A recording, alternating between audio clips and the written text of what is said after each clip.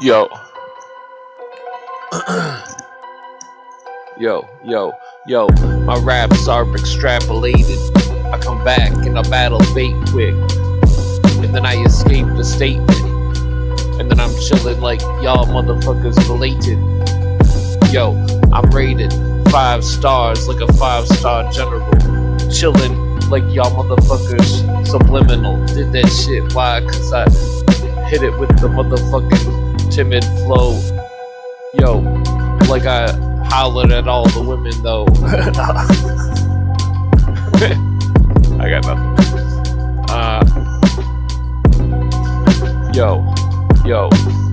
Yo, I called it that you defaulted. I'm coming back with the paw print and my money all spent. Yo,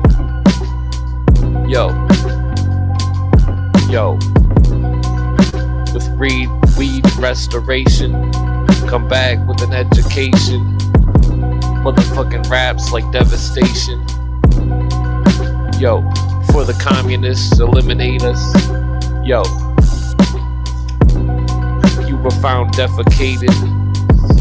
Yo.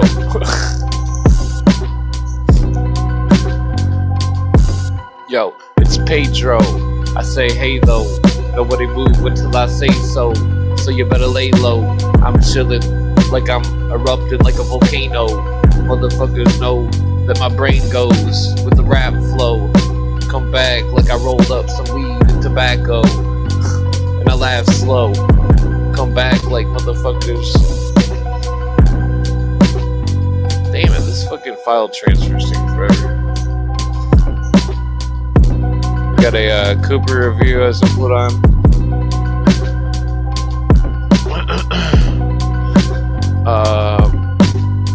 It's taking forever. Let's see. Okay, well, I'm just gonna turn this music off. What the fuck is the temperature outside? Yeah, so I'm gonna play the Hierarchy episode by Cooper.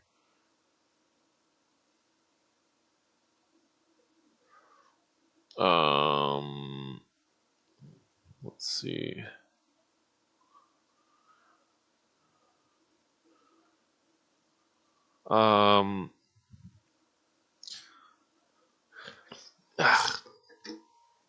You know, there's like fucking I need a cigarette.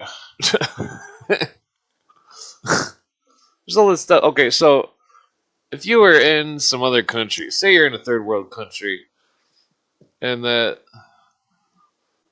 well, nah, I forgot to check the temperature. The say you're in a third world country. Okay, damn it, I gotta turn the fucking AC off real quick. I'm gonna play that song for a minute real quick. Is this shit done yet? Oh, motherfucker. Okay, well, I'm just gonna play that beat for a second and then go turn the AC off real quick. Okay, my apologies.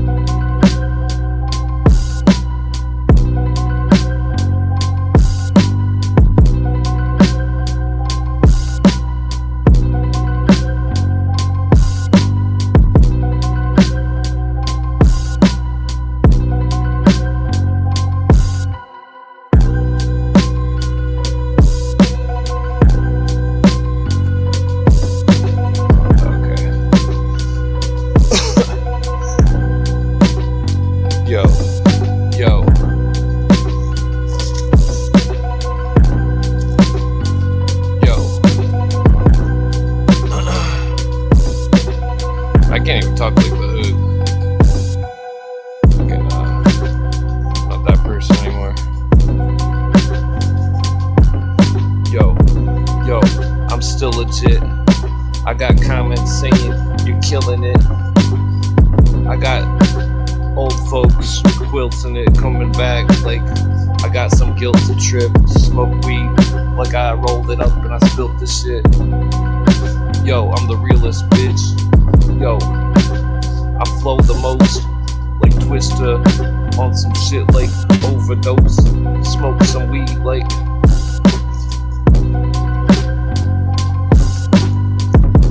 I got nothing. Okay, well, I'm turning this shit off. Okay, I forgot to send a link out. I forgot to turn off the air filter. Okay, let me just turn that air filter off real quick.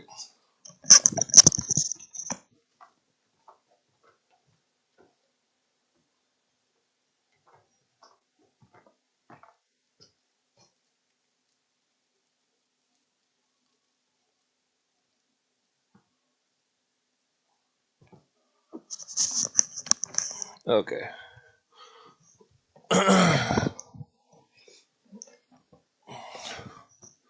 Fuck's this hood sticking like way up?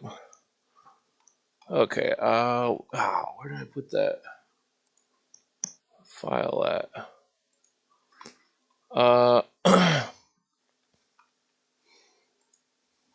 Hey, what's up?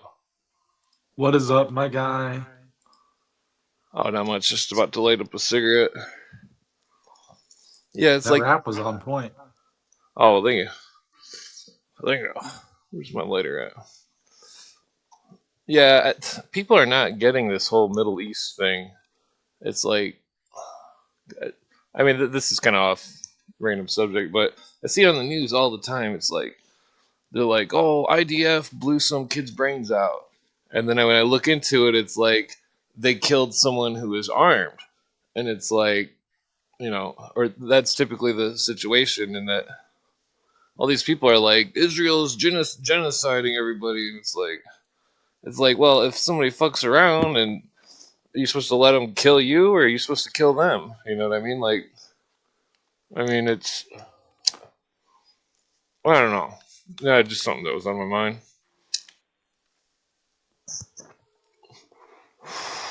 Ooh. Time for me. Good old fashioned cigarette. Yeah, I forgot to send invites on Twitter. I did have this Cooper episode, but I don't have to play it right this second or anything. Where's the invite button? Yeah, it's just crazy because it's like, I mean, I'm not defending war or anything, but because war is just fucked up. But like, it's like I just see so much people with their. It's like they haven't looked into stuff, and then they take the common opinion and then they just run with it, and it's like, I don't know. Oh, yeah. How's your day going? It's going good. I had some interesting debates today about mental health and stuff, and well, you know how it's like Men's Mental Health Month, and then it's also Pride Month, I think. Oh, that's ironic. So I had an interesting debate about that. I think both matter. You know, it's whatever. I mean, look, I don't want to get in a debate about it, and I don't swing any way but straight, but you know, it's like for a long time, people feel like their communities have been held down. I just want everyone to feel equal, you know? That's all I'm going to say. Yeah, yeah. What was I gonna say? Damn it, the cigarette's strong. I See, barely but smoke the weed, cig. I only smoke. Well, I re-roll it because I don't trust the paper. Uh, yeah, well, it's like everybody has the right to exist. I mean, it's weird when it's all political. You know what I mean? Like, it's like it just happens that all the homosexual people seem to be raging communists, and that they support the radical Islam, even though radical Islam kills gay people. I mean, how does that make sense? It doesn't. The Islamic culture is kind of weird and it's hard to understand, but I can say good and bad things about them. Like, they treat pedophilia very rough. Like they will take a pedophile out on the street and drag them and beat them. You know what I'm saying? Yeah, But at the but at same the point same in time, time, then they marry their young off. yeah, So it's like, it's insanity. yeah, It's like I just hate the UN Charter so much. It's like our country shouldn't have to babysit the world. I Like, don't know. I mean, I would be if the UN was like uh, told the truth, and was like, if you want to fight for the world government, help other countries stabilize, that type of thing. I don't know. I mean, I speculate that it's. I mean, that's I'm getting into some heavy shit here. Yeah, the New World Order. Yeah. Well, just imagine how many like soldiers died under false pretense, and I like all those spirits, they all want America. They're all on our side. The elite and all these secret societies claim that they've got back, but we've got spiritual back up the wazoo. Because uh, I don't know. I always tell people you go into a bar and say you're something. Well, I guess it depends where you're at, but like you say you're pro Constitution and the you can find allies anywheres, and like, but it's different these days in cities. yeah, I don't know. I mean, on paper, I'm starting to become different just because it's like the way politics are now is changing. I feel like it's changing right in front of our eyes. There's like new policies, there's like new opinions on AI and stuff per party and shit. It's like if that should be more regulated versus not, and if these data centers and all this shit using all these resources should be built. It's like everything's becoming politicalized. It's like I feel like I'm getting swept up in which way I'm going to be voting, and it's kind of crisscrossed. Like I used to just say I'm going to vote just one party, and I could mark that box that says mark all the parties all the way down. Now I'm going to have to do more research because it's like some people support weed, some people support this agenda Yeah, or that agenda. It's like you have to really crisscross. It's like you can't really depend on your party to support one thing or the other consistently. yeah. It's like buying a car. You gotta look up all sorts of stuff. It's just a pain in the ass. You can't Do you trust vote? anybody. I haven't voted since like 2008 just because I didn't really care to.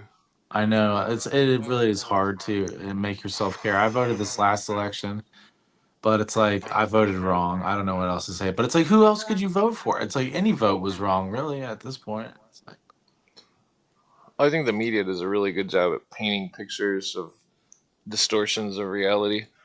yeah, Uh, somebody had a good point. I think it was Todd when I was saying, I don't like the way Trump is handling the immigration shit. And then he was like, well, don't you think it's a conspiracy that all those people came in under Biden? And I was like, yeah, I guess that's true because now it's like Trump's just playing his role. It's like a big show. yeah, it seems to just bring about more socialism, no matter who's in office.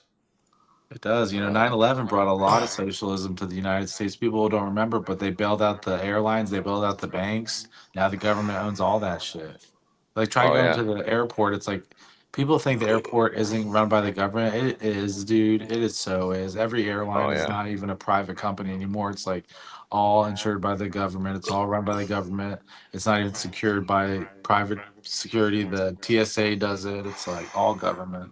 yeah, yeah. I mean, we're basically in communism right now. I mean, it's just not the communism that all the commies want. Yeah, if we were gonna do socialism, I'd rather the government control water and electric first. Jesus. Oof. Well, I speculate they have ways of controlling consumers and everything you can imagine.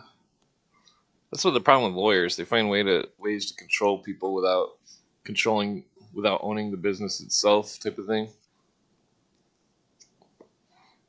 Oof. I need to smoke some weed. Cigarettes horrible.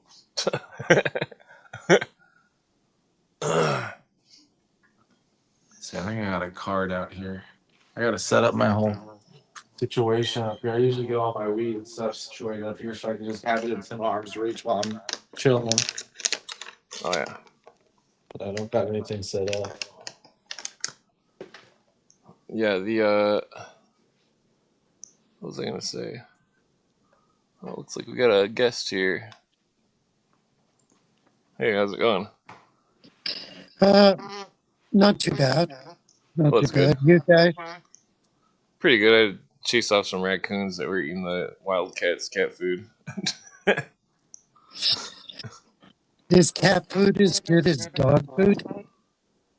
Probably. Cat food's more salty. Oh, okay, The weird. raccoons were just like, it was funny because all the raccoons ran except for the littlest one. He just stood there hissing at me. I'm like, get the fuck out of here! I'm not feeding you guys. I'm feeding the cats. I mean, yeah, fucking raccoons are dangerous. They'll So bite your finger off.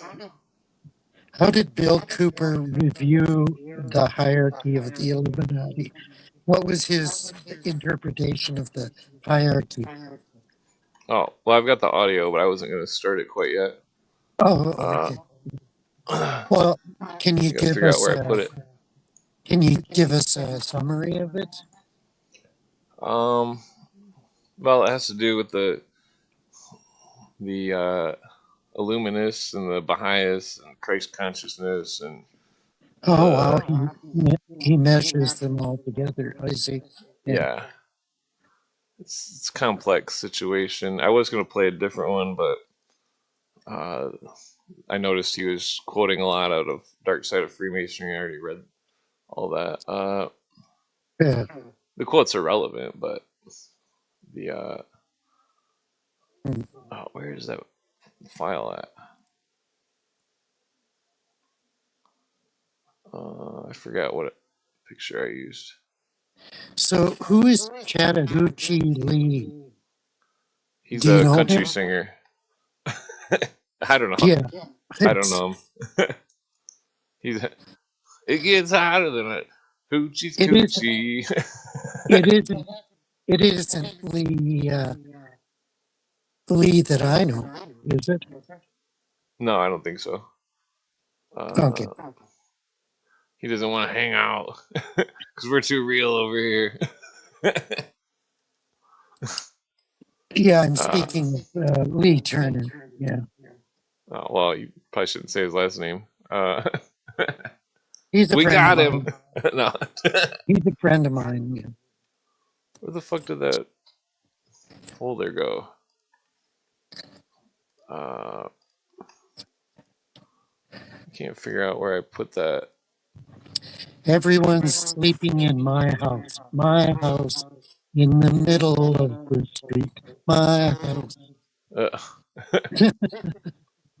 Okay. Wasn't that an Australian band that sang that? I forget. MP3. Wait, this isn't the right video maker. God damn it. Okay, this is becoming a pain in the ass here.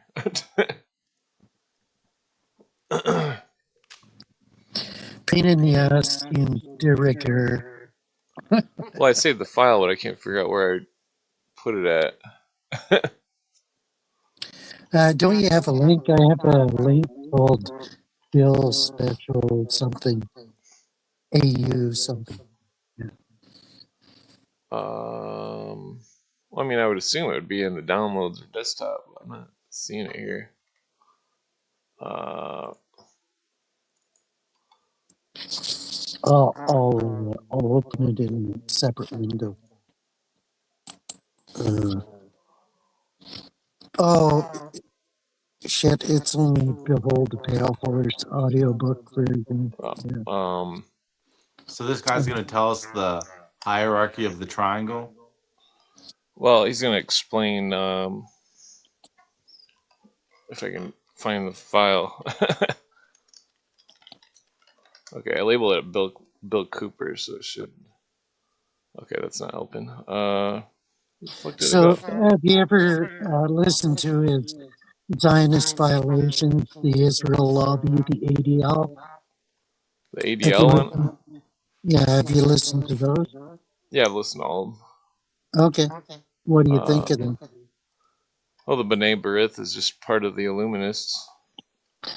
Yeah, B'nai B'rith is a bagel Freemasonic society. Yeah, well, once you're an Illuminist, you're only an Illuminist. You still go by your religion and stuff, but that's all just for show. Yeah, totally. Ah, damn it! I cannot find that file. Yeah, I couldn't find it either.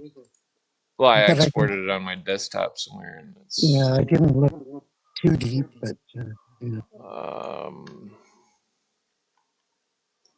Okay, well, this is retarded. Where the fuck did it go? Can't be that far.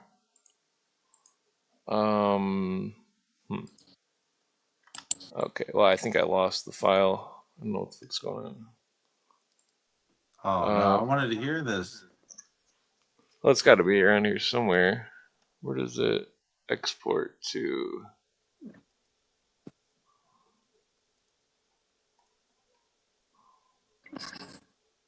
See users.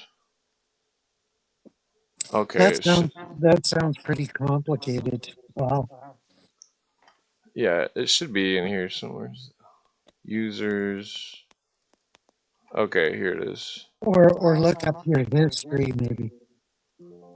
I found it. Let's see. For some, I put it in the wrong spot on accident.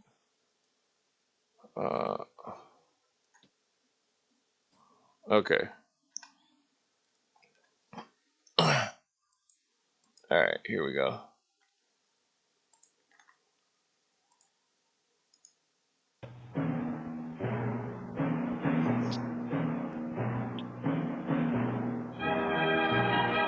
How long is it? It's like an hour long, but I can pause it after each point. So Okay.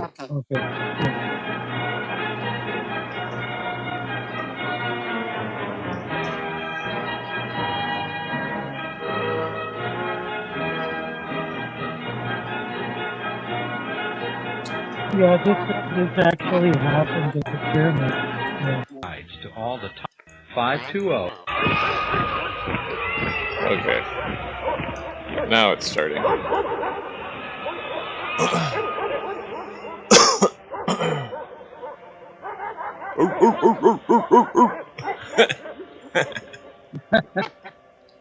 Are they dogs or hyenas? They're Listening to the German Hour of the Shepherds. Time, I'm William Cooper. The man that the communist in the White House has named the most dangerous radio host in America, and which memo Rush Limbaugh read on the air to absolve himself of any of the guilt. Ladies and gentlemen, what makes me the most dangerous radio host in America is that we tell the truth here, we document it, and we source it, and it usually makes everyone angry. No one wants to hear the truth, least of all those in power. And even more, least of all, those in power who are attempting to bring about the New World Socialist Utopian State on the ashes of the existing nations of the world. The battle rages most fiercely right here in the United States of America, where we're the only almost free people left on the face of this earth, and we are the only people who have enough guns and ammunition to stop it if we have to. We hope so. Don't like to hear that, do you? Well, folks, you're going to hear an awful lot of what you don't like to hear on the Hour of the Tongue. We're going to continue with our expose of the Illuminati in our midst right after this short pause. Ow. Don't go away. Fast forward. Okay. if you can. And remember that if you lived at that time, you would not know most of what goes through your mind at this present day. Nor would you see most of the sights that you are used to seeing. What's up? Picture this. You're in a dark cavern. Flickering light from torches glances off the walls and vaulted ceiling of this great cave. Eerie, and yet somehow very sensuous. The torchlight casts sort of a hypnotic spell on all of those assembled around you for your initiation. Their attention is riveted upon you, the candidate, standing upon the lip of a chasm spanned by a swinging rope bridge. But you stand several yards from the bridge, not at its entrance. Your face is in shadow, but the rigid posture of your body shows all present that you are engaging in intense concentration. Your chest heaves as you breathe in and out rhythmically. Suddenly you straighten and with fists clenched, raise your arms across your chest. You take one final deep breath and then step off the edge into the darkness. Those assembled are silent, watching intently as you levitate across the chasm and step off on the other side. You see, because, ladies and gentlemen, the swinging rope bridge in the darkness is invisible, and was invisible to you until you took that leap of faith and found yourself supported rather than falling. Now, perhaps you may think this is more of an exercise in science fiction rather than a glimpse of what it meant to be an initiate of the mystery religion of ancient Fantasy, days. not science fiction. But listen, as I read to you what the illustrious Manly P. Hall wrote as he described for us the neophyte of these ages. He says that the initiate of the ancient mysteries was a man of great learning and character, for whom initiation into the mysteries meant great physical trials and required great feats of occult capabilities. And again, writing in an esoteric way, he is fooling you, for that is not exactly the way it happened. Remember, magic is nothing more than the art of illusion. He said, quote, "Not one Freemason out of 1,000 could have survived the initiations of the pagan rites, for the tests were given in those strenuous days when men were men and death the reward for failure. The neophyte of the Druid mysteries was set adrift in a small boat to battle with the stormy sea, and unless his knowledge of natural law enabled him to quell the storm, as did Jesus upon the Sea of Galilee, he returned no more. In the Egyptian rites of Serapis, it was required of the neophyte that he cross an unbridged chasm in the temple floor. In other words, if unable by magic to sustain himself in the air without visible support, he fell headlong into a volcanic crevice, there to die of heat and suffocation. In one part of the Mithraic rites, the candidate seeking admission to the inner sanctuary was required to pass through a closed door by dematerialization." End quote. Manly P. Hall in his great tome, pages 414 through 415. Now, ladies and gentlemen, the truth is no one dematerialized and went through solid doors or walls or levitated across chasms. But what they did have to have was the tremendous faith that they could do it, and then through the art of illusion and sometime terrible deprivation and even the brink of torture, Kind of disagree they were with just a able to little accomplish bit. these feats. It's sort of like It's starting off kind of slow. trying out for some modern Superman group such as the Navy SEALs or the United States Army Special Forces. You see, as long as you never quit trying, you cannot wash out. That's the great secret. As long as you never say, I quit or I can't, and as long as you never stop trying to do whatever feat it is that they have demanded of you that maybe you are unable to accomplish, you will not be washed out. And eventually, you will build up your strength and your stamina to the point where you can accomplish what to the normal man might appear to be miraculous.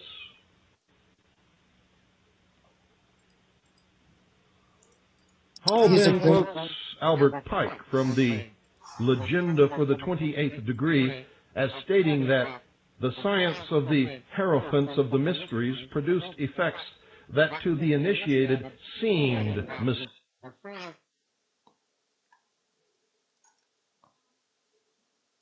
What happened? Uh-oh. He's a great orator. He should have done documentaries back in the And day. supernatural, end quote. And that, ladies and gentlemen, is the truth of the matter. I suppose we could all agree with Pike that levitating across chasms, quelling storms, and passing through walls could qualify as mysterious and supernatural for one who could not discern the trick to it. One Freemason out of 1,000 is probably close to the percentage of those in today's fraternity who are initiates of the secret inner brotherhood, who really understand the true meaning and purpose of Freemasonry, and who practice such magic and witchcraft. And as we discovered on past broadcasts, such magic and witchcraft have their origin in the pagan occult mysteries of ancient days. And remember, the meaning of occult is not evil or bad. It just simply means hidden. Yeah.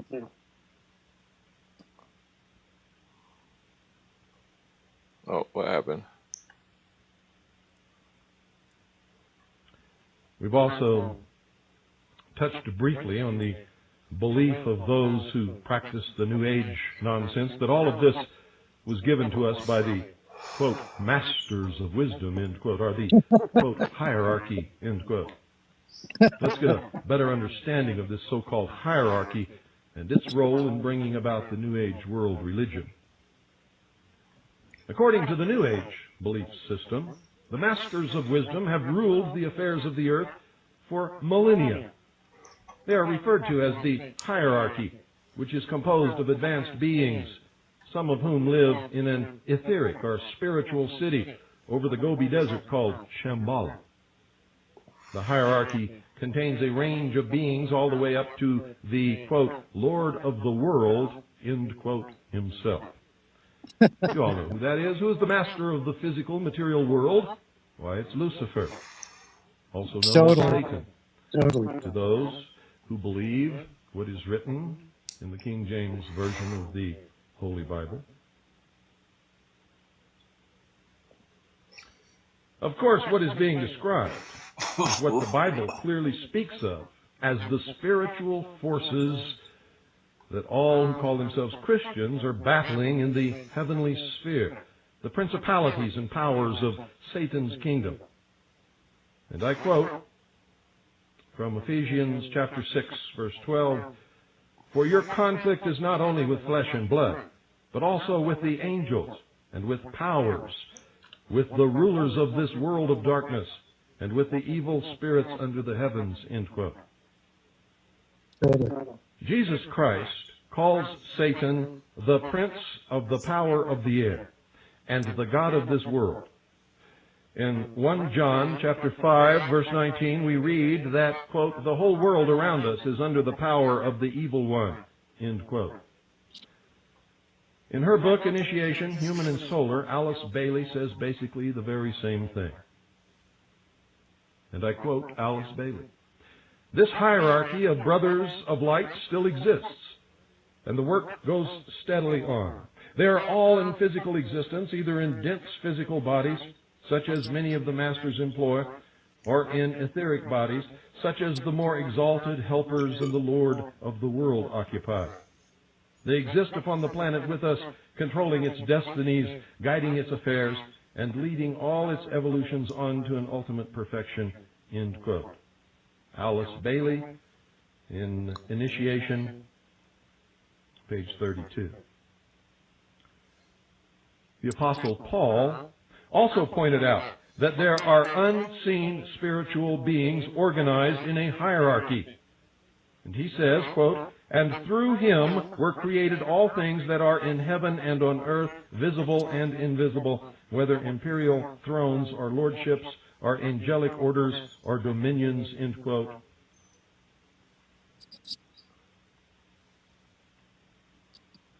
And in 2 Corinthians chapter 12, verse 7, he refers to a satanic angel whose assignment was to attack him repeatedly, whose attacks are summarized in the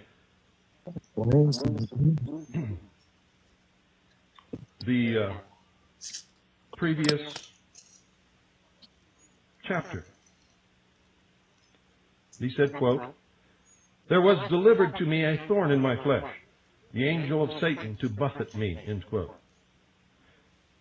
So we can see, whether you believe it or not, the Bible clearly states that there are unseen spiritual beings in the heavenly realm, and that they are organized in a hierarchy.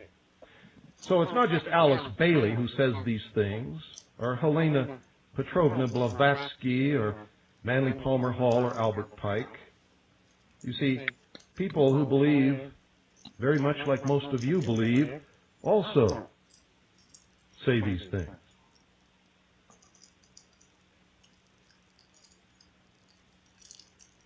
The Bible also says that they are organized in a hierarchy.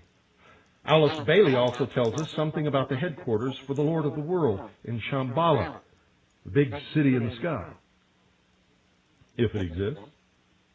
And she says, and I quote, "The central home of this hierarchy is at Shambhala, a center in the Gobi Desert called in the ancient books the White Island. It exists in etheric matter.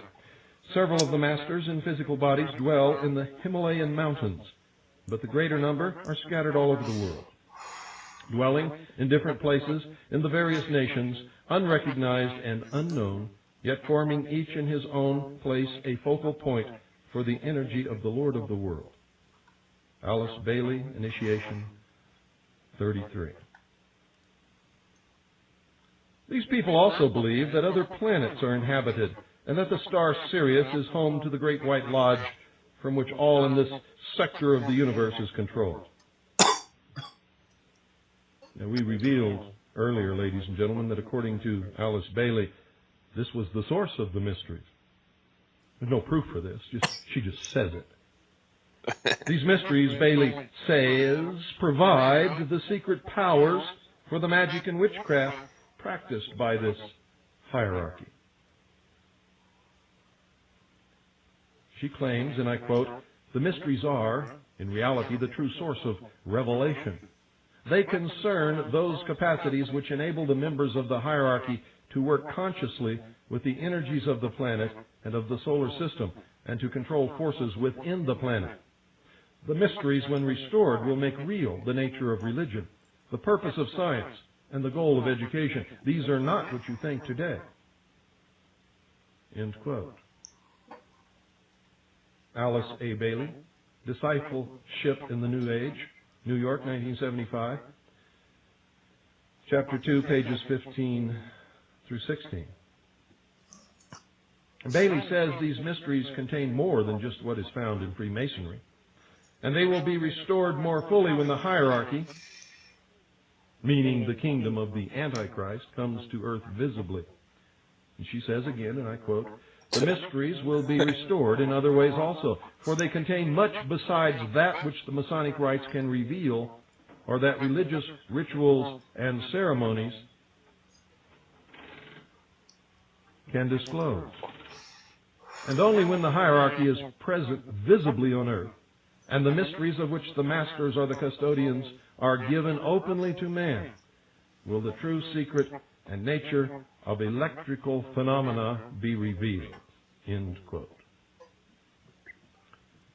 Further, says Bailey, Electrical the phenomena. churches and Masonry Yeah. have failed to do a good job in preparing the way for the restoration of the mysteries. She writes, quote, "The ground is being prepared at this time for this great restoration. The churches and Masonry are today before the judgment seat of humanity's critical mind because both of them failed in their divinely assigned tasks," end quote. And there she gives you a glimpse of the truth, for it is not a secret etheric council of masters of the hierarchy, but humanity in the form of the socialist rulers who will make this judgment. So we see that the mysteries will be restored, according to her, through the agency of liberal churches, such as Unity, Christian Science, Mind Science, Mormonism, and others, as well as through Freemasonry. And these are all named in her tomes. On television, you can watch and listen to people like Pat Robertson, Paul Crouch, I should say, and many others. They wouldn't pass muster as preaching any true form of Christianity as little as 15 or 20 years ago. We've already quoted from a remarkable book, The Spirit of Masonry, written by the husband of Alice A. Bailey, Foster Bailey. And in this book we read of the true spiritual heritage of which Masonry is the custodian. The typical Freemason reading this book, indeed virtually anyone, Mason or not, would pass quickly over passages of great interest to one familiar with occult works such as The Secret Doctrine or Alice Bailey's many books, especially Initiation, Human and Solar. So it is of great significance that in his introduction to Part 1 on page 9, Foster Bailey states, and I quote, "The words used in the text of this book are the words of another," end quote. Wow. In our opinion, it's a direct reference to this book's origin from the same source as most of his wife's, Alice's books, as well as those of Helena Petrovna Blavatsky. And that source was the Tibetan Dwaj Kul, one of the so-called masters of wisdom, who authored all these works through telepathic transmission, according to them. In other words, their source is in reality some talented actor.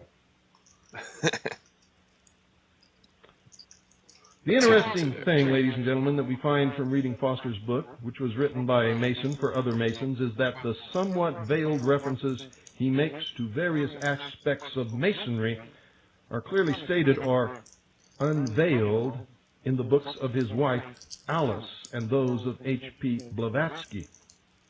And by comparing the contents of Foster's book with these others, we can clearly see the key role that Freemasonry has played in the kingdom of the Lord of the world in all areas. And in the universality of the application of the works of these secret orders.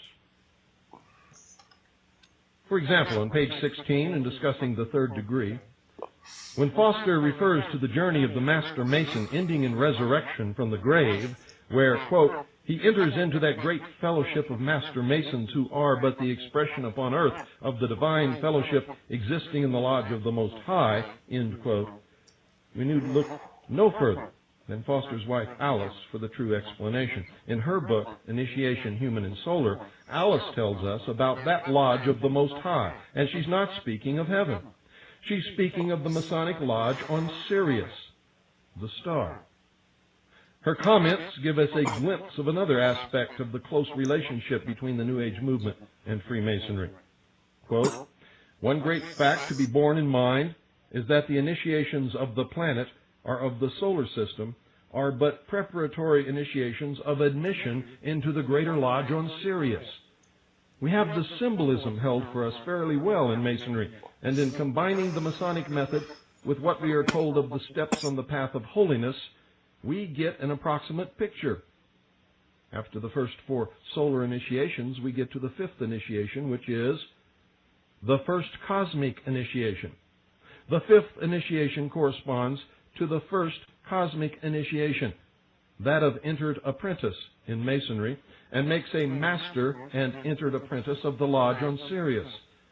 The 6th initiation is analogous to the 2nd degree in Masonry, whilst the 7th initiation makes the adept a master mason of the Brotherhood on Sirius. Alice Bailey, Initiation Human and Solar, page 17 and 18. So we see, ladies and gentlemen, that Freemasonry is more than worldwide. When they say it's a universal religion, that's just exactly what they mean. We see clearly that Masonry's heaven, our great lodge above, is not the dwelling place of God the Father and His Son, Jesus Christ. It is the local cosmically, getting my tongue tied around my wisdom tooth here, cosmically speaking, headquarters for the cosmic brotherhood of the Great White Lodge of Freemasonry, which we have discussed at length in previous broadcasts. Alice tells us on page 98 of this book that the lodge on Sirius gets its energy from a lodge in the Pleiades, a distant formation of 7 stars. Mayan, the girlfriend of David, who was Shirley MacLaine's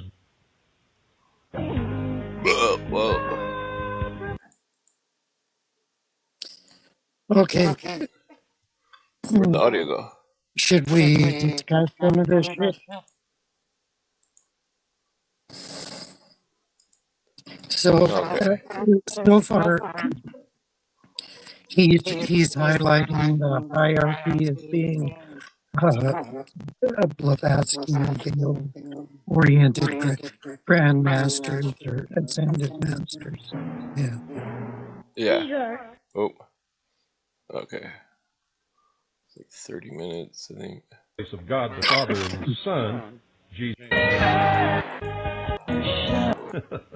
Okay. That ties I think in with it's the subject of interesting your what's going broadcast. on here. I listened to a lot of it, and they talked about a lot of stuff I feel like I've heard before, but he just was a little sarcastic about it. Like in the beginning, he goes, they have to jump off or float or like go through a door like magically, like in the old Mason traditions. But like those were just, illusions that we can't figure out now. I'm like, But I remember I told you in order to get into these organizations, you had to do magic. So I feel like these are watered down not in the Blue organizations Lodge. now. In the They're Blue not. Lodge, you just What, have to. what he meant by that was that the person doesn't know it's real until they take the leap of faith. And once they take the leap of faith, they find themselves on a rope bridge in the chasm and they see the mystery revealed.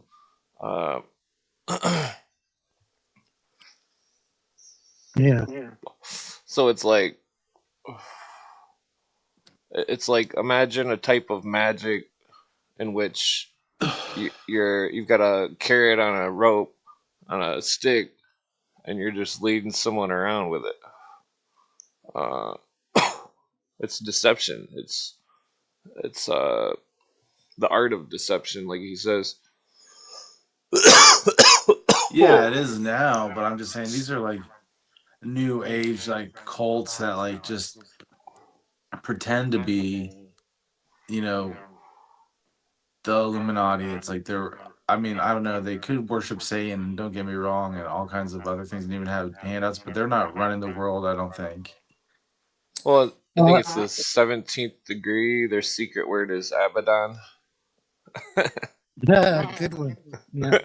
It's a complicated scenario. The World Congress of Freemasonry claims that they made the League of Nations, and that I wouldn't doubt that Elgar Hiss was a Mason. It's a complicated Yeah, scenario 'cause it's like yeah. they're using Masonry as a way to weed people out.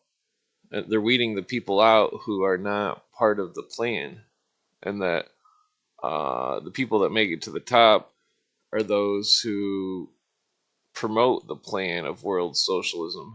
I speculate that's why Kramer became a 33rd degree Mason because of Seinfeld and his role on Seinfeld. Okay. Well, what I find weird about Cooper is that he didn't go deep enough. Like, I mean, he quotes scripture and stuff, and he thinks the hierarchy is, through Well, he was what we've heard so far. But I mean, uh, why doesn't he quote John 2 verse 1 John 2 verse 22, which says, "Who is a liar but he who denies that Jesus is Christ? He is Antichrist, who denies the Father and the Son. Whoever denies the Son does not have the Father either. He who, he who acknowledges the Son has the Father." Um, so I've always, since 1984, I've always believed that the hierarchy, the pinnacle of the hierarchy, is the spirit,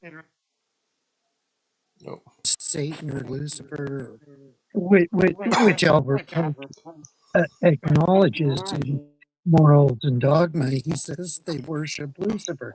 So ultimately, the pinnacle of the hierarchy is Lucifer. Well, Yeah, it's not that they worship Lucifer; it's that the Lucifer is the mind to them, and Satan is yeah, the mind, the appetite, mind. and that they find the It's what balance. connects. Because if you research conspiracy history and you look up all these conspiracies and stuff, and you think, some of them are on one position, some are on another, they're always fighting. But what holds them together throughout history? They can't be held together throughout history unless there's some unifying factor, and that unifying factor is the spirit of the Antichrist motivating them. That's my thesis Yeah, since '84. Yeah, I do believe in ghosts and shit. Uh, yeah, that's irregardless. Yeah, yeah, well, I mean, it's relevant because you'd have to believe in ghosts to believe in something like that. Uh, no, I don't believe in ghosts, but whatever. you don't believe in ghosts? No, What? No I believe way. I believe in the Holy Ghost. You don't believe that places are haunted.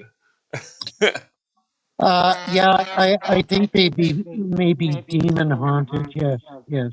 I forgot to turn my echo cancellation on. Sorry. Uh, so, well, I mean, you never. Well, yeah, you said you never had a ghost occurrence before. Well, I assure you, ghosts are real. No. Thank God I haven't. Thank God I haven't. Yeah. Well, I mean, I do think people maybe followed. No, it was just on my. The echo was just on my end. I forgot to turn it off for when I was rapping. Yeah, that's okay. Don't worry. Mm-mm. Thank you, Sabrina, for reminding me. Well, there's a little bit more here. Yeah. I mean, he said a lot of things that, like I said, I And, agreed with. It was interesting. How much did we get into it? Like 5-10 minutes? More than that. We're 35 minutes in. Yeah. We listened to it for 35 minutes? Yeah. Well, I fast forward like 10 minutes through two songs, so probably Okay. like 25 minutes. There's probably about 15 minutes left. Oh, damn. We listened to a lot of that. I guess I was just hitting my pen and chilling. Yeah, it's a lot to absorb. He says it all so quick. I mean, it's funny because I was complaining that I didn't play a different episode because he was quoting the Dark Side of Freemasonry too much, but he's quoting the Dark Side of Freemasonry in this episode too. Well, he's quoting quite a bit about Alice Bailey, which Yeah. is nice. Yeah. Well, that's what was quoted in the book. I can tell because I read it quite a few times. Okay, so Most of you might be surprised to know that the rose is the symbol of international socialism. It is also the symbol of the hidden depths of the Illuminati, those 1,000 points of light that work behind the veil. Where have you heard that before?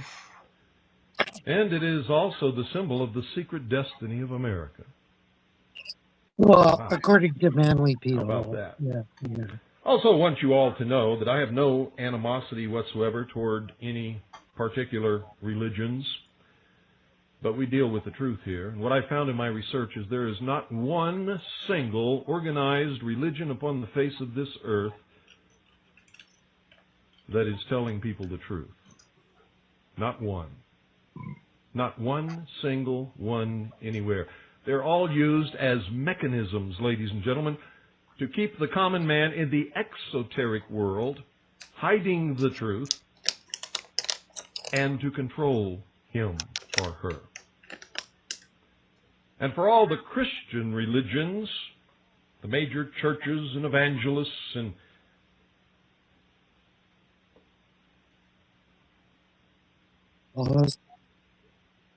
communities built around the so-called Christianity that was handed down to us from the teachings of Jesus Christ. If Jesus Christ were to appear upon this earth today, ladies and gentlemen, he would be throwing more than money changers out of the temple. He would throw every single church in existence out with those money changers. Yes, yes. Yeah. And I know that you don't like to hear that either, but it's the truth.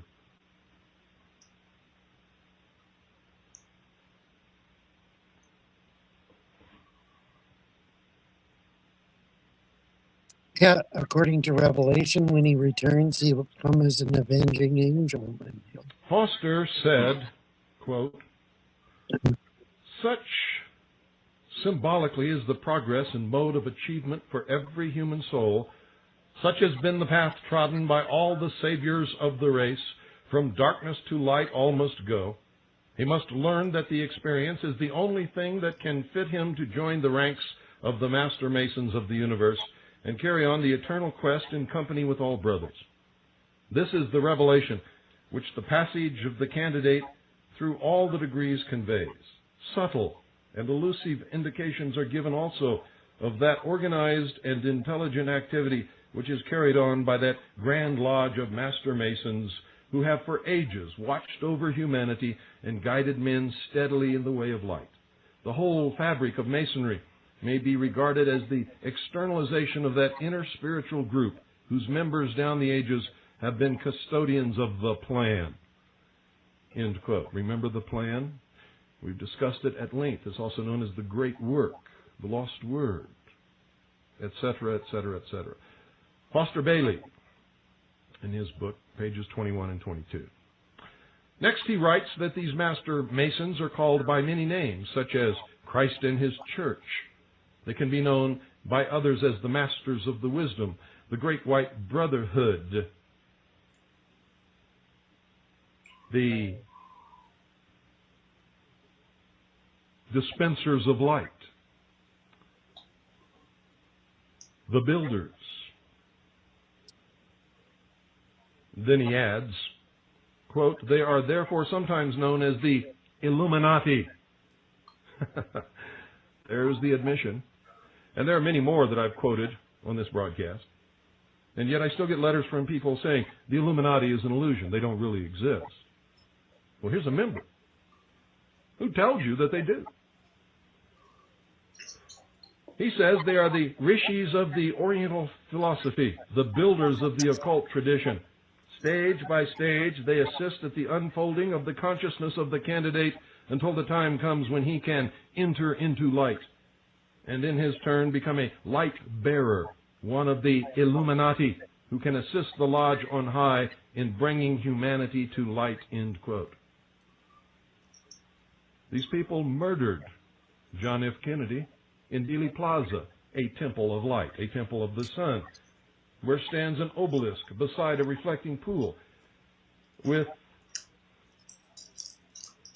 a sculpture of the eternal flame on top. The same eternal flame that they planted upon his grave in silent mockery. And for those who know the esoteric language, it is their signature, saying, "We did this. Don't you get out of line like this man did, or we can do this to you also."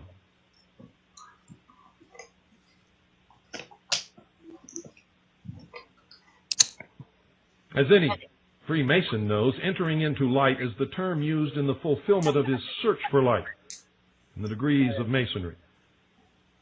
Bailey has just stated that this can make him one of the illuminati, one of those illumined ones who can help the Masonic Grand Lodge on Sirius bring humanity into light, one of the fellow travelers.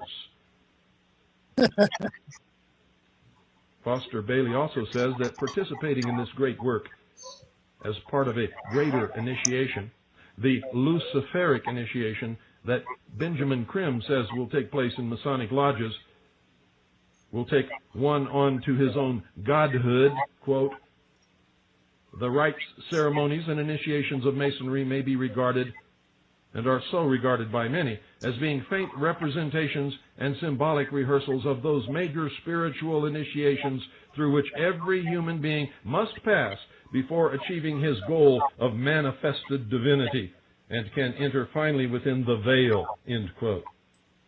Manifested divinity? So we see that like any good New Age occultist, a Freemason's goal is to become a god himself, and that's the only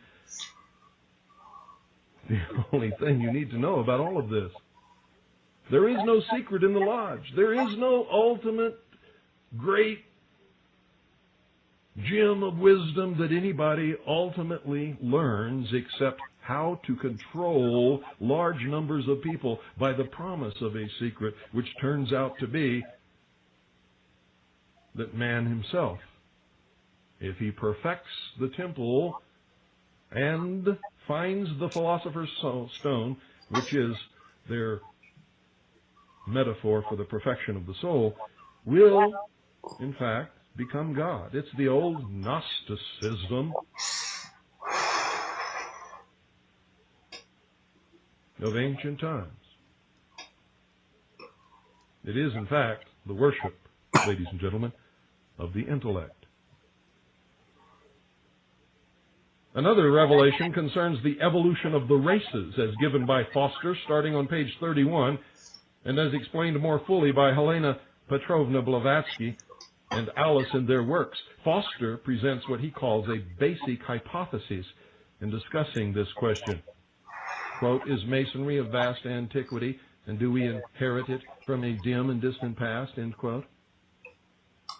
That this hypothesis is far more than that for the New Agers is evident when later he says that if you can't accept this hypothesis, you just need to be more open to your intuition, a veiled reference to paying attention to those trying to influence you. In other words, hey, buckle under to the propaganda, dunce, or we'll kick you in the corner, and you can't be a part of this class.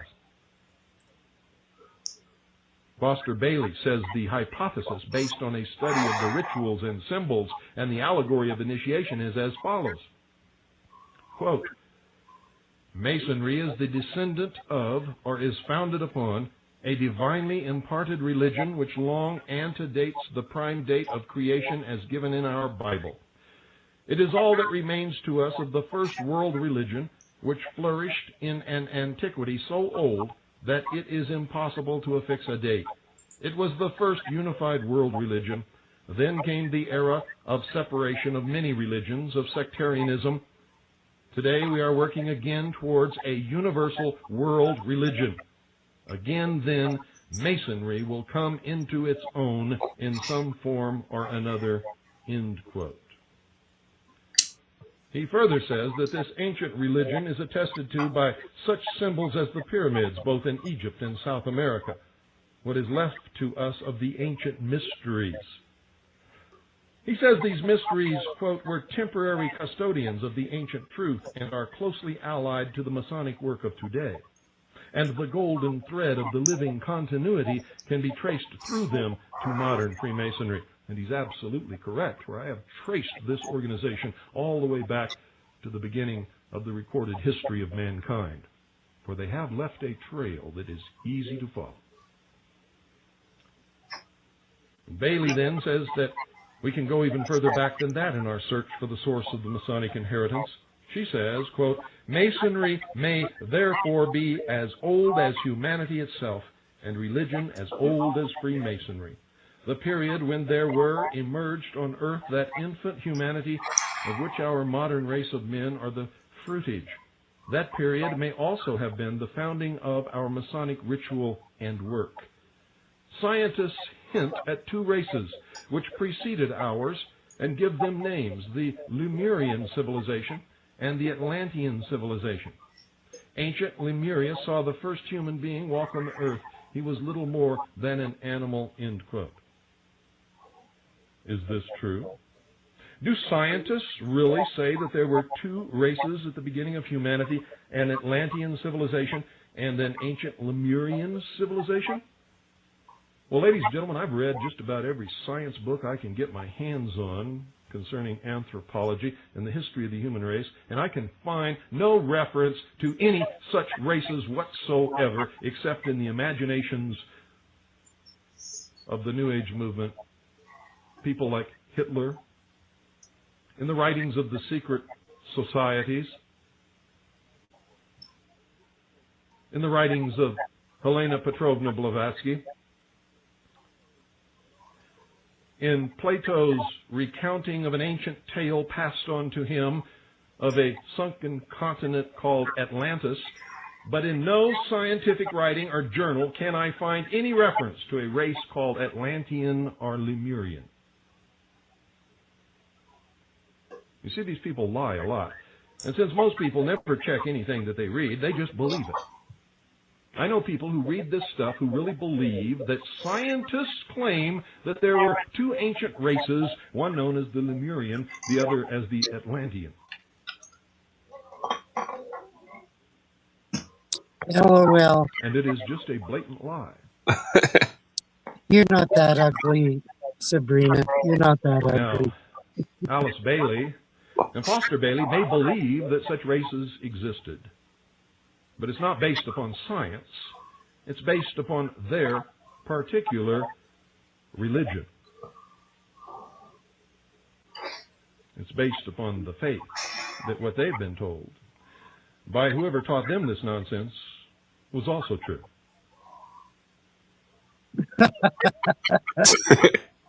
Foster Bailey makes a statement about this human creature that Princess Bride reference. Yeah. Set every Mason bolt upright in his chair. He says, quote, he was a soul in a deep and dark prison, with the light that is hidden in each human form lost and veiled.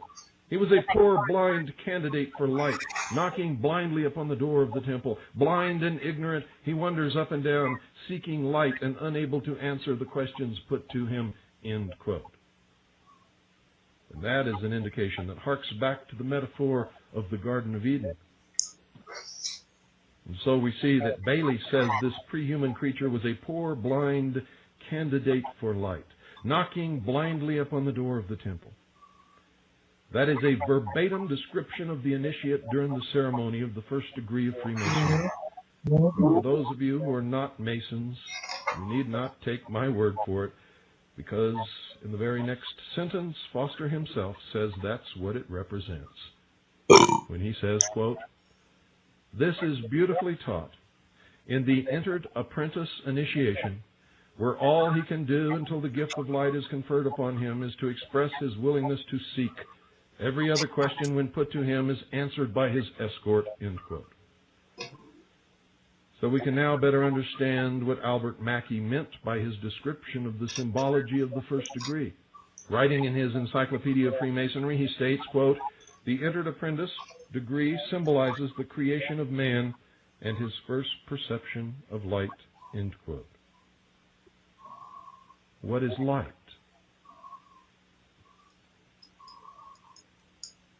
Let's continue with the thread of the true meaning of the Blue Lodge initiations, as Foster now proceeds to show that not only the first degree has as its purpose to recount that time in prehistory when animal man became man, but that the second and third degrees also tell part of this story. But unfortunately, we're running out of time. To do justice to this, I can't possibly squeeze any portion of it into the next minute or so. And so, ladies and gentlemen, we'll leave that to be continued tomorrow, and continue it we will until we are finished. And then we will get into some of the secrets of the Eastern Star and show you a direct connection linked to Freemasonry and the Illuminati. And then we will go into some of the dire effects that this has had, is having, and will continue to have upon us until we awaken to the fact, become illumined ourselves, but illumined to the truth, not the lies that these purveyors of BS push upon the poor fools whom they ensnare in their net. Good night, and God bless each and every single one of you. Good night. All right. So, Let me grab a cigarette.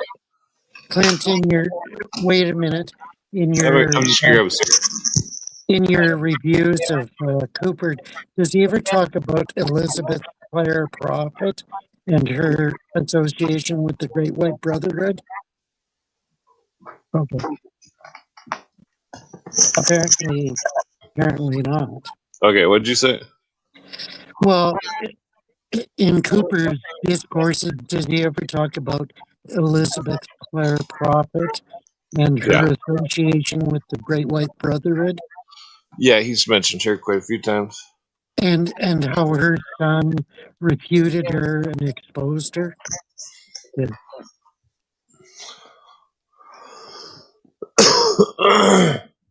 Yeah, her son went against her and exposed her. Yeah, familiar. Yeah. Okay. Great. Yeah, the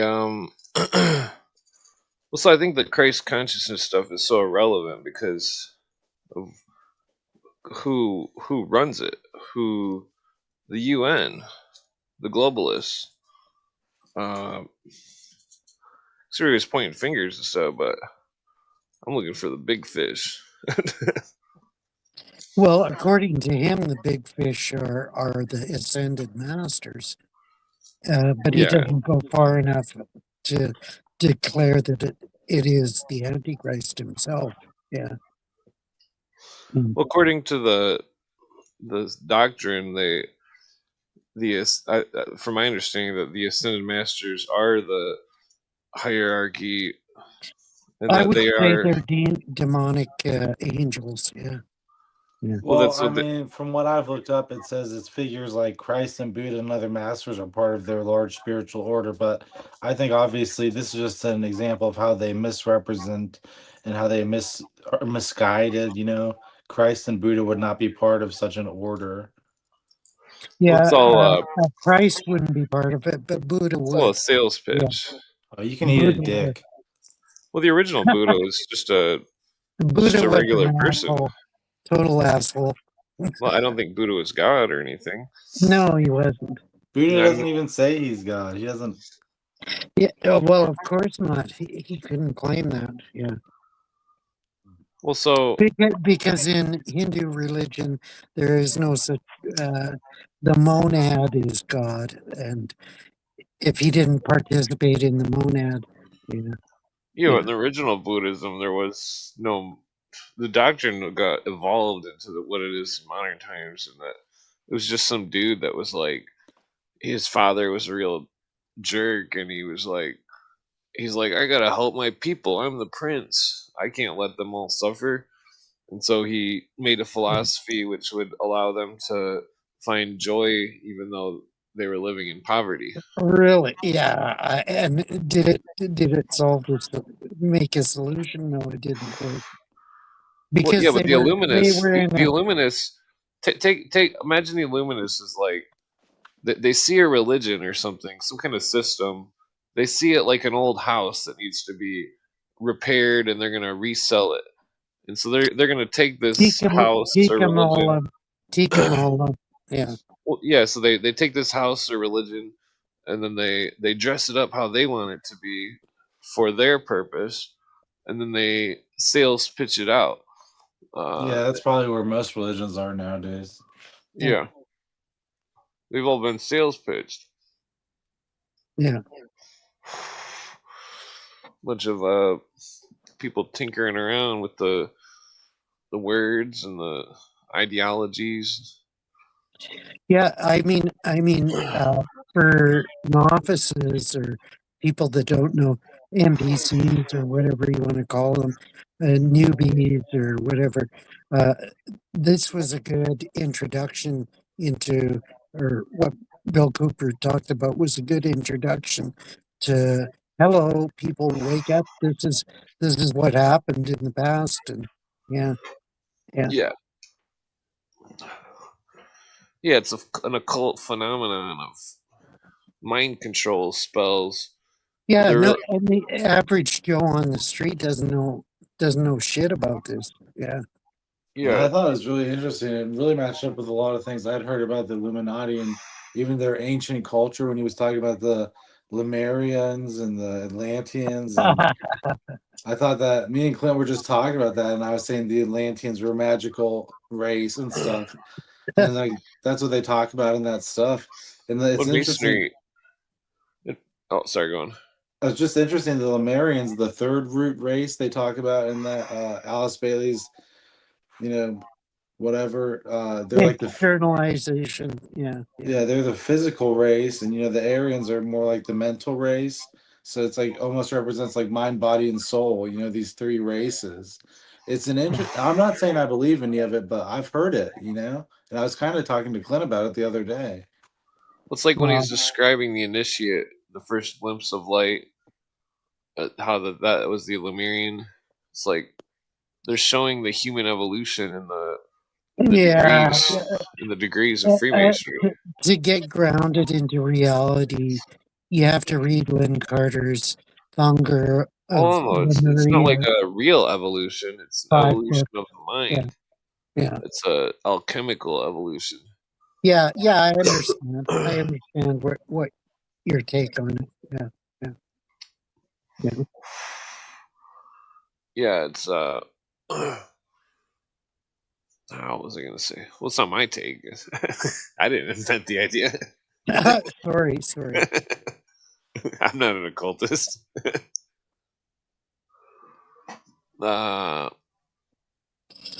It was the episode number.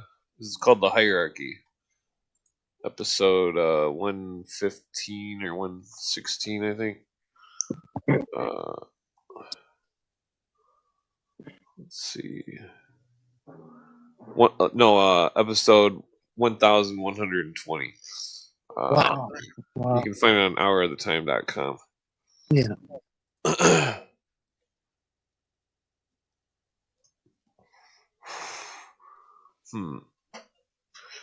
I don't know. I mean, everyone's beliefs are different. Like this stuff that they made up and whatnot, or made up. Who knows? Like, I think there's a bit of truth in everything. Maybe they just put some of their theories together, when they were exposed to certain things. But even like for me, I don't believe in like modern psychology. I believe in like older stuff that I kind of put together. Like I think id, ego, and super ego is really good, and they still You teach that in believe in that psychology. shit?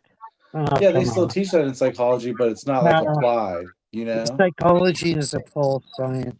Yeah. It's way past that. I know that's like super old, but I still believe it's like you have your forward thought and you're kind of like, what can I do? And then like your actual, Yeah. That's legitimate. Yeah. Yeah, that's the problem, that they're brainwashing everybody into not having an ego, and that to exist, you have to have an ego. You have to know whose mouth to feed, and the people think they don't have an ego, but they obviously have an ego because they're still feeding their own mouths and being selfish in their every way they can possibly That's be. a weird explanation. Yeah. I mean, take the communists for example. There's got to be some rich communist out there, and why hasn't this rich communist created the perfect communist utopia? Of Well, course. Of course. Yeah. Because it's the definition of utopia. Nowhere. because he's got an Nowhere. ego and he's not going to spend his Nowhere. money. Yeah. So all these egoless people are liars. They've got the most ego. We need to Yeah. take some of their ego. Oh, thank you, Pedro. Pedro's a simp. Sorry. I Sorry, see Pedro. Sabrina's in the Sorry, crowd. We don't conform ourselves to modern language. At least Sabrina's got a head on her shoulders. Like, Yeah, come on up, Sabrina. yeah, come on up. Yeah, I think we should stay away from modern terminology. Just because I know that the Illuminists use language as a tool. Thus, if we don't use the language, we can't be turned into tools. Not from my research. MICJI. He doesn't delve into Eastern Orthodoxy much. No. Well, Cooper had the same opinion I did. Where the 3 days, 3 nights sign of Jesus. Yeah, that's a bugaboo. Of You're yours. denying the sign of Jesus. You're not a real Christian.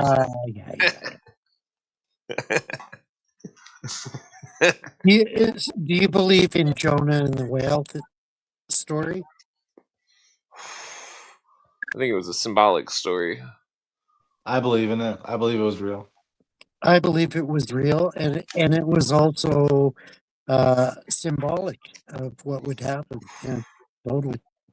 Yeah. I've talked to 2 Catholic priests about that story, and one saying, oh, how could you believe it? And the other one saying, what's in the Bible is true.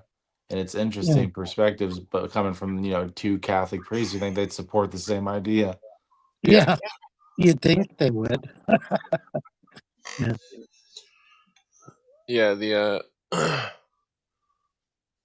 I'm putting the cigarette out. It sucks.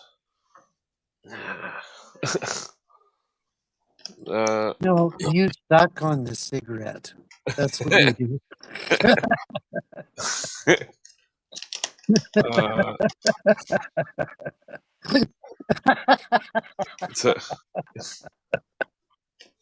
Okay. Okay, enough bullshit. Let's see. So, well, I think you can't go wrong with just following. Well, I don't know. I'm very untrustworthy of the world because I've been wronged so much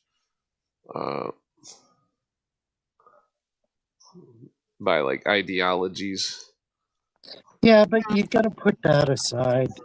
Yeah, but certain what is a degree. dogma? Dogmas are everywhere.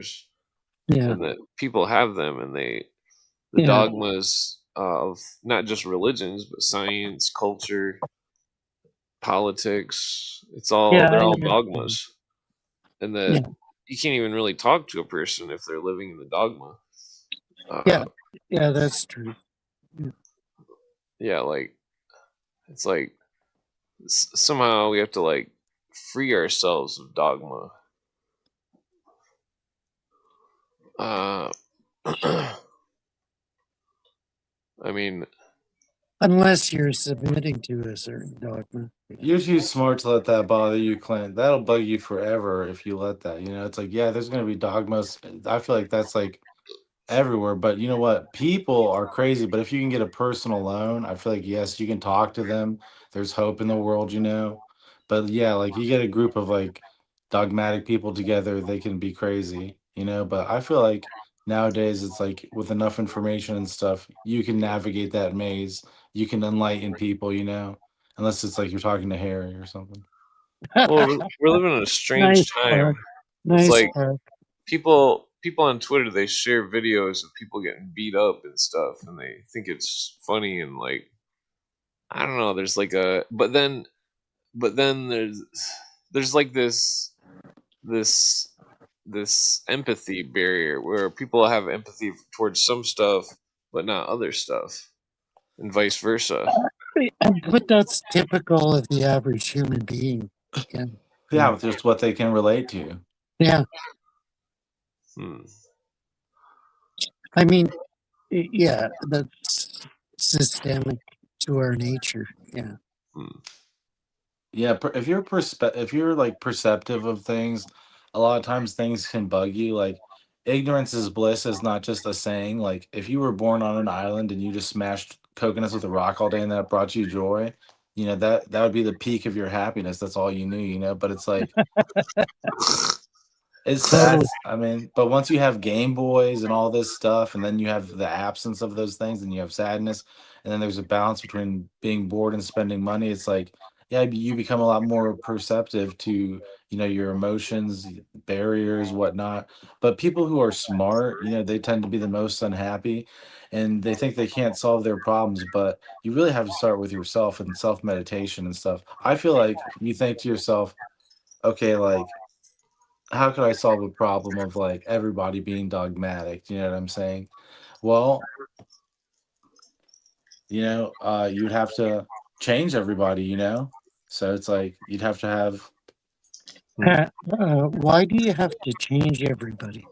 I'm even just, Clint was saying just, that we have too just much a dogma. curious I think they have question. to change themselves. Yeah. Well, that's a better way to put it. Yeah. Blue athems.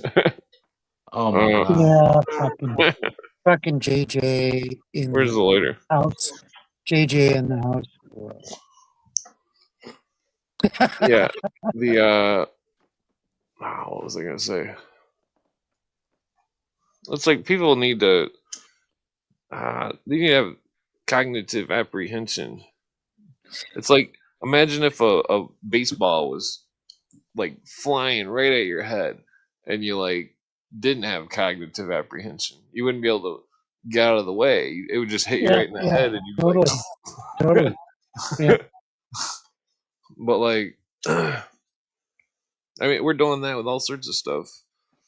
Uh economics, culture, there's all these things that are just flying right at our faces and like we're unable to dodge them because we lack the cognitive apprehension that that's been like weeded out of people's minds through these psychologists and all these socialist engineers. I think there's a lot of problems like that. Like, I don't know. I heard on I think it was I know nobody likes Joe Rogan, but I swear it was on Joe Rogan that I heard it. But somebody was saying that people ruminate nowadays too much. She was saying that Really people, ruminate too much? I don't think What they does that mean? ruminate.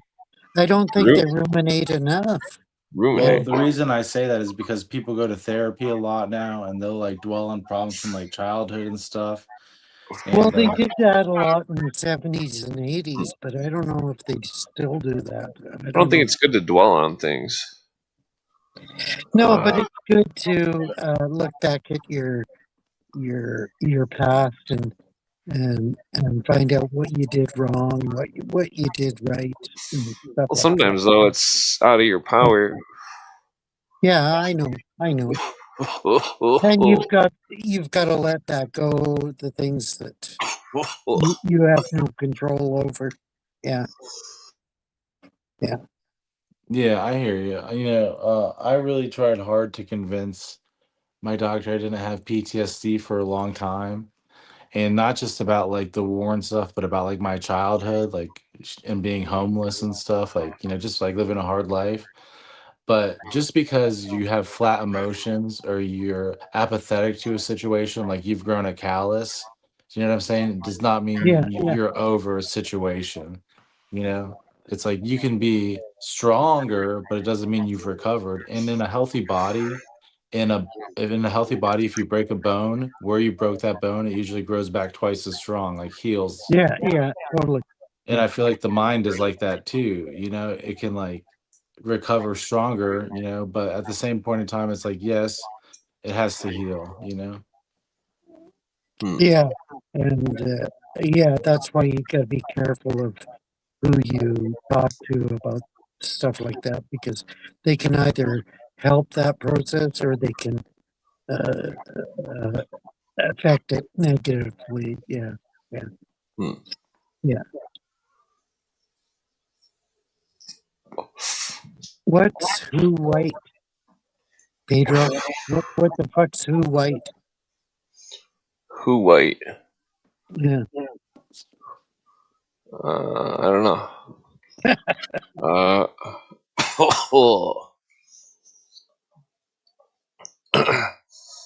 Yeah, what the Illuminists are doing is they're externalizing the hierarchy into the minds of the masses, the sheeple, Yeah, yeah, they're revealing the method. Yeah, yeah, yeah. well, it's like when they make the people think that they're God, they're they're invoking their God into the mind of the people that thinks they're God. Yeah. I mean, according to their words, uh, like they're think about the concept of legion. It means 10,000, and that it was a word in the biblical sense for demons, a legion of demons, and that that it seems as though I mean, it reminds you of that Denzel Washington movie where he's like a detective, uh, and he keeps hearing that dude sing that song, and he's like, oh, there's that motherfucker. What the fuck is that called? But in the movie, he's following the demon Azazel, and the demon can go from person to person. But like to the occultist, the demon is more of an idea, not necessarily well. It's hard to say. I mean, so many of them write so wishy washy. Some of them say it's all psychology. Some of them say it's literal spirits and demonic entities and stuff. Yeah, Fallen. That's the movie.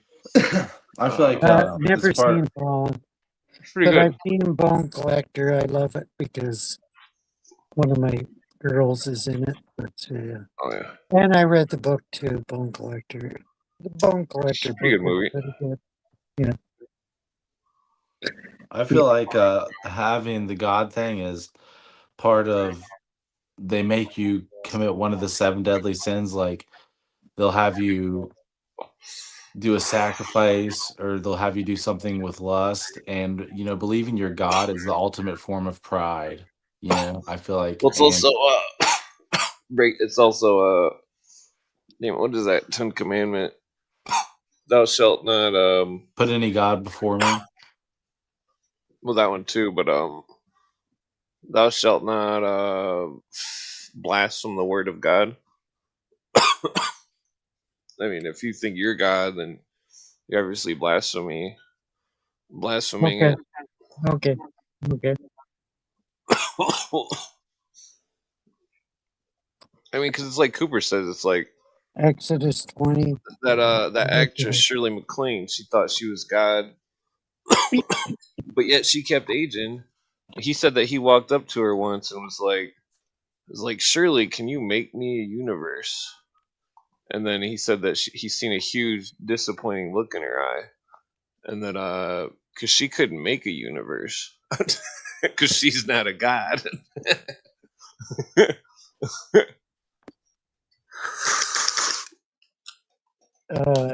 You shall not take the name of the Lord your God in vain. Yeah, Yeah.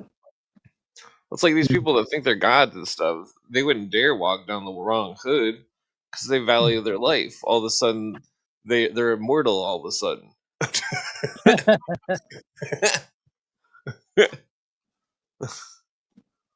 I mean, that's what's hilarious about it. Uh, I don't know. It's just I've seen a lot of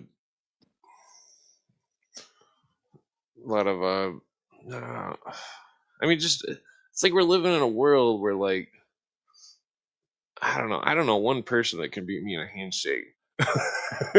But like, I can't even like get a decent job somewhere, even though Yeah, yeah. Well, I don't know what unfortunately, kind of shit show we're living in. a lot of people try to fist bump me, but I refuse to do that. I just handshake them. Yeah. Well, I always do what my grandpa would do. He would always he'd be like, "Oh, how's it going?" You know, then he'd shake his hand, and then he like crushes it and smashes the bottom bones together of your hand, and he's like, "Crunch, crunch, Nice, crunch, crunch." nice, nice, That nice. gets him every time. It works for arm wrestling competitions too. Start crunching their hand. Ah! Well, I used to milk cows, so yeah, I've got a pretty good grip. Yeah, Oh yeah, yeah. I'm gonna have to teach you kung fu, Harry. You shall be a Shaolin monk. I'll teach you the Dragon Ball Z version of kung fu. Which is a fantasy. Yeah, fantasy. Fantasy. What was that song? Fantasy. Blah blah blah. Yeah. Yeah, the what's interesting, I do think those aliens are connected to the Nazis, and I do think that the UN is connected to Nazis and Baha'ism. Oh yeah, The you're stretching it. You're stretching Theosophy. it. Well, I think that they made Nazism. Uh, what they were invoking the hierarchy and the masses in Germany. That's what they were doing, and then they were uh, deleting races for the completion of the great work of their new world order. Yeah, that's debatable. Unless you live in 7 nations in Europe, it isn't debatable. Yeah, Well, I you'll mean, go to jail if you if you heard believe all it. Cooper's stuff, you would definitely probably change your mind. The because I mean he was really just trying to nail down all of it, and it's like it's so hard to like uh to regurgitate everything that he says in all those episodes. Like I remember him in a cursory way. You know what I mean? I remember the points that he was making, but I can't remember all the quotes and stuff. That's why I would suggest people listen to them all because they're so advanced. I think Peter Thiel's probably a Nazi too. Well, he's got a German name. Yeah, I don't know his heritage. Yeah, his father. He used to live in the part of Germany where Hitler posters were still prevalent until the 70s. Wow. Hey, Sabrina, hop on. We'd love to talk to you. I'd love to talk to you.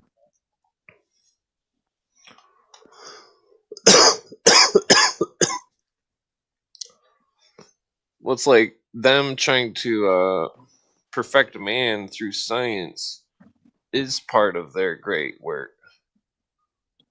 Yeah, totally. Transhumanism, humans 2.0, blah, blah, blah. Yeah, totally. Yeah. Yeah.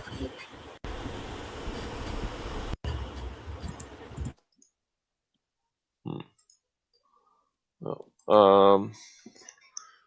Yeah, Who's Kane B? he's the purge. He can be okay. Well, you're coming in loud, Kane. Speak up. Yo, what's up, Smellers? What's going on? How you Okay, doing, I guys? fixed. Oh, let me turn it up a little. I had my headphones off right now, so I was echoing. What's up? You don't remember me there, Harry? No. You don't remember my impersonation of you last night? Yeah, I passed out last night, so I quit. Yeah. All right. Right on. Yeah, what's up, Spark? What is up, my guy? How you doing, homie? I'm good. How are you doing? Good to see you, man. Yeah, I worked today. Very slow day. What'd you do? I reserved my rental car for Uber, and I'm pretty excited about that. I go pick it up. They gave me a $40 credit. It's 45 minutes away to go pick it up. So they gave me a $40 credit to go get it. It's going to cost me like $5 to go get it. So I'm stoked on that. Finally, I have to make literally $600 to be able to pay off the credit card to be able to reserve it for next week. So what's that? You ever thought about because I know that U-Haul rents a truck that's like a regular sized truck. That's funny because my buddy Rockford was like, "What you could rent a truck from U-Haul or from Home Depot, you know." You rang. It is I. Did somebody who out beyond spirit of David Wilcock? Fuck. It's all over, folks. Greetings, gents. What's up? Good evening, Alan. evening, JJ. Love to see you. Double Jage in the house. Good show. I was watching part of it there at the beginning with you and the other Double Jage, talking about Thank the you, usual sir. Muppets there. Yep. I'm sorry, I slept through it. I guess I was only waiting for an hour and a half for you to start it. For fuck's sake. Typical. JJ, put your link to your channel in the private chat. So I need a sub, dude.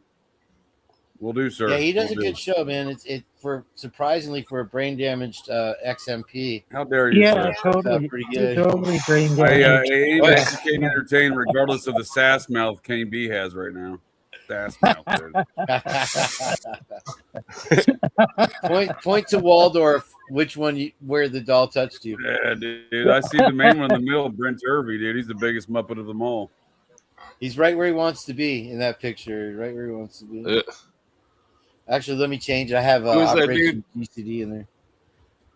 I can't see too well. He's a criminologist that's involved in all these high-profile events, from Orenthal, James Simpson, to Phil Spector, to the West Memphis Three, to you name it, dude. He's everywhere. He's a Muppet. He has this habit of kind of appearing in at the end of the case and interpreting the evidence that he never like really sees the crime scenes. He just goes in on video footage, witness testimony, and whatever bullshit evidence the Muppet Police have offered. This is going to be. I'm going to make a AI film out of this version of Turvey here. This is his new outfit. He'll be walking around like a penguin duck. Quack, quack, quack, quack, quack. It's like he's doing a Muppet Eiffel Tower between the two old men Muppets. Is that a Primus music video? No.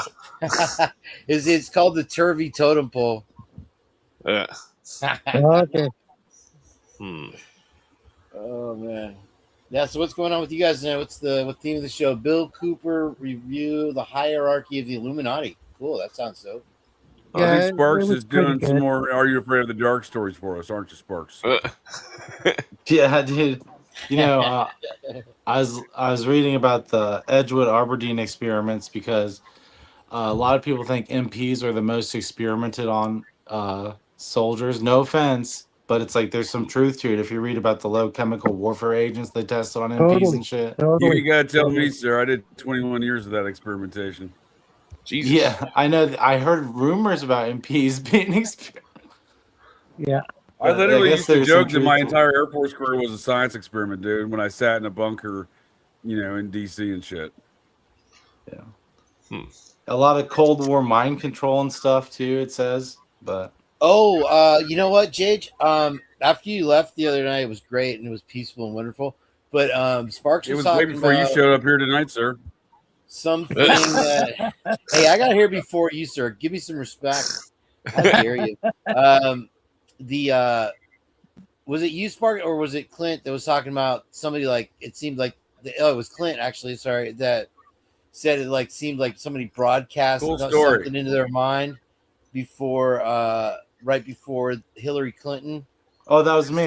Yeah, that was you, Spark. Yeah, and I don't know if you had any thoughts on them.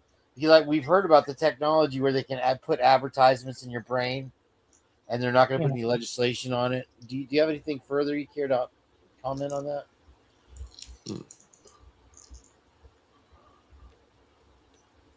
there a question there? I missed it. You trailed off. I thought Did I that was catch a the niner JJ. into that? Did I confuse everybody in the chat all at once? I even got Harry on that one. No, he was talking about they have this technology. They can allegedly like beam commercials directly into your brain. Yeah, I've heard of that. Yeah, And That sounds like some Philip K. Dick shit. yeah, totally. Philip K. Dick. Yeah, PKD. Yeah. Interesting. You Well, get- anyway, they you- have the you've gotta read- technology. Yeah, Harry he loves had- dick. Yeah.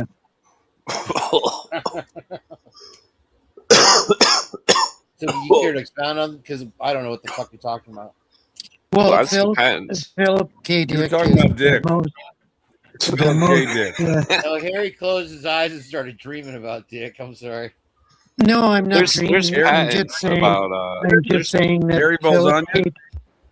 I've read the Philip K. patents about the mind control technology. Whatever. It's pretty spooky. I mean, they could Bullshit. they could, according to the patents, they can make you see shit, hear shit, think shit. They can read your mind. They can. Oh, dude, for sure. Yeah. It's crazy. I mean, there is no. I mean, unless you live like in like a lead house or something. There's no. Yeah, Lead's totally. the only way. That's why they took Faraday away the cage. lead paint. You Yeah. know that? Well, Faraday one of my Not because friends. Johnny was eating lead chips, but because they didn't want to be able to have you have some way to block their fucking shit from going through your house. Well, I don't know if that's I mean, accurate, but the tinfoil hat comes from these ideas. Totally. This dude was getting Totally. fucking blasted with electronic warfare, so he put a tin fucking a trash can over his head. Yeah. He's some scientist, dude. He got Buckethead? institutionalized and shit for it. Is that the guitar player, Buckethead? I think it was Jimi Hendrix. it's Magneto. You know, you want to hear something about Basically, interesting right? about Jimi Hendrix? Okay, so That his real Jimi name is Hendrix Morgan got- Freeman. was a piece of shit. you're an asshole, Harry. Go back to Harry. Canada. He Um, was a total piece only of a shit. Canadian would say something like that. Here's You want a what free happened. Jimi Hendrix album, Harry? Damn, man. I hate Jimi Hendrix. You're, Oh, you man, Yeah, I guys- know so you get a is nice my Jimi Hendrix cock mold, Harry. This is the same guy that voted for fucking who's that guy Tervaline over there they keep putting in office. Anyway, so Hendrix got tired of doing the role of acid out guitar player, blues player. He wanted to start branching out, expand his music and doing jazz and shit like that. And Yeah, and acting. Yeah, and he OD'd punching. I can't. Punching You Then know, he I'm, became I'm, Morgan I'm, Freeman. I'm amazed that you would just believe the mainstream narrative, Harry. But you know that just shows what a muppet you really are. Anyway, Yeah, so totally Shots on fired, that. dude. what Shots happened? fired. What happened with his passing was Passing. they Yeah. sent. Say death. I'm Well, he's serious. not dead. He can't say dead, but and he's not dead. Grab you by the throat, He's bro. And dead. Harry, you can find his He's- cock mold on display, Harry, if you want. No, he's a yeah, piece then of he'd shit. be interested. I'm sure. I Thank God. Jimi Hendrix God. cock mold, everybody. Thank God he's dead and he's not influencing it. This is real. No. So what happened was they sent two thugs to rough him up, and he had when he cock mold. died a gallon of wine in his stomach, which was like A an impossible amount. And that's There's almost no evidence to support these claims, Harry, so Can your don't This mind. is stomach 100% hold a true. gallon of wine? this is I don't from think this so. is from directly I from his don't think girlfriend. This is all part of the lore, I agree, but it's the same lore that goes around Jim Morrison, who there's almost no Yeah, evidence of his totally. death. He didn't Yeah. die. He drove his car over the Atlantic Ocean to Buffalo, New York. and It's did a radio interesting you show say he with Little died Frank. because the French media wasn't so certain when they couldn't find the doctor who signed his fucking certificate. And also, he didn't Yeah. do those RUGSs that they claim he did. He supposedly went to go pick something up for his girlfriend Patty or whatever the hell her name was, and That's the only witness to his death. right. And well, the lore is that they gave him something, and he passed away in the bathroom. At They the gave him a club. bunch of burgers, Club dude. Look how in fat he got. Yeah. Do you know that their last song that they recorded was "L.A. Woman," and there was 28 people played on that record. He was really 28. excited to do it. He was making his comeback. You know, so it's really wild timing on Morrison. Oh. Yeah, I'm not a big '60s fan. Good news. He lived on his is Rush Limbaugh, sir. So Yeah, well, he was He's dead now, Frank Limbaugh. Certainly possible. PJ. I mean, I wouldn't doubt how fucked up the world is. That would be I've hilarious done if he a number of polls on Twixter saying who do you think this is a picture of, Rush Limbaugh or Jim Morrison, and everyone says Rush Limbaugh. It's the last known photo of Jim Morrison. Oh, That's how fat he got, dude. Oh yeah. Amazing. Oh, Pam. Pam was his girlfriend. I'm sorry. Yeah, Pam. Yeah, drinking will Is that do that. Pam? Silent D? Tan? Are Pam? you saying tan? Pam? Now I see it. The tuxedos. It's really stupid. Pam? Like Hey, the, you know? Oh, fuck! I got a clip I want to share with. It's not a copyright one. Don't worry. Where the fuck is this? another clip. This I don't one- know. Bro, you're gonna. Get This some weird is. clips. This made me fucking. Yeah, This no. You didn't sell it very good, dude. You sold it as a very I don't know if I wanna questionable be- clip. Let's vote on it. Bro, I'm not. I don't know if I want to be MK Ultra. You're gonna like. If you don't like this one, I will never share another clip of you for you. Yeah, every clip he shows is part of his MK Ultra mind control experiments, dude. He's doing on us. Hold on, I'm bringing it up right now. This is right up your alley. Trust me. No pun intended. And by what he means by that is he's going to mind control you, dude. Yeah, Yeah. totally. You will be mind controlled. Right up your alley. I've heard that before, sir. Yeah, it is. right up your Check this out. alley. Yeah, no pun intended. Yeah. You got it, Harry. Very, very astute. Sounds of you. like anal. Sounds like blue avian anal probing, if you ask me. All right, JJ, shut the fuck up. Here we go. One side or something. Come on, Spanky Blitz on the America video. Okay, I'll do it. Okay. Let's see. Here, will you crack my back? Hey, that's what's his name's uncle. Isaac. That's Isaac's uncle. No, Isaac. Fuck off. I'm pretty sure it It's is. Owen Wilson. Hello. He said his uncle was famous. Warm up, first try, bitch.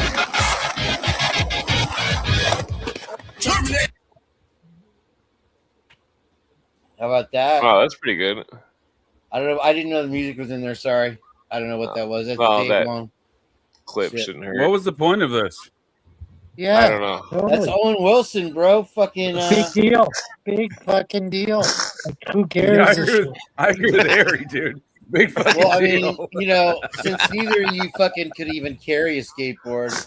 What do you mean I figured- skateboard? Yeah, I know. Clint gets I was it. about to say, I'm pretty sure Clint skateboards, dude. I'm a blue avian surfer myself. Harry, I have nipples. Can you milk me?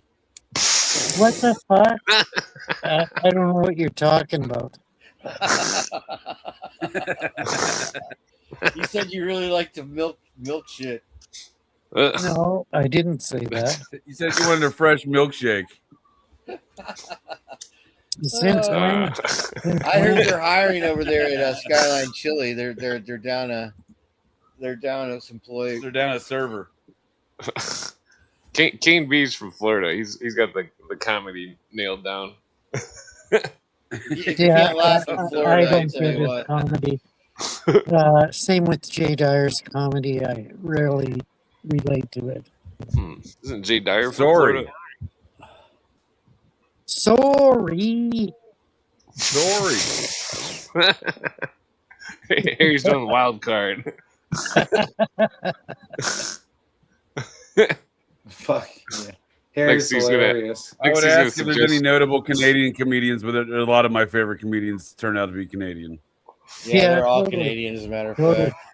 I don't even think Harry be trying to John be funny. Like, Candy, Jim Carrey, you can name them I was all. thinking Mort Yeah. Saul, dude, John Barber. How dare you, Yeah. sir? Jim Carrey is not a Canadian. yes, Yes, he he is. Yes, Is he he is. really? From Toronto, Bill, dude. Get with the Hello. program, Kane. What Yeah. the fuck, Yeah, dude? Jesus He Christ. represents Canada the best. Jesus. Well, Bill Murray was a Canadian, right? Yeah, Bill Murray. Michael Bill J. yeah. Murray or Fox. Bill Murray? Michael J. Fox, you name him. Yeah. Alex P. Keaton. Is he technically a comedian? Isn't he just a dude with Alzheimer's? Yeah, totally. Michael not, J. not Fox? Alzheimer's, Parkinson's. He's the Jenga Parkinson, same champion. difference. He's the champion of Jenga. Right? Jenga champion, being a Jenga butt chugging champion. You know that game where you gotta like pull the pieces of wood and Yeah, keep the yeah, ring yeah, balance. Oh yeah, Harry knows all about folding wood. I've never played Jenga, but I've seen it. Yeah. How much You've wood would never a played Harry touch Jenga? if a Harry could touch wood? Were you Harry deprived as a Balzania? child? What do you mean, Tashwood? I thought his What his does middle that name's mean? Safonda Cox. I thought. Kane B's trying to make a dirty joke on here. Yeah, I don't get Did I it. slip I that don't He's one trying in to pull a there? fast It's one. hyphenated, dude. It's hyphenated. Okay, okay. Yeah. Here's too quick for your jokes, Kane. Yeah, oh yeah, he's real sprightly. Yeah, are we gonna get Trudeau back in office up there? Yeah, take it again. It's Not Irish, likely. dude. It's the wrong Not country. likely. They don't know what the fuck they are, JJ. Come on, let's face it. That's true. That's actually an accurate statement. I mean, he actually said on the show last night that British Columbia was inferior to the rest of Canada. It's like, True story, dude. I'm One of sure. my dudes started a fucking riot inadvertently, I guess, in a way, by cursing the Queen Mum on Canadian Independence Day. I'm screaming, I think y'all are confused, you know what I mean, as I'm swinging and shit. Huh. Yeah, he was cursing. It was whatever, July 1st or July 2nd, Canadian Independence Day, Harry, whatever that day is. July 1st, yeah. Is that like a bar or something? Fuck off. July 1st. We didn't know it was Canadian Independence Day, and then one of my dudes got on the bar and yelled, fuck the Queen Mum. And I thought it'd be Who's cool playing because the, it's Independence Day. Yeah. No, it was not cool. Not cool. They were definitely not Who's independent. playing that? Who's playing that? You ain't leaving the stage, Harry, until you sing the blues.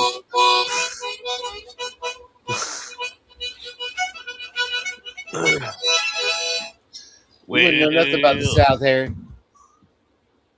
Yeah, I've learned a little bit about the South, yeah. What do you know about the South, Harry? That they were co-opted by the British. Did they invest in crypto? What? What's that got to do with Were they it? cryptos, Harry? Were they Who was the cryptos? president of the Confederacy? You know? Yeah, I totally supported the South throughout my history, but then I found out that they were co-opted by the British, so it was a big scam. Yeah, it was the dialectic in action. Yeah. Yeah. So who was the president of the Confederacy? Albert Pike. Does that matter? It's absolutely a huge historical fact. What years were the Civil War fought? 1965. Year 5 BC. 1865. 1865 to 68. Yeah. 1861, Harry. To 1865. Where did it start, Harry? Yeah, what do you call yourself, a Canadian knowing American history like that? No, he knows all about the British coin op. Fuck off. I'm not an expert Fuck on off, American history. I never claimed to be. You just said you wore Canadian or Confederate flag costumes, dude. Yeah, for What? most of your life I never until you said heard that. about the. You the said you Christmas supported the Day Confederacy, dude. How dare you, sir? Okay, whatever. He said he used to. That's right. Jefferson Davis, Sabrina Fair got it. That's what I mean. He doesn't know the dates of the Civil War, dude. 1861, not 1965, you fool. Technically, I would argue it was April of 1860 in Charleston, South Carolina, when the Society of Cincinnati fractured. The funny thing about it is it pretty much started and ended in the same place, Appomattox Courthouse. Well, Charleston's where the Palladium is. Yeah, Charleston, South Carolina. That's where the chapter of the Society of Cincinnati. Well, allegedly it started by accident. It was an accidental shot. Cooper was saying he was in episode 1115, I think.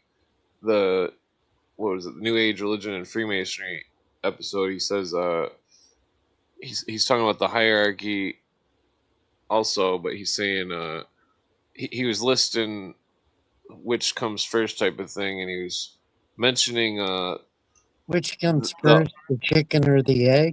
Well, I can't remember if he said the Palladian burgers or the before burger. the OTO or the OTO was before the Palladian.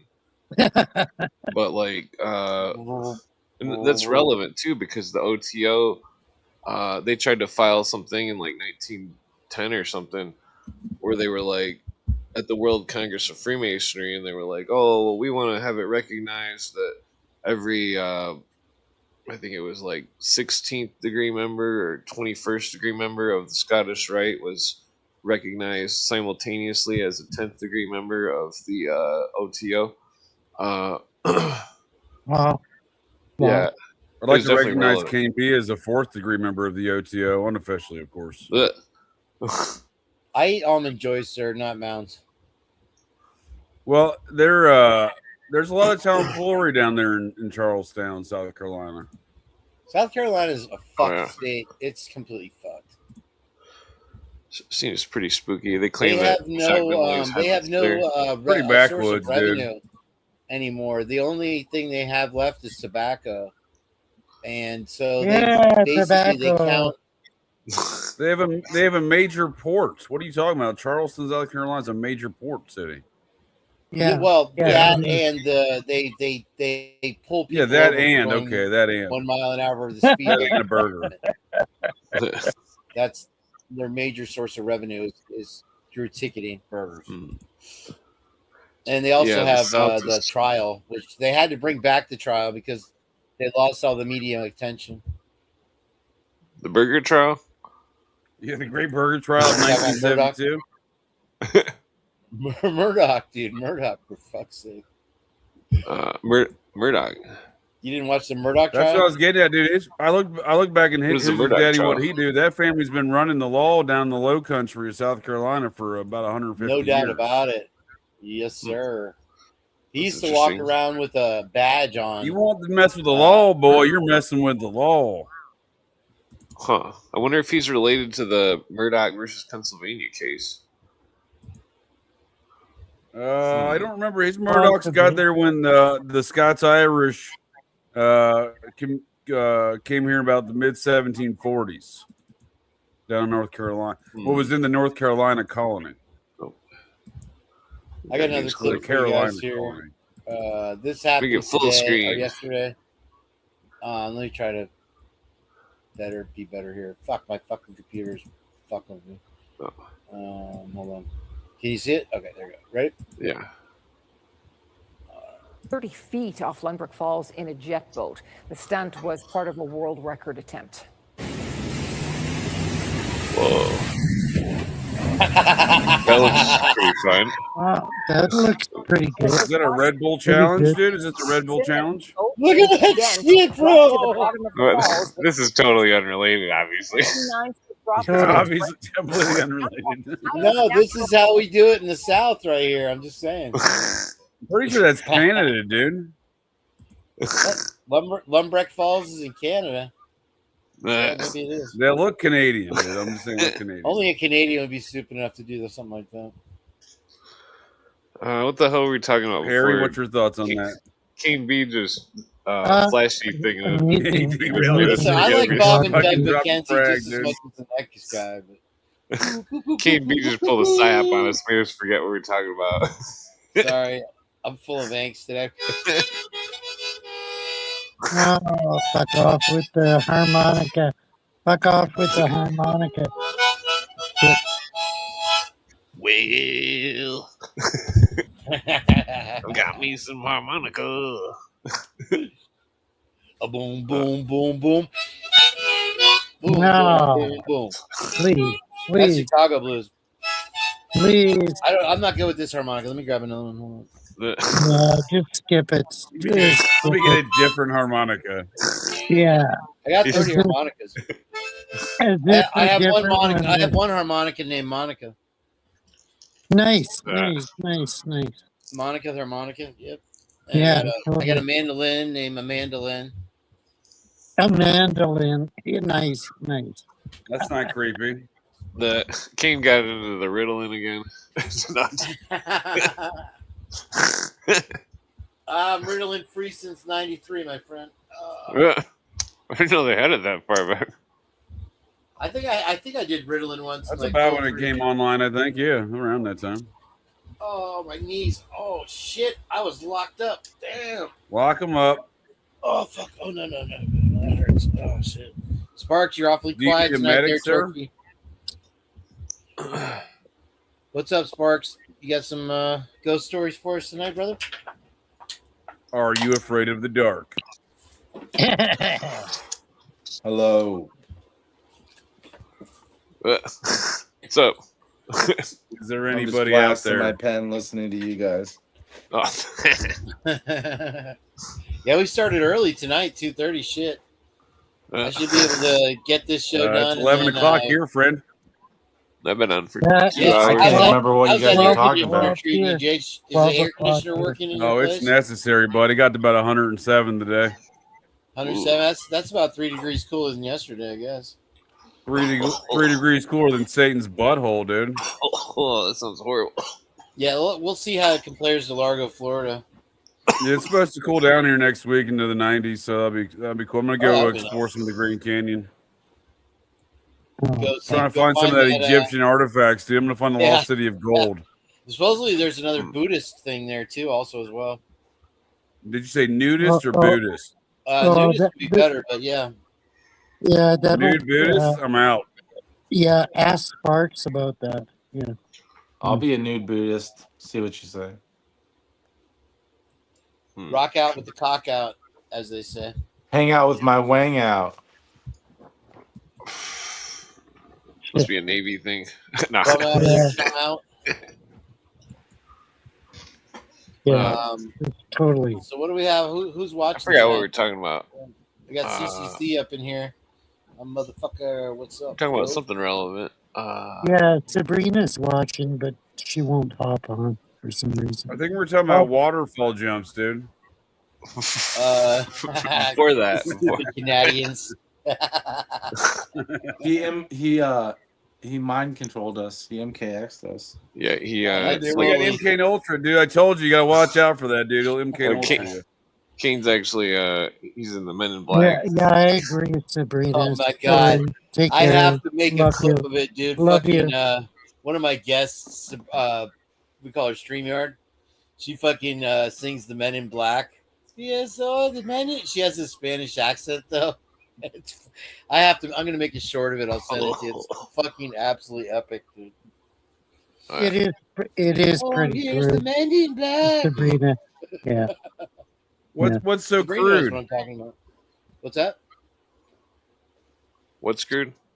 Well, What's crude? Sabrina says it's too crude for me. I saw that. I don't know what we were cruding about though. What are you cruding about? Sabrina's You in cruding, the Harry? chat. I don't know You what cruding you're on me, talking bud? about, Harry. She's all up in there. Oh, she means she's not coming on. Yeah, yeah. Oh yeah, we could use Yeah, I a think little Harry's female cruding on me though, psychotherapist. dude. I see you over there cruding on me, Harry. Of course. Harry's just of trying to course. suck in that double chin all night long. Double chin? Like, give me a fucking break. I Yeah, don't fuck have off. a double Tell him chin. to fuck off, Harry. Yeah, fuck off. Fuck How dare you, off. sir? Oh, One more Canadian word out of you. Well, how much is the Canadian dollar worth now? Again, is it more than the American dollar? 73 cents or something shitty like that. You guys were above us for a minute. 73 The cents. gas Yeah, for a prices minute, finally dude. dropped Yeah, the they were dollar above here. us, huh? yeah, Canadians' money used to be like twice as valuable in the 90s. Yeah, that was U.S. long money time ago. was. Yeah, you could get like 50 cents to the dollar. Now it's 72. Yeah, but but yeah, they, it used they to be up, squeezed dude. it so tight Yeah, you I'm could thinking of hear the British. eagle scream on a quarter. Yeah, Yeah, I'm thinking of the back British in- money. Back in 2011, dude, it got to even money, dude. yeah. You know what happened is, they have tipping in Canada, and they're famous. Canadians are famous here in Florida for not tipping. For some reason, they refuse to tip, but they actually have tips in fucking Canada. I did a long talk with this really awkward fucking I got a Canadian tip guy. for you, sir. Stay in America. Hell yeah, America. America. So we got the 32 usual suspects out there watching. Thanks for joining us tonight on the late podcast. 33. I love In this. America. 33. Look out! Fuck yeah, America. 30, Yeah, 30 well, I it made was that- yeah, 35, but people now in Cleveland 32. Indians I love this fucking thumbnail though, Clint. It's so looks like you. Did somebody do that for you, or did you do that one? I did it. I'm gonna have to make a AI movie out of that real quick. I'm gonna fucking let me submit that. That's fun stuff right I need there. to draw a bunch of shit so I can get this Cthulhu movie on the road. Oh, nice. Starring Corey Feldman, of course. Yeah. Because I can just Corey draw it Feldman. and then Listen, there's not a feed good it in the movie out AI. there not starring Corey Feldman. Damn it! Here comes He's Men in one of our Black. nation's greatest actors, dude. His contribution to the arts is unparalleled. You know, I think Some you're people call him the really Da Vinci of our time. Double J. I'm pretty sure you're ignoring Ricky Schroeder as a true Ricky Schroeder artistic genius. can suck on Corey Feldman's balls, sir. Wow. All right, I guess you've seen the Burbs then. I guess I figured out where that crudeness came from. Never seen it. Dude, Ricky Schroeder. What's Ricky Schroeder done, dude, since Silver Spoons? He was in The Champ, bro. That is Silver Spoons. I've never even heard of that movie, dude. I've never even heard of that movie, dude. I'm sounds like over it. It's up there with Radio. Radio's a fantastic Radio. film. I never heard of Radio. Fuck. Radio. Next thing you tell me, Cuba Gooding Jr. should have won an Oscar for Radio, dude. Matt Damon. Cuba Jr. Matt Damon. Junior. Matt Damon. Yeah. Charles Lord Carmarthen. That's interesting. Isn't that the Egyptologist? Matt Damon. Hold on, I'm sorry. I gotta sign Thank you, Sparks. No, that was me. Oh shit! Whoever did that, epic. Yeah, I remember that stupid puppet movie. It was pretty good. Oh my gosh! Now suck my cock. Was that Phil Hartman? I swear the guy, they did a perfect Phil Hartman for that fucking movie. It was his brother Bill Hartman. It's the most expensive puppet movie ever made.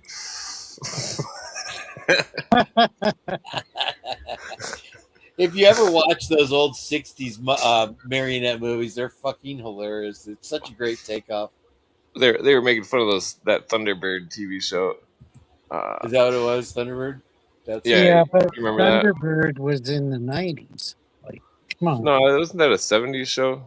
No. Oh, Thundercats, dude. Thundercats. Originally, yeah. Here come the Men in Black. We are the Thundercats. Have you ever heard the true stories of the Men in Black? It's like they're soulless, weird, like doppelganger of men. I've heard stories. I like author John Keel's take on the Men in Black. He wrote a whole book about them, and then later realized that he spent many years wearing a black suit, knocking on folks' doors, asking them about UFO experiences, and realizing he himself contributed to that lore of the Men in Black. Yeah, totally. John Keel is a good read. Read all his books, yeah. I like the X-Files take on it. That they're hypnotists and they come and meet you and then they hypnotize you and you don't remember anything. Well, that's the Men in Black shtick. They implant the idea that an alien was had abducted you or something. I gotta download this one. Damn, that's hot. Let's see here. Where do you download these fucking things? How do you download shit? I think all these alien abductions were introduced through film and media, and then more of a local level using hypnosis to convince folks they were abducted. Using those images through media and pop culture as a baseline of the understanding of the hypnosis. Yeah, a framework. Like how do we know Whitley Strieber and stuff? He wasn't in a cult. He could have been hypnotized. And then they could have said because there's timed hypnotism. They can make you hypnotized, and that the hypnosis won't kick in until a certain time, and it could be a year, it could be 10 years. And there's there's a lot of evidence that Whitley Strieber was hypnotized, and there's a lot of evidence he's got a lot of process connections. But I actually believe him when he says he banged those aliens. I believe him about that. Oh, fuck. There's nothing like a good alien banging. I'm telling you. I was using hypnosis. I think they love hypnosis and all that Satan shit, dude, for sure, dude. I've been hypnotized in therapy too, just because Well, it was described to me. Hypnosis is interesting. Like the first step of hypnosis is just like you can do it yourself. Like I want to feel better, so it's like you can just like make yourself feel better. Like feel better, feel better. But the second step of hypnosis, like is to make something like appear. Like if I'm telling you there's like a dancing pink elephant on the Hypnosis table. is a total scam. Total scam. Well, seems like Total. it's works. Yeah. But the third part is the harder part of But there's hypnosis, a lot of which is evidence of harder its to do to people. success, Harry. Yeah, and the Yeah, third part yeah. You is would allege that, but I don't. Well, the Navy You would say that, Harry. experiments, How dare you? the sub projects prove it. The declassified documents, the precursor of MK Ultra, yeah. prove Well, that people could be programmed. Sorry, go on. Hop on. the Hop hardest on, part of Walking around hypnosis is seeing a to bunch make of something fat people staring at you their would phones with purple appreciate- hair proves it for me, sir. No, hop on, Sabrina. We would evaluate What your. were you saying, Sparks? Yeah. Oh, the last part of hypnosis is the hardest part is to make something disappear. Like if I hypnotized you and said that ashtray is not on the table, that would be like the hardest thing to hypnotize you to make something disappear. I could make something appear before I could make something disappear. So most people can't be hypnotized to like erase a memory. That takes a lot. When You'd you be were surprised. hypnotized, did they Dude, take you're doing some a wizard video shit, of you? bro. What? When you were hypnotized, did they have a video of you when under No. hypnosis? You ever heard of EMDR? No. No. Have you, JJ? No. No, sir. No, I'm surprised you haven't because the VA uses it. It's just for PTSD. They take you back to a traumatic event and they tap your hands and stuff. Huh. Nope, no, I've got no PTSD here, sir, and I refuse to let anyone hypnotize me. Oh, well, that's good. But, I went back because I have weird memories and stuff. So I had to revisit a lot of memories. And I'm just saying, like, revisit memories. Like, what the fuck does that mean? He's talking about in the war or something. yeah, like. You go Still. back and you think, well, what could I have done different or whatever? You need to come to peace with whatever was causing you stress. That's all psychobabble. Total I mean, look, I'm not. psychobabble. Look, what helped me the most was fucking alcohol. No, I'm just kidding. I agree with Harry on that one. No offense there, bud. Yeah, so I think L. Ron Hubbard was right about a lot of these psychiatrists. Yeah, they're quacks. Well, Scientology largely grew out of an anti-psychiatry movement of the time. Yeah, and one of my favorite songs is by Alan Parsons Project, Psychobabble. Isn't Scientology itself psychology? Yeah, it is, dude. It's the science of the mind, they say, but it's the opposite. It's essentially the anti-psychiatry. Yeah, totally. Interesting. They have an entire museum in Los Angeles dedicated to what they call the psychs. They get one of the top classifications of. Shit! What the fucking shit? They raised the price. Sorry. The sites. You got another harmonica jam for us or a waterfall experience? What do you got there for us, bud? Oh, fucking more harmonica. Vito. Is that like your go-to? What is it called? The meeting call the manager. Bro. You don't even don't even know. Sine qua non. I know. It's a. I've been told I'm the songbird of my generation. It's a key that takes you. Yeah, you're the blue avian songbird, sir. Yeah. How dare you, sir? Multi-shot. What is cheap? I can't get a fucking. Shit! It's not letting me do it. I guess I understand the concept of psychiatry, but looking around and there's no you even see interviews with psychiatrists. There's no. You ask them how many patients they've healed. There is no healing patients in their world. Yeah, that's unfortunate. Just ongoing psychobabble, it seems. Yeah. I don't know about that. I feel alchemy is psychology. I've seen people recover from different problems like substance abuse and mental Seriously, health issues. I don't. Oh know. yeah. I'm not saying that. I think that's a lot of that's the same thing as the placebo effect, essentially, right? Yeah, But in a mind totally, format. totally. I'm not saying that's not possible. What I'm saying is, according to the psychiatrists, there is no recovery kind of deal, right? Like they see a totally. perpetual. That whole field of quote unquote medicine, they call it, as an entire is it like it's just in perpetuity. You must deal with all this psychobabble nonsense, and everyone's afflicted by it, according to them. Yeah, and that's the same with AA. They're talking about Same thing. psychiatry. Well, it's like a magic spell, dude. Talk about doing some fucking magic. They're putting some curse on you, bud. Yeah. You'd be Don't put surprised. curse on me, Ricky It's Bobby. not that bad. Like if there's, like, let's say you're dealing with someone who's completely crazy, like in a delusion. They think they control demon armies or something. Like you just like they're lost. Yeah, from let's reality. imagine there's a guy named David Wilcox who thinks he's a blue avian. Yeah, like the first thing you would do. I'm just saying, like the first thing you would do isn't like sit there and challenge their delusions. You would want to understand them. You know, Yes, like, you'd be like, you have to challenge their delusions. eventually Come you on, would, but after come you on, heard them and come you on. learned where they developed from and whatnot. Oh, Yeah. Well, I can see where you're coming from. You're but like, simping. hold You're on. simping for them. You're simping for them. Well, don't And use you're- that word. We don't use modern language here. This is for a little shit. Yeah, don't be Sigma. Get your Zoomer lingo out of here, Harry.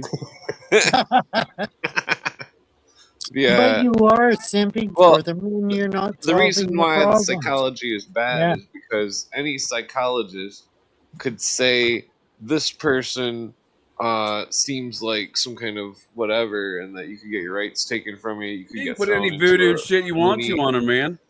Yeah, well, a doctor could straight up throw you in a loony bin. They don't even. They can make the cops big time force you to go to big loony time. bin. And it's like, Dude, they're totally. It's fucked up.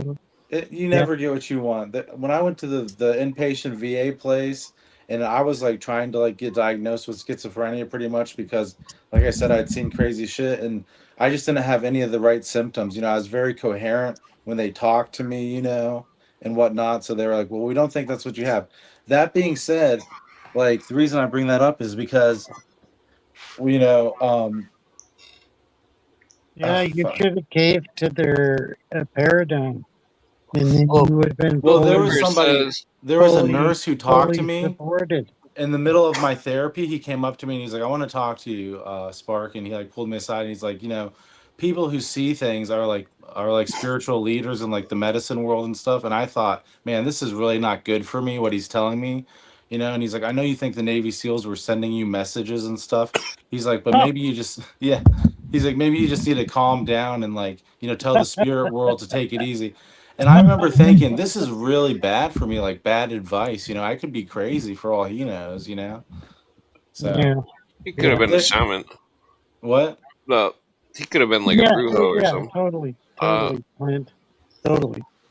Well, so like, Bill Cooper said that the communists, the socialists, world socialists, they would use psychology to take away everyone's Second Amendment. Yeah. And that's definitely. I mean, psychologists are such assholes. When I was in court for custody of my kid, the courts forced an assessment, and the whole time I just quoted laws to the dude. And then when I put him on the stand, I asked him like, I was like, how could you do an assessment if you don't understand what I was saying? Because he admitted on the stand that he didn't understand the laws. They still followed it, and then I conjured up an idea to call up my own family doctor, prove that I was in constant pain. Then I put the shrink back on the stand and asked him, is it possible for you to do an accurate assessment if the patient was in pain and you were unaware of the pain? And then he said no. And so I got his forced assessment thrown out of court. Wow. Most people aren't that smart. Yeah, most people aren't. Yeah, I'm not that smart. That takes a lot of gumption. Yeah. Well, those people weren't going to outsmart me, even though they broke the law and still screwed me over. I still won. It's kind of like the cop basing me being cited for the accident on some guy's word on the side of the road. Like, fuck, what? That guy better hope he shows up in court. I'm gonna fucking tear his ass down, bro. CIA dentist. Is this thing on? I was just reading the comment. Oh yeah, I was saying it was CIA dentist. Oh, is that from what was that movie with that Canadian idiot? Of course, he's an idiot. Doug McKenzie, whatever his name. Doug McKenzie. What was that movie? Bacon. Suddenly Seymour is right there Bacon. beside me. I think all the shrinks should start having to like. They should have to trip on psychedelics with their patients.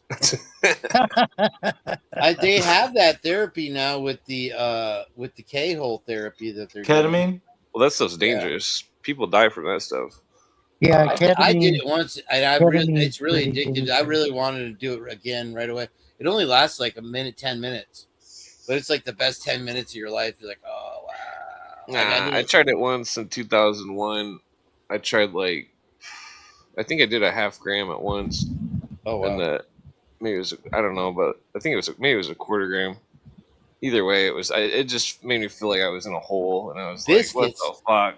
I was like, why do people want to do this shit? I couldn't get. I didn't understand. I was like, why the fuck would somebody want to do this fucking garbage? Fucking. I did a line of it. I don't know how much it was, but the guy was trying to sell me more for $10, and I was like, I don't have $10. $10 used to be a lot of money. That used to be actual money. Yeah, totally. We used to buy a quarter for $10. Yeah. A quarter for $10. Damn, that's a pretty good deal. Yeah, that must have been some dirt ass weed. That was in the 70s. Well, I know we did buy a quarter for $10. It came in a paper probably. bag too. Yeah, no, a plastic bag. Yeah.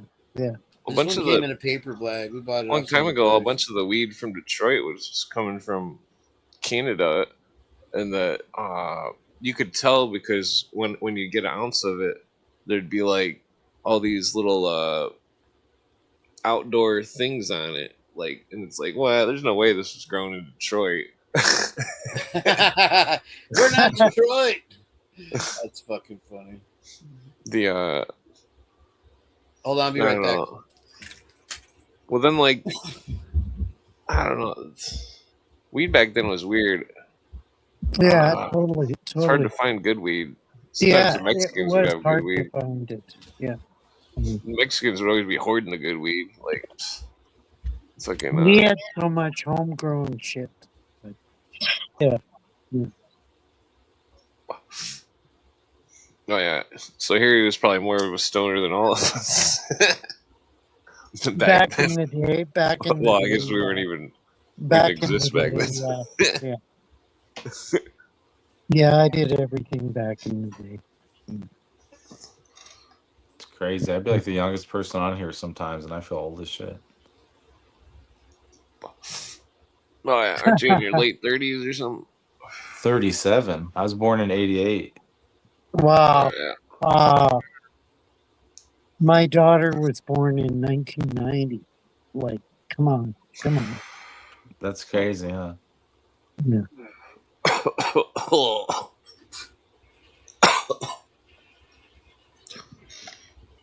Yeah. What was I gonna say?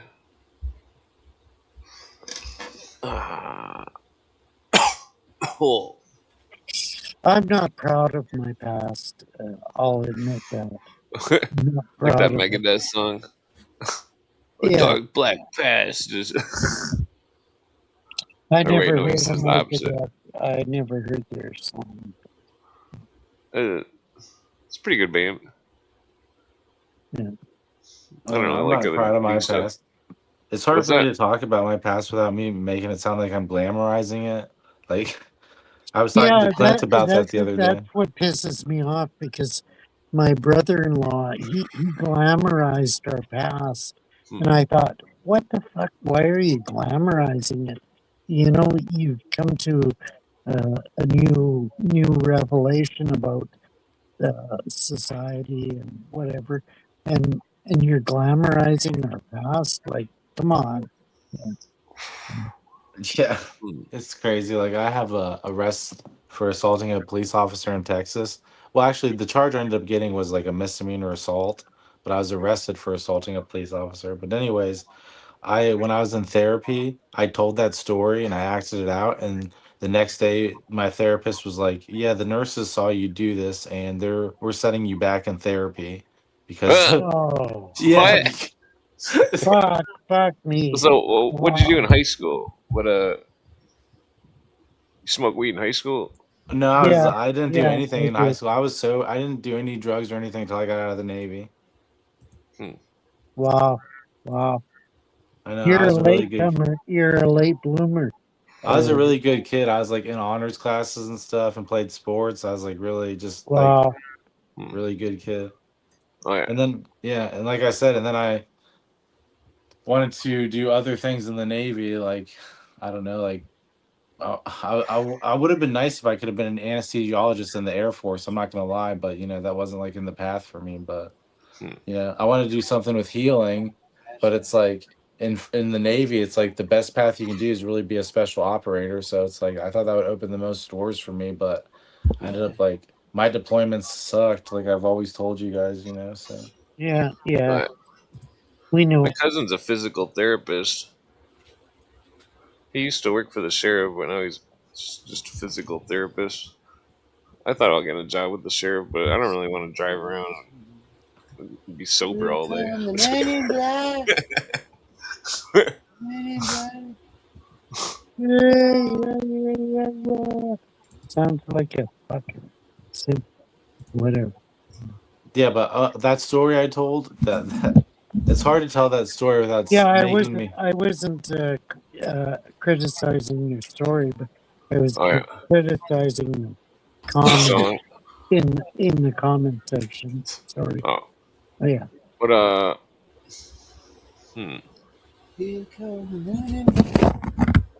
well, I guess the past is irrelevant. It's all in the past.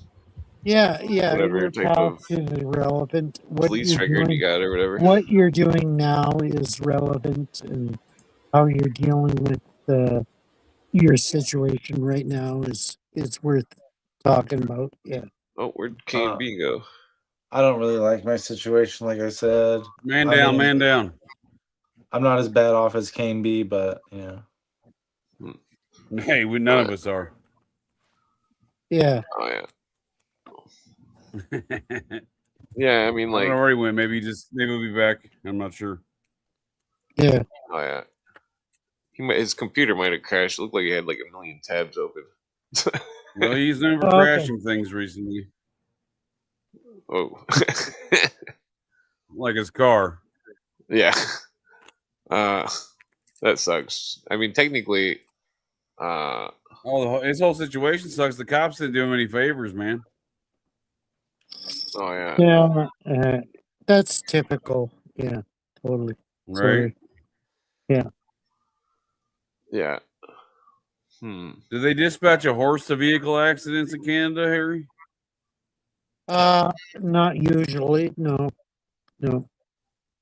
A horse. They have Mounties up there still, right? Yeah, they do, and they patrol obviously left, right, and center for some reason. I don't know why, but they do. They do patrol Yep. on horses. Yeah. Yep. I've seen it, dude. Yeah. Oh yeah. They feed the Well, horses maple syrup. Keep Yeah. going. KT is back. KT is back. Game B's the splurge. Yeehaw. Yeehaw. Yeehaw. We're talking donkeys tonight, huh, gents? We're talking donkeys. I had to pull a donkey up here for Harry. Nice. Nice. Roy Clark was one of the better guitar players of our generation. Yeah. Donkeys are the smartest animal of their I generation. love Roy. no, Clark. Harry is the smartest animal of our generation. Harry reminds me of this story. One time I was hiking in the mountains and I climbed really high up and I had to take a shit. And I took a shit and I was like real high up on this mountain. Like I thought I had climbed like further than anyone had ever climbed before, and I was like up on a rock. God. And then I thought to myself, shit float up? Yeah, I thought to myself, I can't just leave this shit here. I got to cover it up. So I lifted up a rock to put on top of my shit, and when I lifted up the rock, there was other shit underneath it. Wow. And that's No. Harry, you Shit, guys. It's like he's already shit there, you know? Harry's shit smells so bad he's got to climb a mountain to bury it. I thought I'm the first Wow. one to shit there. He's Is already that But shit he an hasn't there. climbed the mountain. He insult? rides his donkey. Is that an insult or is I've that never a climbed a mountain. wow? Wow. I've No, climbed it's a couple it's a mountains. way to say you have life experience, Harry. Yeah, I do. I was on the top of the Great Divide in 2000. I forget what year, 2001 or 2002. Why is the And divide so great, Harry? What is the Great Divide? the Great Divide is the That's Rocky chocolate Mountains. and vanilla ice And cream. I seen And all peanut these. butter. I seen all How dare you, these sir. gophers. Was it gophers or chipmunks? It's chipmunks, sir. Oh, yeah. Yeah. And I was Yeah, amazed. they sing a lot. There's 3 of them. One's named Alvin. Gophers go up. Yeah, they Here's did. butt. They sang all the Christmas songs. Yeah. Fuck yeah, they did, dude. They're good at that. Okay. Wow, that was just some good acid you Christmas guys had back songs. in those days. Were you in the NAM? No. You were a conscientious objector. What did you move No, to Canada? I'm in Is that Canada. why you I'm in moved to Canada to Canada, get away? so I see it. I'm in Crap. Canada. Canada didn't so have their own we name, were Harry? never drafted. Yeah. All right. What I wanted to join the military when I turned 35, and that's when the cutoff was back then. They've raised it to 42 now. The ineligible Hey, you're in age. luck. Just time travel back 17 years. I wish I could travel back 17 minutes, man, and go. You get a do my civilian act. job at a base. Yeah. Will they? Yeah. Yeah. Trade stocks or something. Make money. Don't join the military. I've thought about getting a civilian job in intelligence, but because it's not like a super far drive, but like, I don't think I want to do Yeah, that. I could have got that job. Yeah. Easily. Yeah. The Blue Avians are We're hiring. waiting on your video. They raised the price for me to do it on Kling, your video, but I sent it to my my production assistant. He's taking care of it for us. It's gonna be fucking funny, I think. Nice. Oh yeah. Nice. You're Yeah. gonna love it, Harry. I don't know. Yeah. Do you like Muppets, sir? I had an idea. Yeah. I was Hey, gonna- do you know who the Muppets are? Muppets. I know. I've met a couple Muppets. Sure. Yeah, I've seen a Muppet or two in my time. I think I've I'm seen about a Yeah, Muppet or but two, do friend. you know their origin? What's his name? Blah blah blah. Jim They're Henson. birthed out of Satan's butthole, Jim sir. Harrison. No, I know exactly the origin. It was a commercial for a grocery store, and Kermit the Frog was 2 ping pong eyes, and on a sock puppet, and every commercial he would shoot himself in the head because the prices were so low.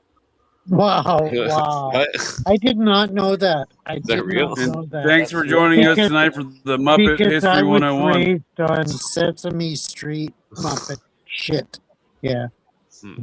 That's how the Muppets started. Wow. I'm a Muppet expert. I'm a True Muppet story, dude. True aficionado. story. Yeah. They made Oh, a your Netflix video's ready. documentary about it. Stars a The donkey. video's now ready. Hold on, waiting for the email to get here.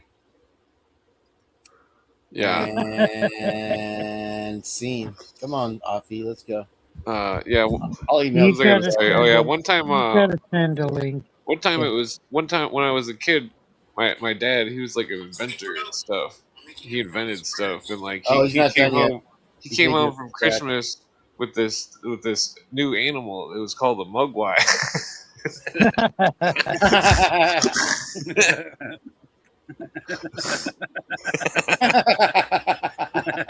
Nice. You know what the best part of Gremlins was very much the best part of Back to the Future also as well was the Yeah. inventions that the dad had, you know, like the self-starting coffee and the self-starting egg and shit, everything would go perfect. And then one thing would just go disastrously wrong and burn the toast and the egg would go in the garbage and shit. But that was a It's great funny you make part. that comparison. Both films were filmed on the same exact movie set. Wow. Is that I right? did not know that. Wow. Yeah, if you Wow. look at the downtown settings for both of them, you'll see it's the same downtown with the same theater. They even use Wow. the same bum, I think. No, maybe that bum's in a different film, I believe. Wait, what was the other film? Gremlins and what? Back Gremlins. to the Future. Oh, Back to Back the to the Future. Future. Yeah. That's Oh, interesting. huh. You know that Landis was That's the same downtown movie set. Landis was the guy driving the Jeep when Michael J. Fox grabs onto the bumper. That was Landis. I believe that was actually Zach Galifianakis, sir. You got that incorrect. Galifianakis me once, sir. Galifianakis. Oh, fuck. Shit. Damn it, I forgot what That I was going to say. We had fans tonight in Jewels of All Trades. I remember what I was going to say. What was that? Okay, so long time ago, there was a story about in Detroit about this dude he's like a detective and he was investigating some kind of crime ring, and then they like murked him hardcore, and then they brought him back to life, turned him into a robot. No, I'm just joking. Yeah, That was RoboCop. RoboCop.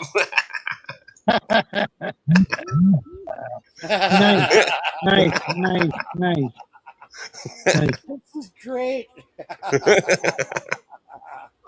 Wow. Oh, yeah, Wow. I'm just about to get your video here. Did you think I was serious? This will be the first take of your video here. Come on, let's go off. You get it. He said he sent it. It's not here yet. Waiting for it. Oh, I gotta pay my fucking Duke Energy. Fuck my dick hole off. No, it's all gonna come together. TMI. I just gotta make it through 1 month. Yeah. I'm reading my It'll all email. come hee-hawing together for you. It will. Everything will be fine. My sister helped me pay my rent last week. Is it your birthday, Kane? Happy birthday, Kane. Thank you. It's Hey, my birthday. happy birthday, Kane. Happy birthday. January 6th is my fucking birthday, you fucking ass time. January 6th? Like, fuck off, you dirt. You off. dirtbag. Is Lucy in the damn chat or something now? Hey, how dare you, sir? Harry, January 6th was the most tragic day in our nation's history. I know you're not American. Oh, of course. Of course, it's the most. It's significant to 9/11. Like, fuck. Which day? It's worse than 9/11, Harry. Yeah, it's worse. It's worse. Oh, January 6th. Okay. Oh, Jesus! It's also God the Greek forbid. New Year too, as well. It's called the. No, they literally said that shit in Congress. Too. There's Muppets in Congress saying that shit was worse than 9/11. Totally. Like, what the fuck? Totally. That's, they're fucking insane. Totally insane. Yeah. Worse than 9/11. Well, that's the narrative. If folks in Congress say it and the media says it, folks buy it though. So there is a percentage of the population that does believe that was worse than 9/11. It you must remember what be Schindler true. said? It must be true. You remember what Schindler said? He said the highest. Happy birthday, Kane. He said the best brainwashing was through repetition. So if they and he also said, so it doesn't matter what people say. If they say it as many times as they want, eventually people are going to believe it's true. Yeah, and he told the bigger the lie. It also falls in line with Schindler's Big Lie. Yeah. Yeah, I think Schindler was working for. Does anybody in the chat actually know the history of the rise of the National Socialist Party? Yeah, I do. No, I've listened to the stuff about vaguely the familiar with it. origins Yeah. of the Third Reich. Does it involve Kermit the Frog? Kermit the Frog was TV the leader. show. Yes, sir. Now you're getting it. He had It's a ping pong balls documentary, for eyes on a sock. The Nazis Kermit the practiced Frog the strikes Odic me as a Force. Nazi, dude. The Nazis practiced the Odic Force. One hell of a And model American. The Odic He's the Force Green Man. was from Baron von Reichenbach. Oh, he is a frog after all. He's French, huh? Was a Rosicrucian. Totally Rosicrucian. Yeah. I think the whole Odin thing, even in the documentary, the occult origins of the Nazis or whatever. It's like a movie or whatever, or a Did you guys documentary. know? You know that you're. Hold up. Sorry. Let me interrupt you. Hold on. That You interrupt me interrupting you. They even call the Nazis the man god Odin. Yeah, it's all bullshit. Well, All it's not bullshit. bullshit according to them. Yeah. I like Harry's But analysis. It's all bullshit. Harry doesn't want to believe that the Nazis were controlled by occultists. And that I think that's do pretty telling. believe Yeah, I think that it's pretty accurate. Himmler was a total occultist. I totally yeah, but you're missing believe that. the point though about Baron von Reichenbach. His Odic force, which later turned into the Odin of the Nazis, was the same as the animal magnetism of Mesmer. Franz Mesmer was Illuminati. But I mean, that's stretching it. I think that's stretching it. I don't think so because it's they're using animal magnetism. It's like how did Hitler get all those people to join in his cause into such insanity? Well, have you listened to his speeches in English? Well, he's a smooth talker, but that doesn't mean have you listened to his speeches in English? Well, like, he was totally a tool right. of theosophy. He was totally right. Have you read Doesn't matter Mein if they're Kampf? right. Have you read Mein Kampf? Theosophists tell you what you want to hear, Harry. No. Have you read Mein seriously. Kampf in English? Have you read about the fucking what these people do? They tell you what you want to hear. When Bo Gritz, when he's going to the Catholic Church, he tells them all he's a Catholic. When he's at the Mormons, he tells them he's a Mormon. When he's at the fucking when he's hanging out with atheists, he tells them that he's tried all religions that they failed. I'm highly obsessed about Bo Gritz. Well, people who are illuminists will say whatever you want to hear. They have no problem lying. Yeah. That's all besides the point. I've tested it on Masons. I'm going to the sources. Going to the sources. Have you read Mein Kampf? That's all I want to ask. Bro, I'm not a big fan of Nazis, bro. Like, I feel like Mein Kampf was garbage and written at a very low level. Like, I'll argue with you, Harry. I'll tell you what else. Like, I've had run-in with Nazis before, and I've had a Nazi tattoo on a dude's chest, and he's like, well, it's just a symbol. It's like a way of life. It's like this. It's like if you have a Nazi tattoo, if you're going to stand up for Nazis, you really have to own that shit. I'd never support that. Never. Never. Yeah, you just have a giant iron cross tattoo, don't you, Harry? No, I don't. I'd never support that. I've read Hitler, the Occult Messiah by what's his name, and I've read so many books. Yeah, but you haven't read the Hitler's New World Order book, which is a compilation of his letters. Yeah, have you read his dick art? There's an epilogue of his dick art in the back of the book, Harry. Yeah. Hitler was obsessed with drawing penises. He totally exposes the Jews as the assholes. But the Bolsheviks totally exposed the rich and the fucking. Fuck off.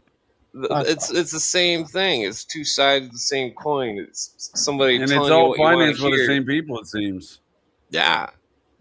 I've never supported Hitler. Come on.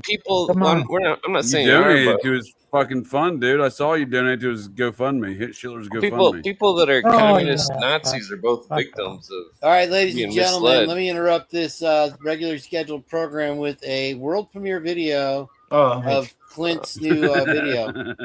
Of a waterfall jump. 3, 2, We're getting 1. MK Ultra. It's the best show on television. Click. Yeah, totally. We're MK Ultra. We're definitely getting MK Ultra there, dude. Wow.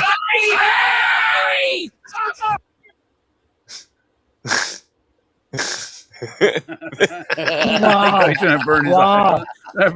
This is amazing. That's pretty good. This is amazing. This is amazing. Wow. Oh,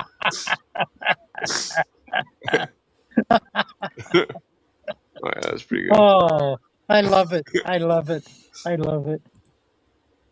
Okay, you're still in Muppet Show. One more time, right? No. Once is enough. Once is enough. Well, it says I hate Harry at the end. Come on, you gotta like that. Yeah, it's like the Nazis and the commies. They're both the same type of tool. They're both being told what they want to hear. Totally. I agree with you. Totally. That's how the Illuminists work. Yeah, because if you didn't have World War II and the Nazis, you couldn't usher in the state of Israel. It's the dialectic in effect. Yeah. You're diabetic? I'm sorry to hear that, sir. Dialectic. Well, I mean, think about it. It works for anything, not just Diuretic? politics. It works for religions. The religions and politics are doing the same thing. They're just telling everybody what they want to hear. Yeah, for sure, dude. Totally. Let's play that one more time, bud. Come on, I gotta hit. No, please don't. Performance. Best show on Please don't television. play it. Click it is crazy. Harry! Click it is crazy. Harry! This tries to burn his face with a cigarette, dude. No, this is bad enough. The Muppet Hour. Oh shit. He just mind zapped us again. I can't think of anything. You know the Phenomena song, I think it reached #1 at one point. Yeah. Come on. In Canada, maybe. Total bullshit, Harry. Oh. Yeah. Harry. Hey, Harry. Yeah. Will you say goodbye before you leave tonight? You always just disappear. Oh, okay, no problem. Yeah, it's kind of rude. He's a vampire. Did he pop smoke? Dude? Normally I do, but last make sure you night, drink water too before you go to sleep. Yeah, last night was a serious problem. Sometimes I feel like I say something that's like so like wrong that it offends you. I'll be like, Nazis were anti-communists who abolished private property, and then you like log off, and I'm like, I don't know, maybe that's wrong. Maybe that's not true. Yeah, don't worry about it. You logged out because you said you were a Buddhist. I'm just joking. Yeah, the sink or swim. Brian. I'm on my last Byron. cigarette. Byron. I'm on my last cigarette. So. Ever, dude? Are you one of those guys? DoorDash you Like, some. I totally have exactly with this many cigarettes today. Yeah. I don't know. I tried. It sounded better in my head. I don't have any cigarettes. I have no weed, so you're one step ahead of me.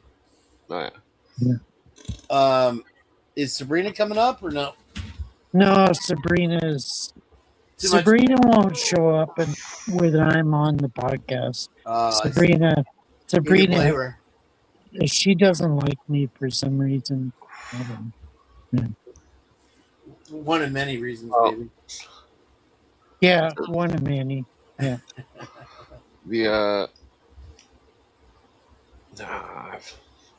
So that whole that's just like this huge thing about World War I, where it's like really, must have been brutal, but it's like, the logistics of what was actually happening, of why they caused it, the political motives, Pedro. It was a lot of that old school pride that, oh, you're gonna challenge me kind of shit, and then 5 million people die. It's like shit. I mean, they did the same thing as in Vietnam, where I love Sabrina. Some civilian boat or U-boat or something went into enemy waters, and then because the civilian boat or the U-boat was in enemy waters, it was hit by some country, which I know it happened for Vietnam, and I'm pretty sure it happened for World War I. World War II, though, it's funny because it's like they knew in the newspapers that Japan was going to attack. What the fuck are you talking about, Pedro? Before Pearl Harbor happened, they knew that Japan was going to attack Hawaii, and that they could have prevented it. It was But they never didn't. Yeah. about me. They knew like a Like, month what ahead the of fuck are time. you talking about, Pedro? Calm down, Harry. Yeah. Let Pedro Spa talk, man. You know what happiness is? Not having any sweets or munchies in the house, and then finding a whole box of unopened Pop-Tarts that you forgot about. According to the Beatles, happiness is a warm gun. Oh wait. Yeah. I try to stay away from sweets and carbohydrates. Good for you. More for me. Oh, it's just the. No, I think appreciate I the got, like, sentiment. allergies I wish I and could. stuff. Hold on, I think gotta I go like- heat up some Pop-Tarts. I'll be right back. Yeah, I think- Emotional turrets? Like, what the fuck are you talking about, Pedro? I don't know. Yeah.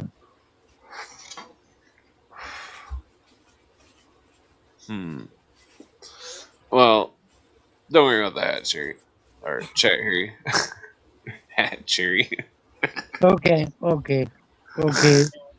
ignore the chat. But I mean, they're relevant. I mean, they're part of the situation. Yeah. King Oh, Dude you know just what I got have? burned on his toaster. You know what I eat like by itself, like with sandwiches and shit? Somebody talking? Sorry, I like the Velveeta cheese, you know? Fuck put off, that- Pedro. The Fuck off, government Pedro. cheese. You don't I have to blue take that, avian Pedro. cheese. Avian cheese. Jeez. Avian blue cheese with ketchup and cottage cheese. Yum. Oh, that's disgusting, sir. You get out of here. Seriously. You're the one who Technically- brought it to the table, sir. Technically, American That's cheese is the only gross. clean cheese. It's got all the bacteria taken out of it or whatever. America. We got the best cheese. I keep trying to tell fucking JJ deli sliced American cheese is the best cheese on the market. Listen, I'll You're out tell of you your mind, a little sir. secret. I used to live right next door to a gas station. Get yourself a nice Munster. Munster cheese. Find a nice cheddar cheese. Munster's Swiss perhaps. disgusting. I'll even Munster's go with a pretty good. pepper jack. No, Nothing wrong with a little pepper, Pepper jack. Jack's It just pretty good. it kind of burns coming out, to be honest with the pepper jack. So I stopped You using talking it. about nothing wrong, no pepper jack. I had some onion cheese that was pretty good. Onion cheese? From Yeah, it's Monday? pretty good. That's Kane's favorite cheese, Fermunda cheese. Yeah. JJ gobbles The that best down with cheese- Skyline chili. He gets it covered. Oh, is it a Now mosquito? you can eat buffet. You can eat buffet. The best cheese is from Wisconsin. You It's go to directly Wisconsin. sourced. I like a Vardy. Right Well, from the then- source, they dig it there's up in the something cheese about- mills. When you go to Wisconsin, they got these curds, and like, if they're real, you got to get the fresh ones. You can't go to the store. You got to go right to the Yeah, the stores. fresh church. They have that in a place called Well, the curds, when you chew the curds, they squeak when you chew them. It's weird. They like squeak on your teeth or something. That's how you know that they're fresh. It's like the freshest cheese you can get. Talk about cheese. Something about cheese. Yeah, Culver's has that shit. Pretty good stuff. Culver's is doing just fine without Harry, I'll tell you that. yeah. I'm just, Who sponsors your channel, Harry? I don't have a channel. Like, come on. The Communist Party of America. The-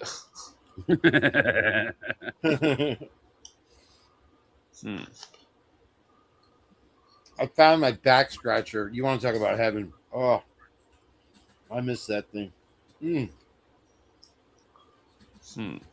Right. I found like 3 nugs of this little fucking blue You weed son that of a smells really bitch. good. I probably got a nug laying around here. I bet I do have a nug. I know exactly. I got some rug nug. That just Yikes. reminded me, bro. Kane's over there Oh, no. smoking blue cheese. I vacuumed it up. I Blue forgot cheese that. nugs. Blue cheese nugs. Blue Nom, cheese. I You got my found blue me cheese nug standing and my blue alone. avian bud. Clint's Without on the a show and ketchup he's wrapping up a tongue. rug. Trying to smoke, but Harry ain't got the plug. That's what you think? Harry's about to drop some bars on you, dude. Watch out. Damn, that's the next thing I'm doing is a Harry rapper video. That sounds fucking excellent, Byron. Thank you. The next video we do should be You're a into debunk. rap. You're into rap shit. Like, I mean, that's total I'm into Harry wigga rap. shit. Wigga shit. Wigga shit. White boy, it's white boy Dude, summer, please Harry. say wigga shit again. He was like, Tell "That's me you don't want to complete see wigga yourself shit." rapping, Harry. Come on, you're the next Eminem. You got the flow. I hate wigga shit. Well, no, Harry, your response to that is Harry, do you know what fucking Nah, show man. you're on right now? Yeah, I know. Clint is into wigga shit or whatever. I'm not. No, that's why I got respect in the hood because I refused to conform. Yeah, no, You should you call do Harry's rap conform. song "Wigga You Shit." totally conform to wigga shit. Totally. That's not true. Yes, you do. You're Harry, go put your spouting FUBU wigga shirt on, shit. Harry. Left, right, and center. Yeah. For us, by us, Harry.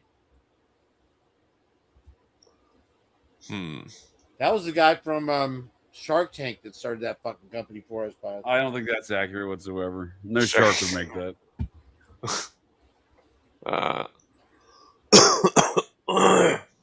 I challenge you to a duel, sir. I challenge you to a pineapple Kool-Aid cook-off, my friend. That you're Whoever on dies microwave versus first fucking wins. convection oven. I mean, I think whoever dies of diabetes first loses. I'm not sure how that works. If you get diabetes, it's not good. There's a cure for it. There's a plant. Yeah, there's a cure for it. It's called putting a bunch of Kool-Aid and some already sugary pineapples. Yes. And then acting like you just created the video. greatest That's thing awesome. since sliced bread. Oh yeah, that's the shit, bro. Y'all haven't That's seen all you that gotta do is psyop, put- dude, rolling around. Every time I turn on Twixter, dude, someone's eating pineapple soaked in Kool-Aids, dude. I'm like, what is going on, dude? Oh, yeah. It's usually white folks talking like they're black too. Like, oh, this is the shit. You want to hear a crazy Vietnam story? Fuck yeah. When I was in middle You school, actually went to Vietnam? This wasn't during the war, but you visited there, huh? This is my experience with the Nam. There was this thing going around cinnamon toothpicks. Like, it was cool to have. You'd soak these toothpicks in cinnamon oil, and so they would sell them like 25 cents a pack. You know, you would have like wrapped up in tinfoil, like 25. Yeah, I remember those. You do? Okay, cool. And so it was a little trend. I'm like, oh shit, I could be a little cinnamon toothpick dealer. And so I went and I was trying. For some reason, I bought the cinnamon oil with my mom at the grocery store, and for some reason, I decided to go in her bathroom and be all secretive about it because I was, trying to make the money on the download. I didn't want to share any money. And so I put I soaked the first things in. Come back later, I'm baiting. 5 minutes, dude. I go to take a piss, right? And I guess my hand still had the cinnamon oil on it, and it touched my balls, bro. And it fucking was like I was in the Nam. It was like somebody just sliced my balls open, bro. First of all, you can admit you were masturbating. Secondly, the beans do not go above the Frank. And third, dude, I don't know how this has any connection to Nam. It was like being in the Nam. That's what I was thinking while it was happening.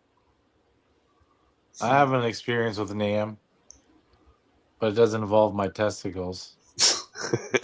Good. But I met a guy who was in Vietnam when I was at the VA, and we became roommates. He had an apartment and invited me to live with him. And when I got my first check, I was working at a phone place. I bought him an escort. Nice. Lady of the night, sure. It sounds like it's going to involve testicles for sure. And it's funny because he was so old, and whatnot, but it's just what he kind of wanted. I guess he didn't know his own limits because she came out and she was like, well, he wants to do something to me. To me, she's saying, but I don't usually do that. It will cost more. And I was like, okay, just shut it down. Yeah, that's a weird situation. What the fuck did I just hear? What story was this? I was trying to help out an old buddy, Like Las Vegas or something? What was the thing he was into? Did we ever find that out? He just wanted to go downtown on a prostitute. Not a good decision. Yikes, dude. Oh, nasty. I had a girlfriend. She had some guy that was like in love with her and offered her $1,000 to go down on her. Well, that's my Vietnam story. They're a bunch of soldiers that represent their country well, and God bless them. Oh, yeah. They went through their stressors, but I think they were just exposed to more liberal stances of soldiers. Like sailors have that representation of like, getting drunk and being with like women. And it's like back then they did that, No, they still do that. Sailors are fucking horn dogs. Don't get me wrong, I respect others for their service as well, but I often Yeah, meet God I bless find them. myself meeting a lot of Vietnam era vets that will tell me like, oh yeah, and I'm like, oh yeah, where'd you serve? And then it's just like, oh, I pushed papers for like 2 years. I'm like, all right, buddy, let's take it I down a met notch. so many of them who were logistics in Vietnam, but got like a lot of beer and stuff. But then again, I also met one who was like crazy. Like his story was ridiculous. Like the army wouldn't release his record because he was like an assassin. And then when they finally did, the VA back paid him from like Vietnam time to like 2000, whatever it was, 11 when I met him, and he got like a lot of money. But it's like he had a legit Vietnam story, and it was crazy. That's a lot of fucking money. That'd be nice to get all at once. He couldn't get it for a long time because like they look at your file from the military, like you can't just say, oh, I went to the war zone. Like they have to look at that, and if your shit's like doesn't it like blacked out, then it's like you can't really prove you have PTSD. Anyone can just say they have PTSD. Yeah. When I was a kid, my stepdad's great uncle, or no, his uncle, yeah, he was in World War II, and then he was used to bale hay with us sometimes, but like he never said nothing about the war. I always wondered what he went through and stuff. I mean, he could have just been like a mechanic or something. Who knows? But like, or I don't know. One of my grandpas was a mechanic in Korea. My other grandpa was a helicopter side door dude or whatever. There's a bunch of gnats.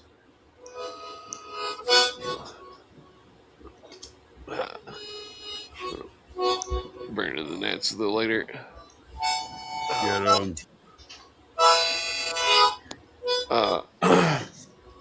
think you ran Harry off with the harmonica.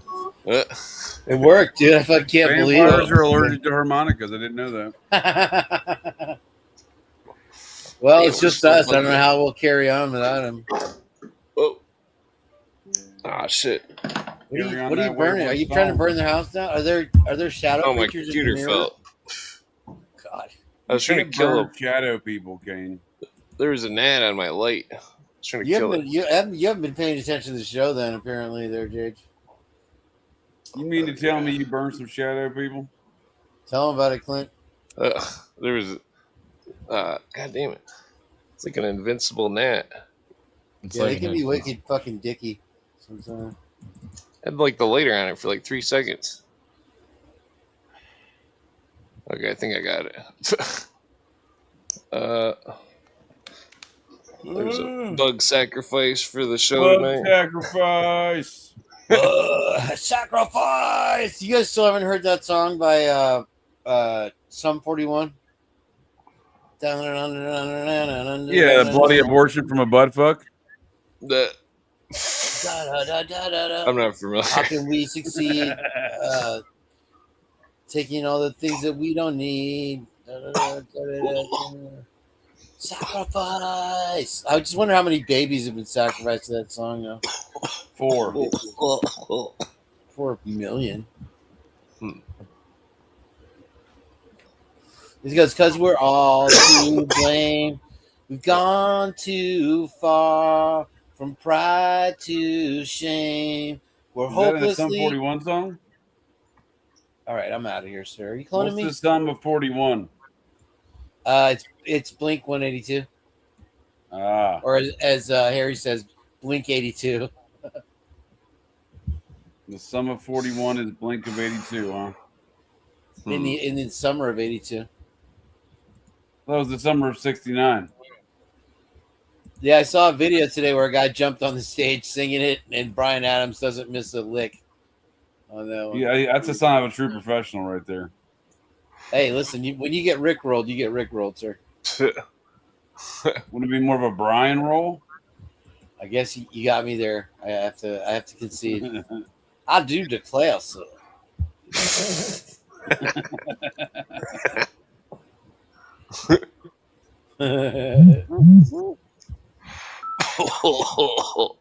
Yahtzee. Yeah. I'm waiting for more of Sparks. Are you afraid of the dark? Okay, so Are you afraid of the spark? Right here. I'm going to share the video one more time since I put so much work into it. We're all to blame. See, they get in a fight because The Purge is the best show on television, damn it. satanic ritual abuse. Yup. That is what the victims of the Epstein files say they went through.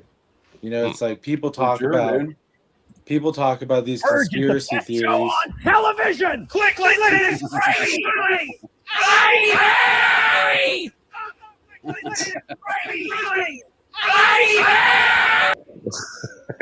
My favorite part's when he tries to burn his face off at the end. Huh. You have a violent show, Clint. What Yeah, you're saying about what's your problem? Why's your show so I violent? forgot what you're saying. King B just did the flashy thing and fucking mind. Yeah, dude. I Men in can't Black. remember shit.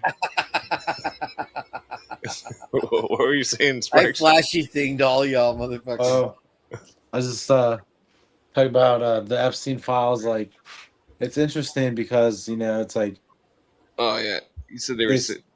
They say they're they were satanic mindfuck.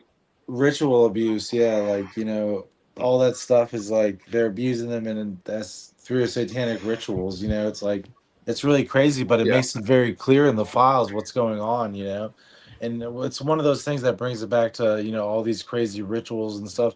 But the UFO files is something I actually won't dig into because I really feel like that's what they want you to see.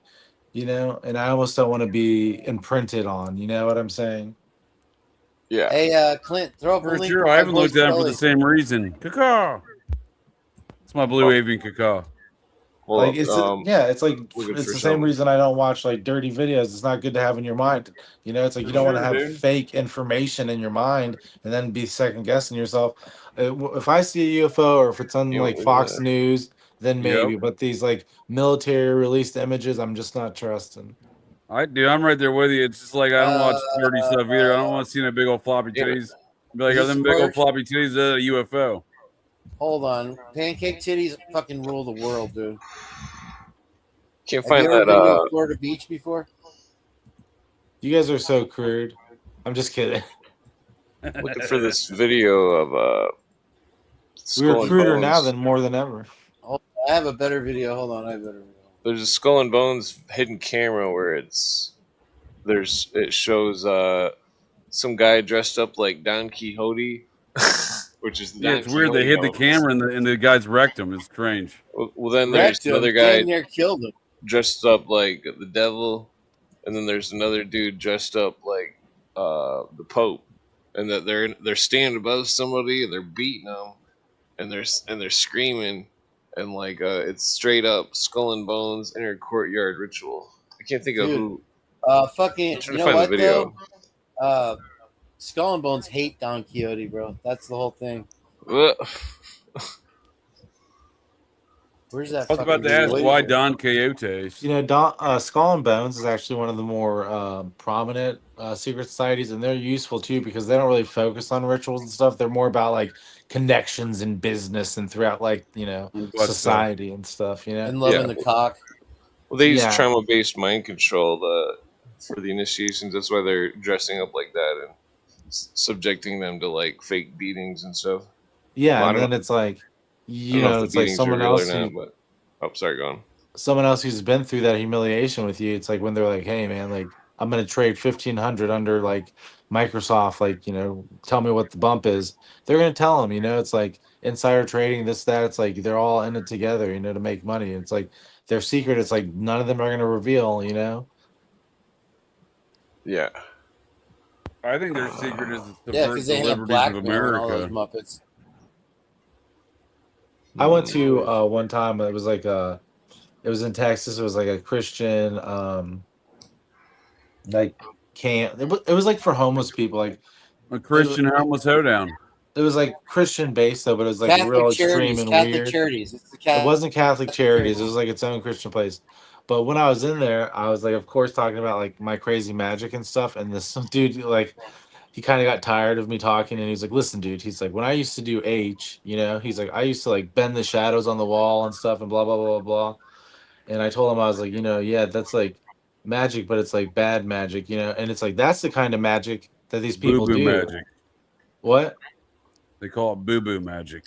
Yeah, dark magic, ceremonial magic, where you have to take potions, ritualistic magic, There's a difference. Like when a Christian does a miracle, something nice, they don't call it magic, They don't say I just magically healed you.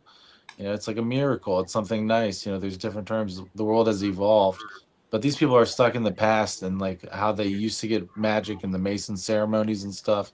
But I always thought they were idiots. I really mean that from the bottom of my heart. Like, I always thought they were idiots. Like, I thought that worshiping the devil, anything like that, is stupid. Giving your power to anyone is stupid. These, Well, to them, they are the devil. yeah, these celebrities who have like millions and millions of people idolize them, they don't even realize how powerful they are. Like they sell their souls to the Illuminati so they can like light a Well, candle with their mind once a year or something, and they think they have power and they're in the club. It's like they're selling all that energy, all their soul, for it's like a fraction of that power just because they don't know how to use it. Where'd you hear this thing about this candle? Oh, Russian thing. There's a Russian church that lights a candle once a year, miraculously, but it's just a common occurrence. I don't know. It's not like so much as like pyro. What's it called when you use pyrotechnics? Down syndrome. Damn it! I can't find that video of the skull and bones I thing. played a clip on yesterday. They have a Lockheed Martin, and it looks like fucking a UFO, and it does all kinds of weird right angle turns and shit. But it also was designed to take down nuclear missiles, and so it fires like machine guns in every fucking direction. It's fucking crazy, dude. I wish I could find it. Wait till it meets Gorlock the Destroyer, dude. It's like the American Godzilla. What is it? Replacing the what is the name of that? I can't think of the name of that. Dude, plane. the clip was like 40 years old, bro. It's fucking like in the 80s and shit. It had a drone fucking flying in a warehouse, and they're like, make it roll. And it rolls, like, yeah! And it fucking shooting in every direction. It's fucking crazy, bro. What the fuck is that thing? Let me see. Damn it. Looking for this. I think I found a bunch of books that I was missing. There it is. I fucking found it, for fuck's sake. I fucking man. found it. Wow. It's Lockheed Martin, by the way. Fuck Lockheed Martin. Hold on. Lockheed Martin. Motorola is also a fuck you. Let me put it in a different window. Red Eyes is a scion. Scion. What is that? Byron sometimes We have writes the Lockheed Martin here in craziest shit, Tampa Bay. dude. What did Lockheed Martin do to you, bro? Well, dude, you show me on the doll where Lockheed Martin touched you. Let's see here. Like earlier, I was asking someone about their name, and they had 369 in it. Absolutely noids. Check this out. Here it is. Oops. Hey, play this clip, Clint. Oh, 1 second. Let me just put this on the paste this. Is this Purge? Okay. Yeah. Oh. Okay. Oops. 1. Hover.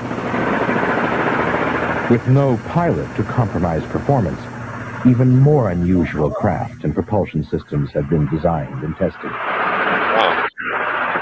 This incredible machine was originally designed to shoot down nuclear missiles and satellites. Yeah. Just 12 inches long, gyroscopically balanced, and with thrusters at key points around its body, it is capable of instant changes of direction. Hover. Hover. Hover tracking. Hover. Roll. All right. No airplane could ever test. What year is this? That's pretty cool. Fucking crazy, right? Yeah, what Getting year under is the that? skin of the Ivy League. Those I don't know that it age-old says. Looks like it's from the 80s or something. 90s. Yeah, It looked like it was early 80s for sure. definitely It's distinct. 12 inches long. This is that, also it's drone size. This is crazy. This is the, Skull and Bones video colleges that that I are was known looking for their ivy-covered buildings and their sometimes superior attitudes to other colleges and universities, which often gets under the skin of people who went elsewhere. Yale University is 300 years old this year, and were you to visit its campus, you would see that it still has exotic clubhouses, which look like tombs where Yale's legendary secret societies meet. Their prestige and importance have largely evaporated, but the rituals are still a secret. And so when we heard that some enterprising characters had managed to spy on the famous Skull and Bones Society, well, we couldn't resist. Here's ABC's Dan Harris. Oh, well, they had journalism back then. The imagine. videotape provides a grainy glimpse into what appear to be the initiation rituals of a secret society that's been around since 1832, whose members have gone on to be leaders of Wall Street and the White House, the Senate and the Supreme Court. They're sort of trying to scare the initiates, make them, disorient them, frighten them. New York Observer investigative reporter Ron Rosenbaum accompanied a team of Yale students who shot these pictures 9 days ago. Rosenbaum's curiosity about Skull and Bones was permanently piqued when, as a classmate of George W. Bush, he lived right next to the Tomb, the group's heavily fortified home. Tomb. From their perch, Rosenbaum and his cohorts taped the tomb's courtyard. What they captured, they say, was initiates, known as neophytes, being forced to kiss a skull, then members performing a mock killing. It may look like your average fraternity nonsense, but Rosenbaum says it's not. Even though it may seem silly to us, it seems to mean something to them, and you can't argue with the success of Skull and Bones. True. Famous alums include senators John Kerry and John Chafee, to name two Two of the cabinet worst secretaries Muppets alive. such as Averell Harriman, and 3 presidents, William Taft, George Bush, and George W. Bush, who's been reluctant to talk about Skull and Bones. Does it still exist? The thing is so secret, I'm not even sure it still exists.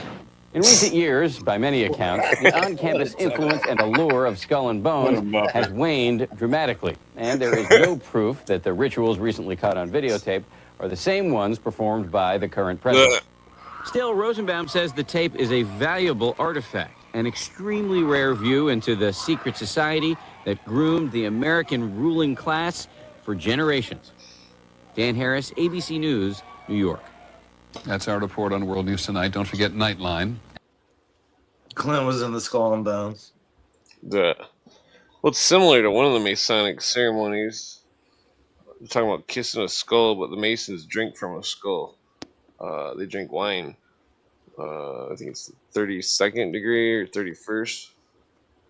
Somebody said that your boy Pete over there at Murder Metal Mayhem is a 33-degree Mason.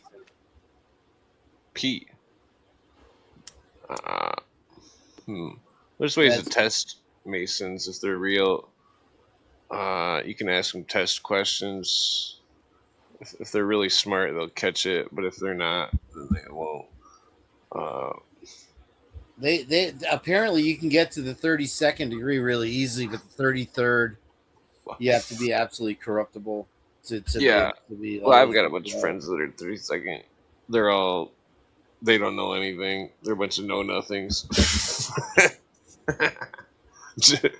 That's the whole trick of that getup, bro. Fucking. Well, I do know one of the Masons that knows something. I suspect he's the 33rd. I can't prove it or anything, but I can't even prove. I know that he's a member of Co-Masonry, but I don't know if he's a member of the Scottish Rite. But like, he said all the stuff about Sirius and the consciousness. You know, I'm not saying that's where I got it. I'm saying I've heard it out of in writing from him talking about the well. Yeah, I think I'm pretty stoned. He even believed that there was two Illuminatis, just like I did when I was talking to him. I was like, because he was a friend of a writer that I apprenticed under, back in like 2008 or so. The writer was somebody that wrote for Newsweek and was on Netflix, and I can't say who he is, but the Bill Blatt.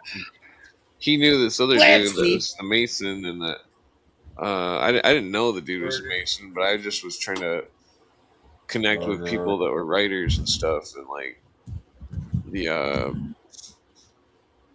don't know, but I got a hold of the dude and was like, yo, I know what's his name, you know, and he's like, oh, you learned to write under him or whatever, and he's all laughing because he knew the dude that I learned to write from when he was super drunk. But like the what was this? Yeah, the dude was he believed that there was two Illuminatis, just like I did, and that it's like the American Illuminati would be the good ones, like the founding fathers, and that the bad ones would be like the French, the Russians, the Weishaupt, the Germans, the European versions of Rosicrucianism, the OTO, you know, I suspect I'm not sure what the Order of the Garters initiations are, but like, I speculate that it's some sort of York Rite, most likely, or I don't know. Well, it's similar to the York Rite stuff, I'm assuming. Sound and vibration. Sounds like Big Burger conspiracy. Burgers. Well, I mean, it's like Big March. It might be nothing though. It's just like I mean, not nothing, but like it's like I'm not sure what the Knights of Malta initiation is. I'm pretty sure it's just like 1 degree. I like malted milkshakes. I think they just jam a burger up each other's butt, and they're like, "You're a Knight of Malta now." Of course, I accuse all these organizations for basically doing the same thing. So, to be fair, Here come the men in black. to be fair, I assume every Masonic lodge is just jamming things up each other's butts. It's definitely spooky because I speculated that some of them were running prostitutes or something.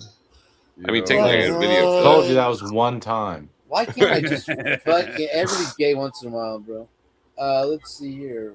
Well, let me see. Set my alarm right now. Set my fucking alarm. Why can't it just be fucking easy, bro, to set your fucking alarm? 12 o'clock? Is that 12 o'clock p.m. or a.m. p.m.?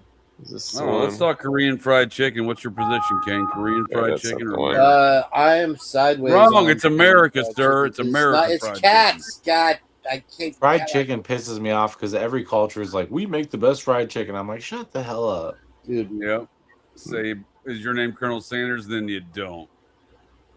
Unless you are the Indian gas station down the street from me, you do not make the best fried chicken. Oh no! Oh, all right. Now you're talking my language. Gas station fried chicken. Indians touching food. No. This lady, it's so funny. The first time I went down there, what's the flavors here? They have spicy and regular, but the first time I went down there, that's like a Dodge store chicken. Fuck yeah! I told her, I said, I want to try one piece because I hear you have good chicken, and she wrote on the box the number, and she said, "Me love you long time." Oh, wrong culture, my bad. Call when you want more, and we'll make it fresh. And I called later that night. You called 5 minutes later, said, "Get to that oven, bitch." And they sent you a hooker over. Yeah. Spock Tubuku. Spock Tubuku. Oh, Spatukuputu. Damn it. There's a nan in here. Yeah, I've been Damn it. dealing with a fly situation most of the evening. It's been really pissing me off. You got flies now? Oh, yeah. You should I got probably a fly, dude. A fly. I opened the door and it flew right in and won't fly back out. And Abner tried to eat it earlier. They have I paper see for it that. though. Where is it? You can just swat her, bro. You just Okay. gotta disable them for a He'll minute. swat you, dude. How dare you? Okay, so. I just seen it. I'm laying down, by the way, just so you know. Oh, yeah. Well, If I start I guess I'll snoring. put this one on while I'm waiting, digging for sleep. I'm going to step off the left now.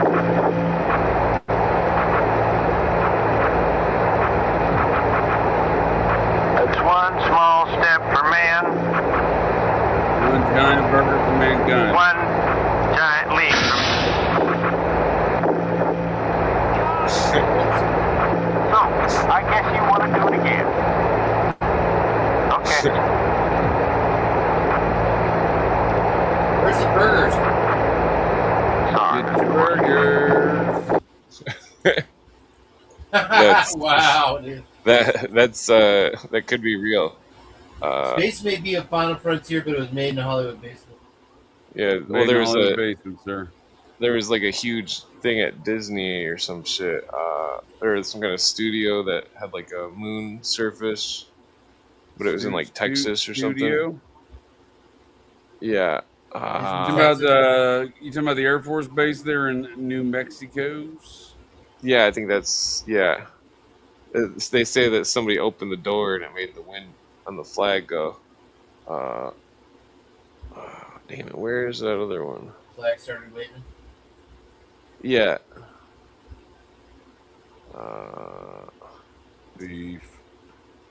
What is this one? Damn it, I don't know. You can't find the flag if you. I don't know if this is real. If you use a telescope, Burger. you can't find the flag. In this video, we're gonna. Okay, that's not. I don't know what that is. Damn, I'm still looking for that evidence of We the are the Masonic burgers in black. prostitutes. You ever see that? Oh fuck! What's crawling on my leg? Jesus, it's a fucking comforter. What do you call it? The fucking they had the black bun and the Burger King burger. That was scary. Burger. Not real food, Burger King. Burger King's delicious though. I would say it's my favorite of fast food. Well, I got this. They put a lot of this might violate You copyright. can now buy Colonel Sanders' former home for $1 million. You know what I had tonight that I didn't know existed? I had boneless chicken wings, but they were actual chicken wings. That's just called a nugget, sir. No, they were actual dark meat chicken wings. That's just called a nugget, sir. No, it was not a nugget. It was a boneless chicken. One man's boneless chicken wings and another man's nugget. Exactly. No, that. Hmm. Cadaver. Yeah. I'm currently just watching like food porn on Twixter, just a bunch of burgers and lasagnas and stuff. God, I want a burger. Just your standard food porn. Oh, I'm like so full, I'm rolling on my belly. Oh, dude, this brisket looks amazing. I'm not sure what they're cutting into here. Hold on, I'll tell you right My now. mother makes the Could be best bread, brisket. could be cheese, could be bread and cheese. Let's see, survey says. Brisket Ooh, needs no lots of cheese, cheese, some meats, some veggies. Oh, I like this. It's like a burrito, dude. Oh, now they're dipping it in Cheetos hot flakes, dude. Fuck off. Oh, you know what my Give you the hairy favorite fuck is? off. Baked beans and Cheetos. Damn it. Why does everyone want to dip Nice. shit in hot Cheetos, dude? Fuck off. Not hot Cheetos, regular Cheetos. Hot Cheetos. No, these were hot Cheetos, dude. These were hot Cheetos.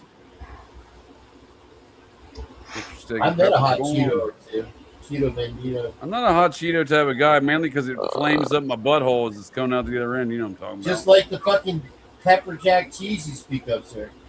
Pepper jack cheese will definitely cause some butthole flamage. It's a serious problem. Depends on how jacked your cheese is, how jacked your I'm pepper sure is. Spark has some thoughts on this. Look here, we keep talking about food. I'm gonna have to go get something to eat here. This is ridiculous. There's nowhere. Look at this. Fucking Grand Canyon, sir. Look at this. Fucking Grand Canyon, sir. I'm not far from it. I'm 2 miles from a Mavericks. 2 miles. How dare you? Yeah, I needed to go to the grocery store. I haven't gone yet. I've been too lazy. Ooh, it looks like a fun sushi situation. Okay, I got something here. It's not open right now. You ever seen this video? Let's see what you got there. Ooh, black pepper chow mein. I've seen that video. I'll tell you that much. Ground Zero. Ground Zero. They're marching around a golden circle. Yeah, I take a moment away from my food porn. Well, it's relevant because they're in the Masonic Lodge. They circumambulate the altar. Who was that? Like, what group was doing that? Is that I'm UN? not sure. Probably UN. It was yeah, I didn't label it very well. Biscuits and corn. Okay, I think this is the one I was looking for. Okay, this is a hidden camera inside of a Masonic Lodge. Where does it start? Where did they hide it? Well, so I allege that In the his Masonic rectum. Lodges maybe killed having hookers, and that well, this contributes to the Sparks met a evidence. hooker one night. His friend tried to go down on her. Okay, so ready? Story. There's some dancing ladies or Well, something. that's what they do at the 33rd degree. All they do is fucking bang hookers and do blow. There's the hooker, dude, right there. I fucked it. Yeah, I'm not really sure what exactly is going on in the video. What's going on here? I can tell you, there's a hooker spreading her legs. For the This Masons. reminds me of the time that the Pope had a bunch of young half-naked men doing the same stuff in front of him. You know what though? If they're very I'll join. respectful, I'm these in. Masons- What club is this? I'll join. This is a Masonic Lodge. That's Alright, I'm a a trans. Mason That's now. a trans hooker, though. By the way, Is it trans hooker? God damn it! Look at that. This is It's not grainy confirmed. fucking video. I No, can't no. tell.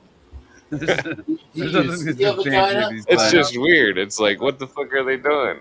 They got a hooker Yeah, in it there. seems official because they got the worshipful master dude, right? So there's Brian Kober. He's like leaning over, like, yeah, this better be a good hooker. He's like, I'm gonna lick that hooker's butthole. I'm like Sparks' friend. They always like the strawberry blonde ones. Oh, lick that spot where she just put the splits. Is that Boris Yeltsin? Well, this is relevant because there was a Masonic Lodge in Michigan that had some kind of whorehouse going on, and they got caught. Again, I think there's just a lot of things getting jammed up buttholes, dude. It looks like this lady got some stuff jammed up her butthole that day. A champagne fucking bottle up. That's a dude, bro. I believe we have gone to the moon. If we did, it's You think definitely in we a did? saucer. Some kind of Nazi saucer, I think. I think we did, and I'll tell you why. Because there's like other conspiracies. Like a lot of people think the impact that took out the dinosaur had some kind of parasite on it, and there's like moon rocks that are missing that they think had similar structures from like the impact from whatever took out the dinosaurs, and those moon rocks have been missing for like 30 years.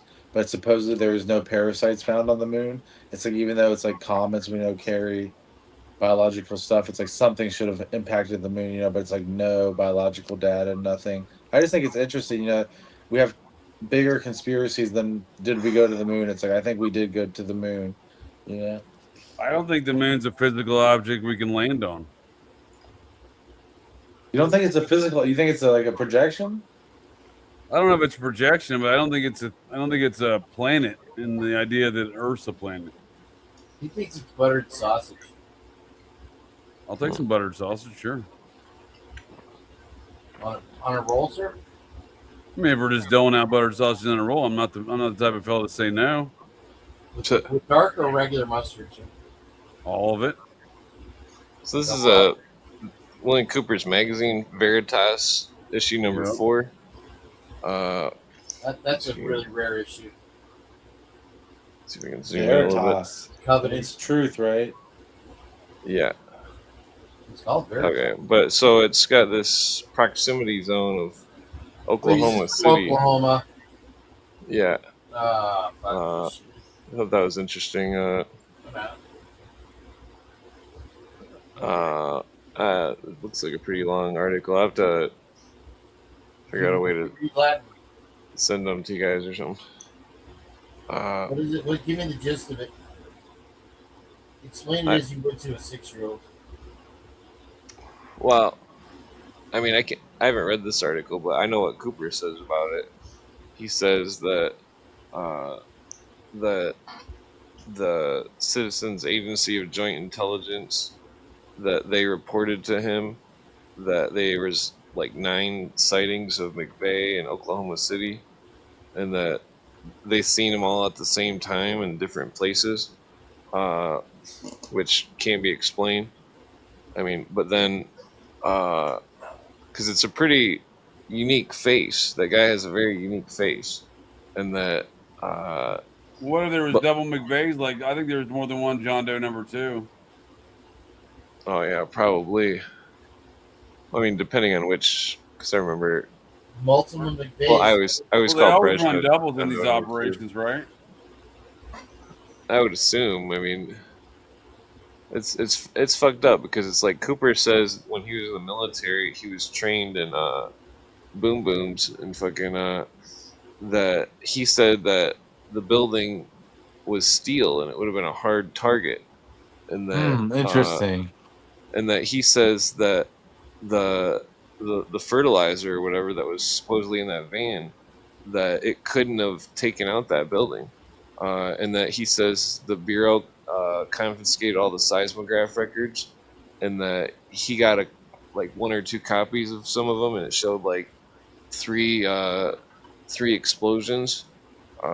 So I think that if there really was some kind of rider van, that it was a decoy, and that I mean Cooper believed it as well. But like, I think they used a laser guided missile, targeted the van, clear and present danger style. This is real world. Yeah. And then that's why you see the crater there. Oh, that's interesting. I wonder if there's any footage or pictures from that Oklahoma. Oklahoma knows how to party. Well, the whole Elohim City thing. That Cooper thought that Nazi or that German guy was connected with the Nazis. That was the just roommate. because Dude. just because He's it's an intelligence explosive officer, dude. demolition. He's definitely a spooky dude. Andreas Strassmeyer. Yeah. Yeah, he got in the wake of the bombings, dude. He got shuttled to the Mexican border by one of Colby's queers. And Green Berets in Vietnam. So that's One-eyed Louis fucking boys.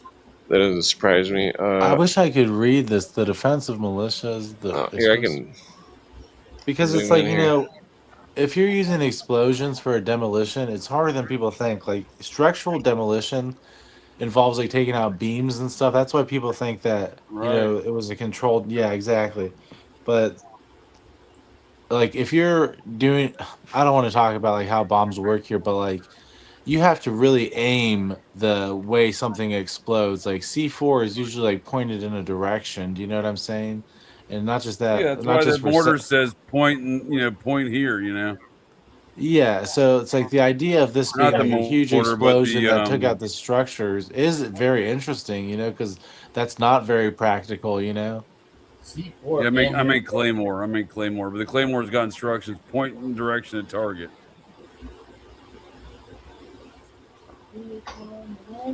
Yeah. Yeah, the pattern damage would have been technically impossible without supplementing demolition charges with the concrete reinforced column bases. Talking about Oklahoma City. Yeah, because Cooper believed that there's no way. They hit a building in Saudi Arabia the same way, dude, and like a year later called the Khobar Towers.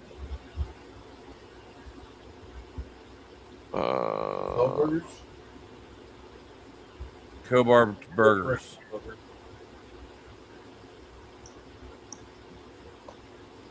Let's see.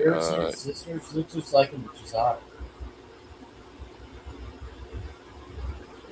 Well, I can't remember what they say that there was some kind of evidence that was destroyed in the Oklahoma City thing, in the building itself. Some kind of Whitewater. I think it was some kind of money laundering thing or something. Yeah, it was related to the cleanse, I think. Well, then Cooper points out he's like if their motive, McVeigh or whatever, if his motive was that he was a quote unquote white nationalist or whatever, like then why would he attack a building that was full of white people? You see the logic? It seems like it was a huge. I mean, Oklahoma City is like the biggest conspiracy that I think it was to help launch the perestroika. I think perestroika wasn't just about corporate stuff, but like the about more about getting more of a surveillance state going, basically, where it's like damn near killed him. Ha.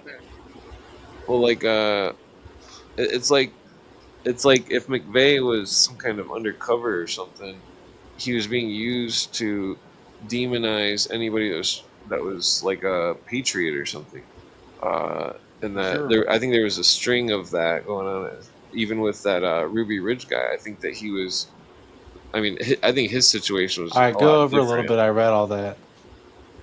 Oh, but No, to the right, yeah, to the right. I mean, I think that I want to read that in the defense one. Go there. Well, so I think that the what's his name, Bobo Grits. I think that Bobo Grits was trying to kill the Ruby Ridge guy. That I think that the Ruby Ridge guy knew something, and that that the Phoenix people were trying to take him out, and that For sure, Randy Weaver. Yep. yeah, that's why I think that Interesting. sniper took his wife out, because I think she knew something. There was no. Which was going to talk.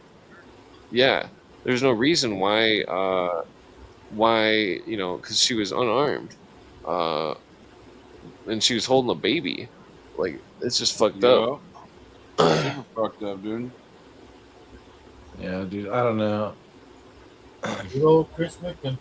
That pillar stuff is interesting. If you read that and talks about the clam-shaped pillars and whatnot, it's it's just interesting from like anytime, just like similar to water. Anytime you place an explosive like up against concrete, and I'm sure JJ can vouch for this, the pressure it goes through a lot better. It's like you have to get more distance. Like if you just explode something in the air, do you know what I'm saying? It's just kind of like you'll feel the vibration.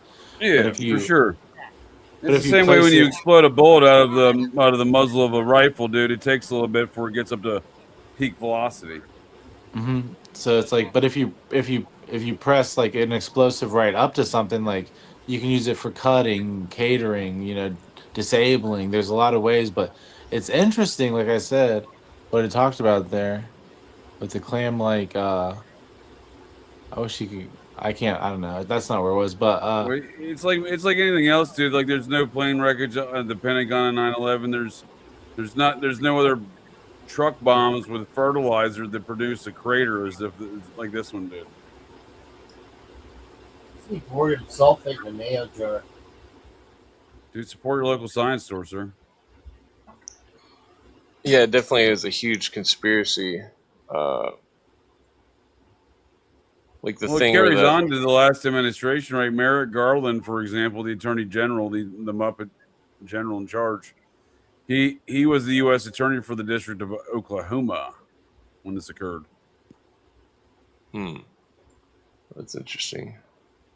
Yeah, dude, because it's always, the way I look at it, dude, like, you can be a U.S. There's so many U.S. attorneys that don't make it to that level. Why is it always the ones that are involved in all this muppetry?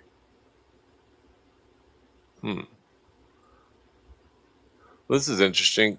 Cooper is claiming that he believes that Oklahoma City was attacked because of they passed a resolution. Oh, that was against the United Nations.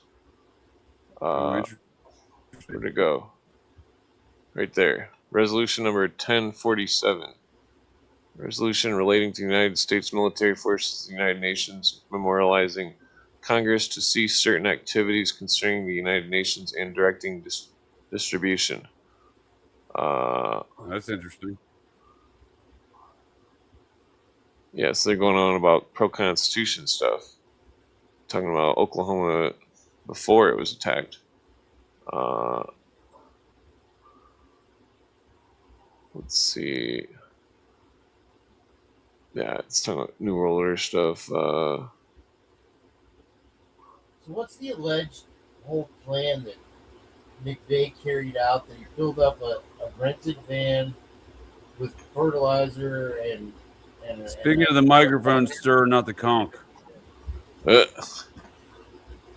they claimed that there was a VIN number on the axle or something, or was it the New York one? I told you I was laying down, Double J. Fucking what? He filled up a rented van with fertilizer and some type of catalyst, and parked it in front of the building. Oh God, you went with a down wall that. in front of it and blasted the entire front half of the building.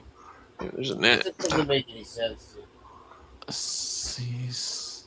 Nobody How likes is that? Oklahoma to begin with, anyway. I like that fucking FBI informant stuff that he was talking about. Was interesting.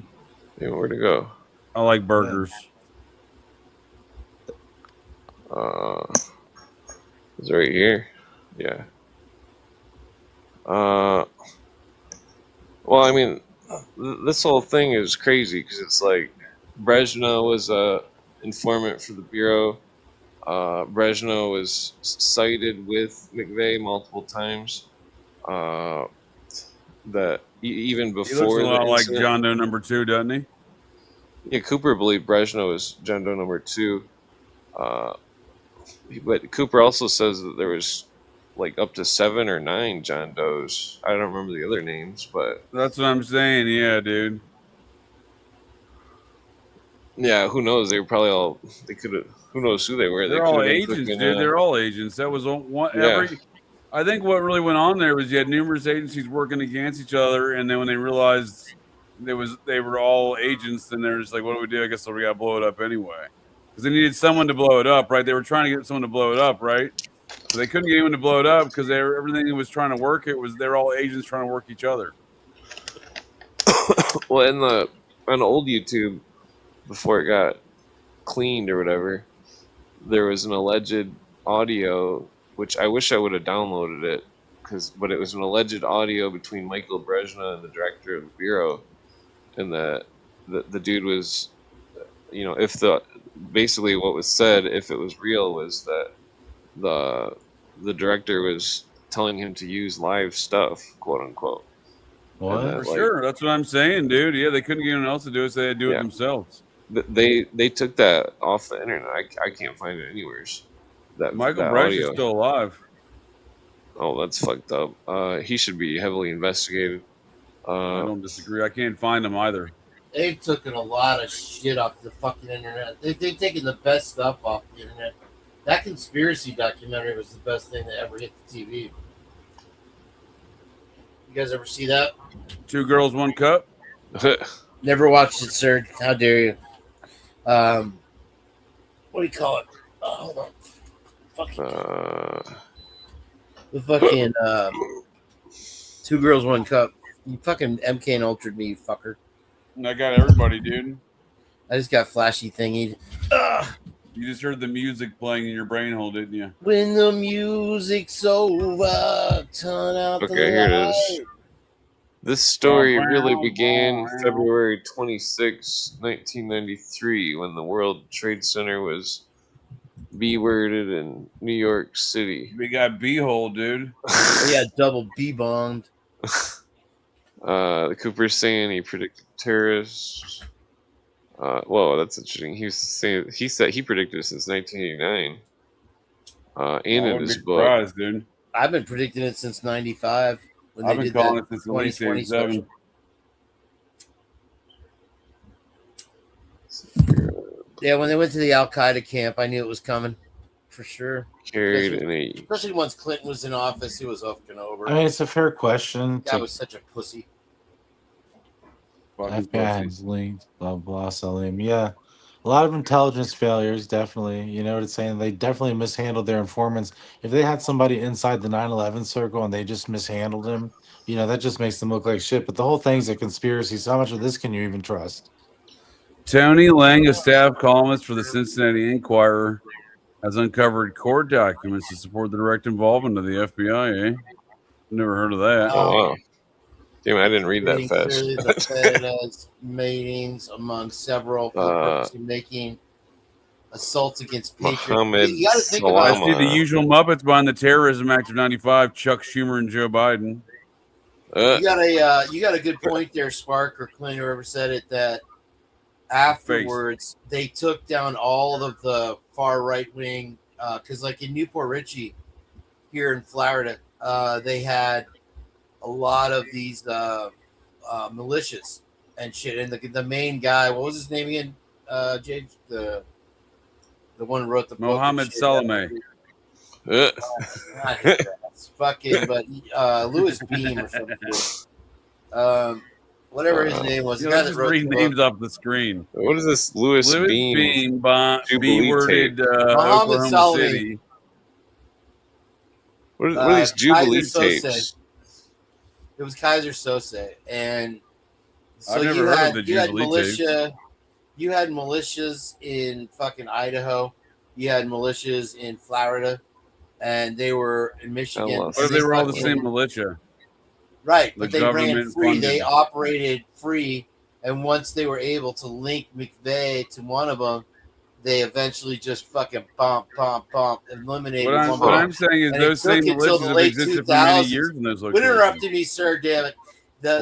I'll start interrupting you. Once they got to the Idaho one, that was in the late 20,000s. They took them a long time to eliminate these folks, but they fucking made them all kowtow. The Idaho in particular here's was a government funded operation from its onset. The Aryan Here's the Nation. catalyst. Here's the catalyst when they took out the Triple K. Once they eliminated the Triple K and then they reformed, they as individual bureaus or whatever, they started taking everything out one by one because they labeled them domestic terrorists. I think that's the story they want you to believe. But what's really happened is these Nazis have infiltrated the upper echelons of our government. Yeah.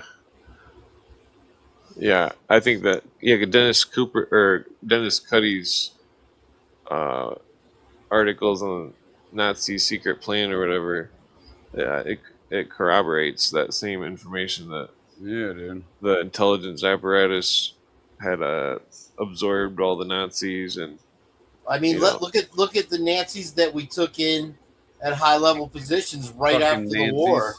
I mean, we got the fucking von Braun. Well, the question is, running the fucking shit at NASA. I mean, what the fuck? How far do you have to go? The question is, where does our intelligence stop, and where's just the Nazi intelligence? Exactly, dude. They were working both sides, man. Yeah, because we don't know. Because according to Dennis Cuddy, the Nazis had a secret plan to purposely fail. Here's how you know that the fucking Republicans are fucking Nazis. Is the fucking remember the First Amendment zones, and they would put people in cages and fenced in cages when George Bush would come to town, and they'd fucking that was your First Amendment area. You were allowed to speak your mind. And it was like off the road in a cage. Yeah, Fucking the Skull and shit. Bones used to use Nazi. There used to be a picture on the internet of Skull and Bones dinner table with all the plates were Nazi plates. Like in American Beauty. Well, I mean, like literally, they had antique plates that were Yeah, that's somehow what they got it American from the Beauty. Nazis. His dad had a Nazi plate. Well, they had the whole table all dressed up with them. That's crazy. Sounds very superstitious. Sounds like Muppets are in charge of this country. Muppets for sure. Sounds like Muppets all the way down, dude. Muppets all the way down. All right, gents. So I'm gonna call it in here. Bingo. All right. Yeah, I gotta get up. I Thanks gotta get up in a few hours and like drive all good crazy. chatting with you, So. Sparks. Kane, you can go Good fuck night, off. sir. Talk to you tomorrow. Saturday purging. So yeah, everybody, Take it easy. Oh, here you pop left. in with us, Clint, on Saturday if you want. We're gonna be purging with Jade. I got a card game Saturday. All right, well, fine. Do as thou wilt. But all right, Spark, always a good time, brother. All right, man. Good night. Good night, good night, good night, everybody. Thank Take you, it chat. easy. Talk to you later. Yeah, so this is interesting because it's saying that there is an. Did I pass that? Yeah, there was a. Was it up here? Well, some dude was wired or something. Yeah. This article is pretty wild here. Richard Ben Veniste warned that these tapes pose an absolute nightmare for prosecutors. I mean, it is historic that the Nazis made plans once they knew they were gonna lose the war, but I don't know if they made a plan like we're gonna lose the war. Yeah, it's like they put their money in places, and it's like, I mean, there's so much cooperation with all of them. It was like the Vatican and everybody. Well, then not to mention, I found out the other night that they were also that the Project Paperclip, or no, that was the Ratline, one of the two, that they were helping the Ustazi as well. The Ustazis were going around Europe and sawing people's heads off, and that I don't know. The whole thing it just smells fishy.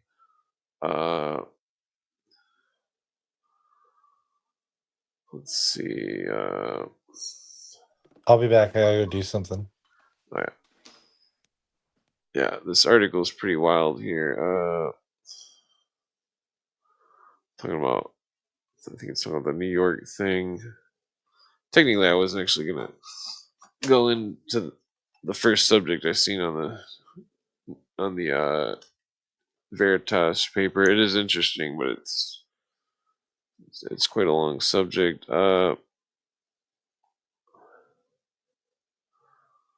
Let's see what else we got here.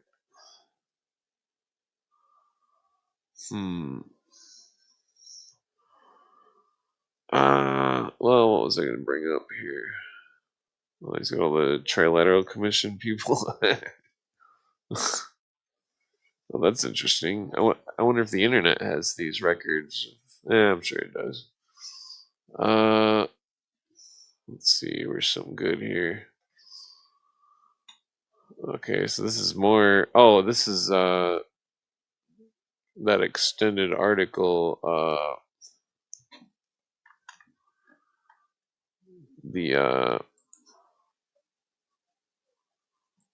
Oh wait, what was that? I didn't see that link there. Oh, okay, never mind. Okay, so this is the extended article on that one thing. Oh, wrong button. Where's the mouse?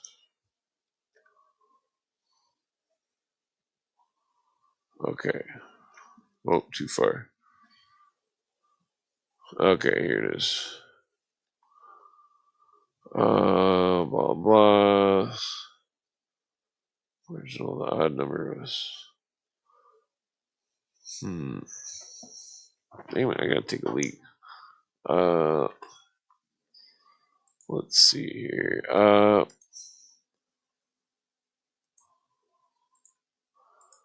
Okay, so what was I gonna? Let's see. Yeah, this. I think I'll.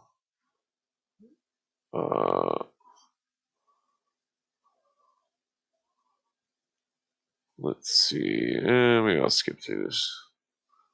I can just go back to it later. Oops. Okay. Let's skip ahead here. There's only 12 pages. Oh, Let's see. Blah, blah, Constitution Party. Okay, I'm gonna skip this. Where's something good here? Let's see. Is our science part of old pagan Freemasonry? Oh, that's interesting.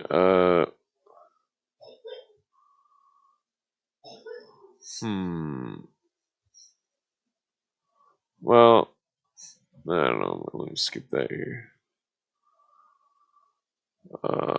Albert Pike's. What do we got here? I mean, what are they even saying about the statue here? I'm gonna skip ahead here. What is this? Okay.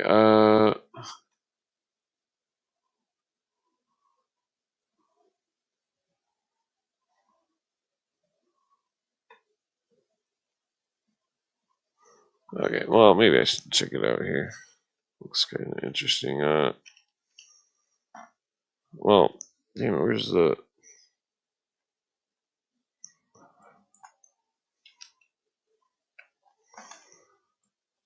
Okay.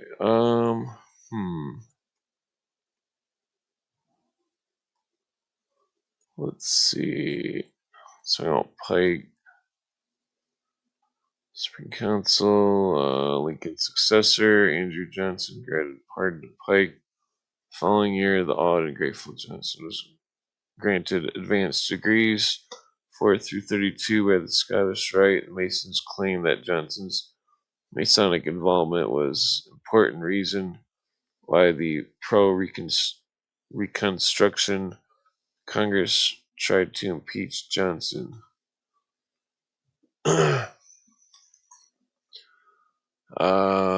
Let's see. Pike couldn't go home to Arkansas. He was still under indictment for treason by state authorities for inciting the Indians to break laws or treaties. So he settled in Memphis, Tennessee, just across the Mississippi River from Arkansas, becoming a newspaper publisher, lawyer, and president of the Tennessee Bar Association. Let's see.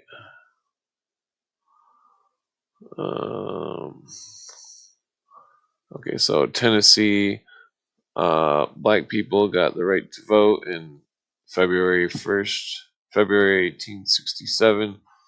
Beginning that spring, Albert Pike and a small group of Confederate generals held several meetings in Nashville at Maxwell House Hotel. Oh, Maxwell. That's some of the Cincinnati people. I don't know if it's relative or not, but that's interesting. Name was taken from Greek Kiklos. Oh yeah, I think I didn't read that last sentence. To form the Knights of the Ku Klux Klan. Name was taken in Greek from Kiklos, meaning circle. Well, that's weird because German is the German borrowing from the Greek too? Because the names of their, because in German Kliegel is cone, and that's what they call their members, Kliegels or whatever. Let's see. The name was taken from Greek, meaning circle. It was no mystery to the Unionists. The Knights of the Golden Circle had reappeared. Oh, he's saying that the Knights of the Golden Circle disappeared and became the Ku Klux Klan. Whoa, that's fucked up. I never even thought about that.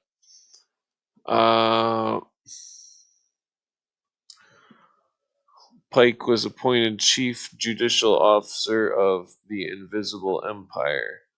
He is said to have written the Klan's military manual and ritual, and was the Klan's expert on secrecy of organization, its secret grips, signs, and passwords.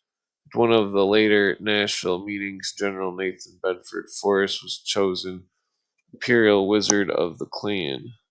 Albert Pike organized the Klan in Arkansas after General Forrest appointed Pike the Grand Dragon of that realm.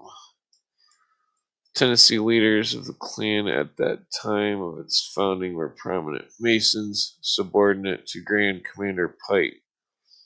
Pike's old comrade and financial backer, Robert Toombs, returned from England in 1868.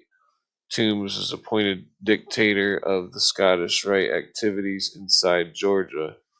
Toombs and his family ran all aspects of the Klan in Georgia. Ulysses Grant said that the Klan worked, quote, by force and terror to prevent all political action not in accord with the views of the members, to deprive colored citizens of the right to bear arms and of the right of free ballot, to suppress schools in which colored children were taught to reduce. Well, that's fucked up.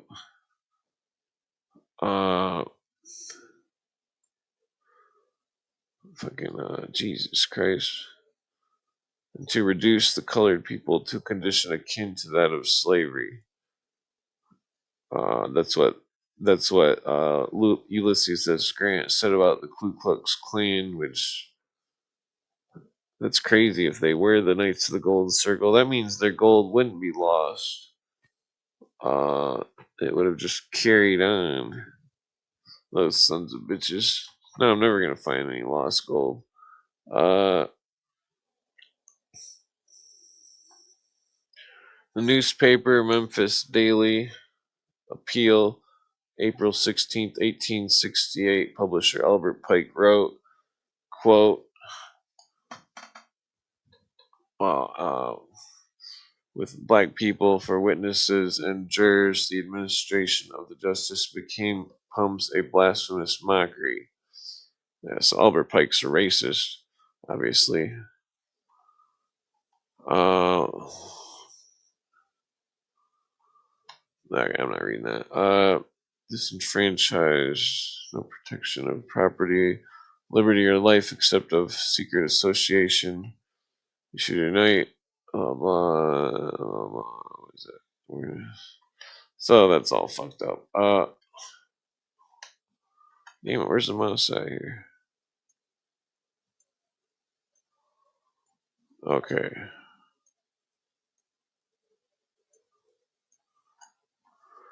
The latter decades of the 19th century, British-centered finance gained supremacy over American industry and U.S. policymaking. Under British sponsorship, Pike's Scottish Rite Southern jurisdiction came to rule over much of the world's Freemasonry. At length, its headquarters were moved from South Carolina to Washington, D.C. Roosevelt, a racialist and Anglophile with passionate Freemason, became U.S. President September 14th, 1901. Upon the death of William McKinley, Teddy Roosevelt's reign was the lost cause triumphant. Roosevelt's revered exiled uncle James Bullock, Judah Benjamin's secret S-chief in England, had ghost-written young Teddy's book on naval history, and Teddy's clique had finally conquered Cuba in 1898. U.S. war with Spain. Well, that's interesting. I didn't know there was such a thing. Washington, D.C. statue honoring Klan founder Albert Pike was dedicated 39 days after Teddy Roosevelt's inauguration. Whoa. So Roosevelt was obviously part of the Klan or the alleged Knights of the Golden Circle. Let's see here. So here's the B'nai B'rith. Let's see. In admiring the biography of Judah Benjamin, Eli Evans quotes famous attack against Benjamin's pro-slavery fanaticisms by Ohio Senator Ben Wade. Blah blah. I'm not gonna read all that.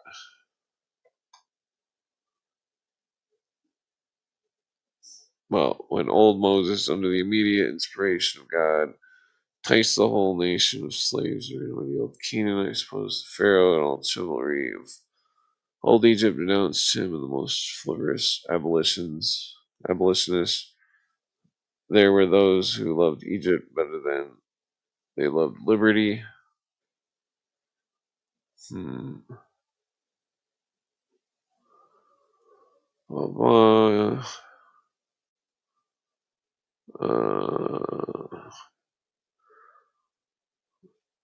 Like Benjamin attached their destiny to British Empire. It's racialism. Wait.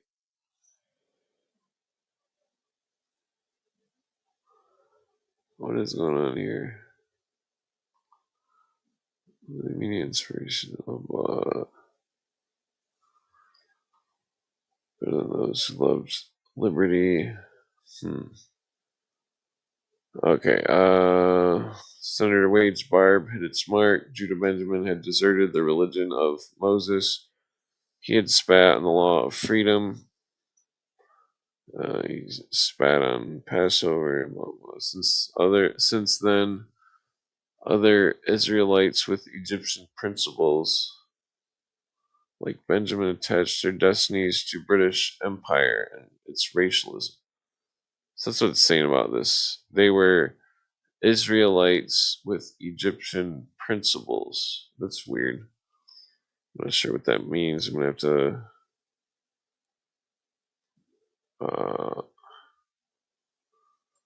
have to investigate that. I'm assuming it has to do with the British Israelism. Where that quote from that book, what was it? I think it was a Rosicrucian book. It said that they claimed the Aryans were the true tribe of Judah or some shit. It's all just bullshit. I don't think there was any tribes. If there was, they were just named after the stars. They were using them like emblems of like a mascot, and it wasn't necessarily pertinent to race. But then the people who lived in the tribes would have had genetic markers which could, so it eventually did become a race, even though I don't know, it's all speculation. Okay, so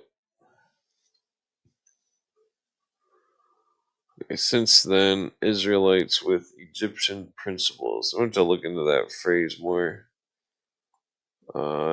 It's talking about the B'nai B'rith, the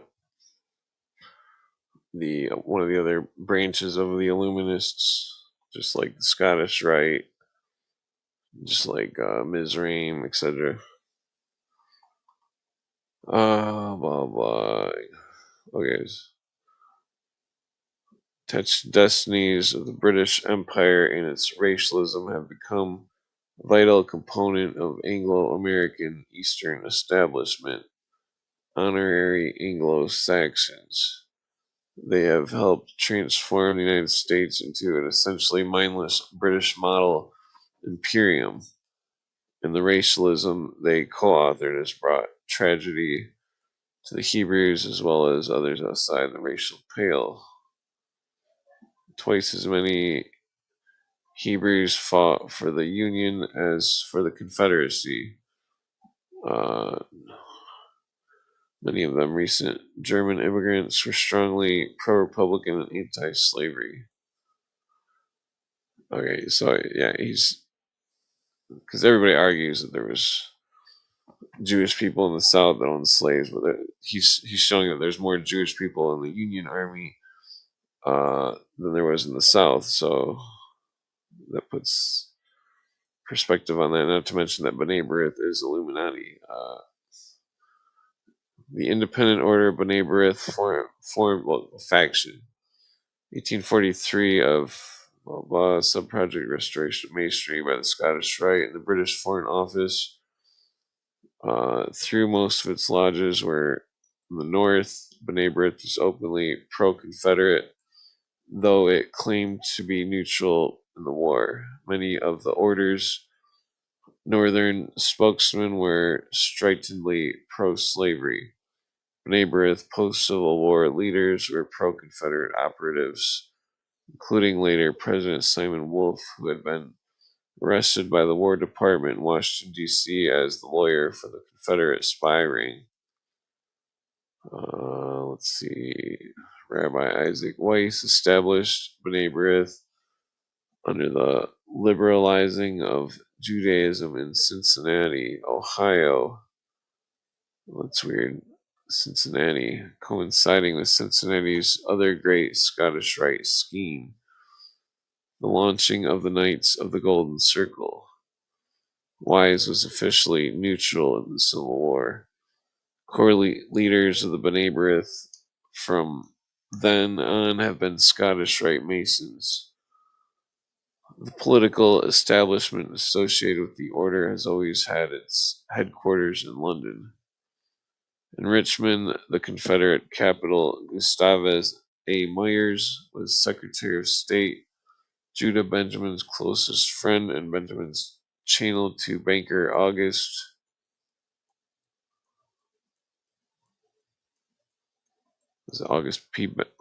Belmont, former president of Richmond City Council and undisputed head of Richmond's. Myers is Freemason. There's a net. Myers' fraternal grandfather Moses Michael Hayes had brought the original patent and rituals from England to found the Scottish Rite in the American colonies. A Tory and financial partner of Boston's slave trade millionaires, Hayes passed his fortune and his Masonic and British underground connections to his daughter's husband and sons, the Richmond Myers clan. Moses Myers, merchant partner of the Richmond family, head of Norfolk's blah blah. Is head of the now public museum located in Norfolk's Freemasonic Street. Inside is a large wooden plaque given to the family by Queen Victoria, recognitions of the family's long service to the British Crown and cause. Several generations living in that same Moses Myers house were consuls. All of Virginia's Jewish leaders were then Masons. One of them Rothschilds. Remember that it's when you're a Mason, your religion is no longer relevant. If you're really a real Mason, that's a long story, but one of them, Rothschild's official Virginia agent, was Grand Master of Virginia Masons during the War of 1812. After the Civil War, the Belmont Rothschild faction took absolute control of the Jewish leadership of New York.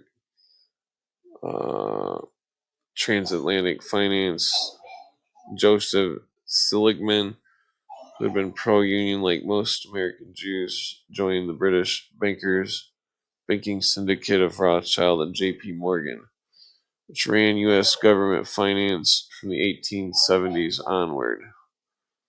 London's Anglo-Saxon Jewish employees, banking partners of Confederates against Lincoln's nationalist money policies, were now merged with Eastern liberal establishment. While Alabama cotton broker Emmanuel Lehman lived in the Civil War in New York, he sailed back and forth to England raising money for Confederate war machine.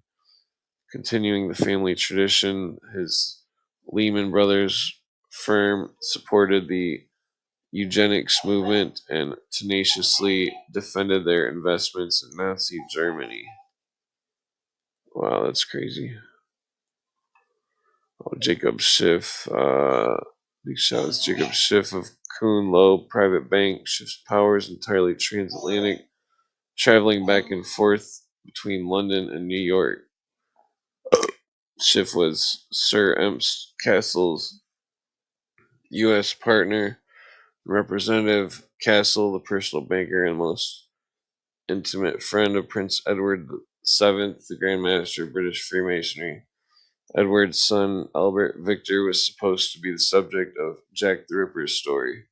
His unapproved marriage was broken and covered up by the Masonic murders of witnesses. On behalf of the royal family, Ernst Cassel managed the finances of the Fabian Society leaders and the British Round Table in its outrageous African racialist endeavors such as apartheid. At Kuhn Loeb in the 1890s, partner Otto Kahn, a British subject, directly supervised Schiff and Cassel's project to build up a certain snarling little railroad man who was a favorite of old Belmont Confederate machine, Mr. E.H. Harriman. At the time, the Warburg family joined Kuhn Loeb. The Warburgs' preoccupations were anchored in their Masonic Occult Institute in Hamburg and London. Where's the mouse? Look at the first years of this century. Teddy Roosevelt is president. Edward VII is king.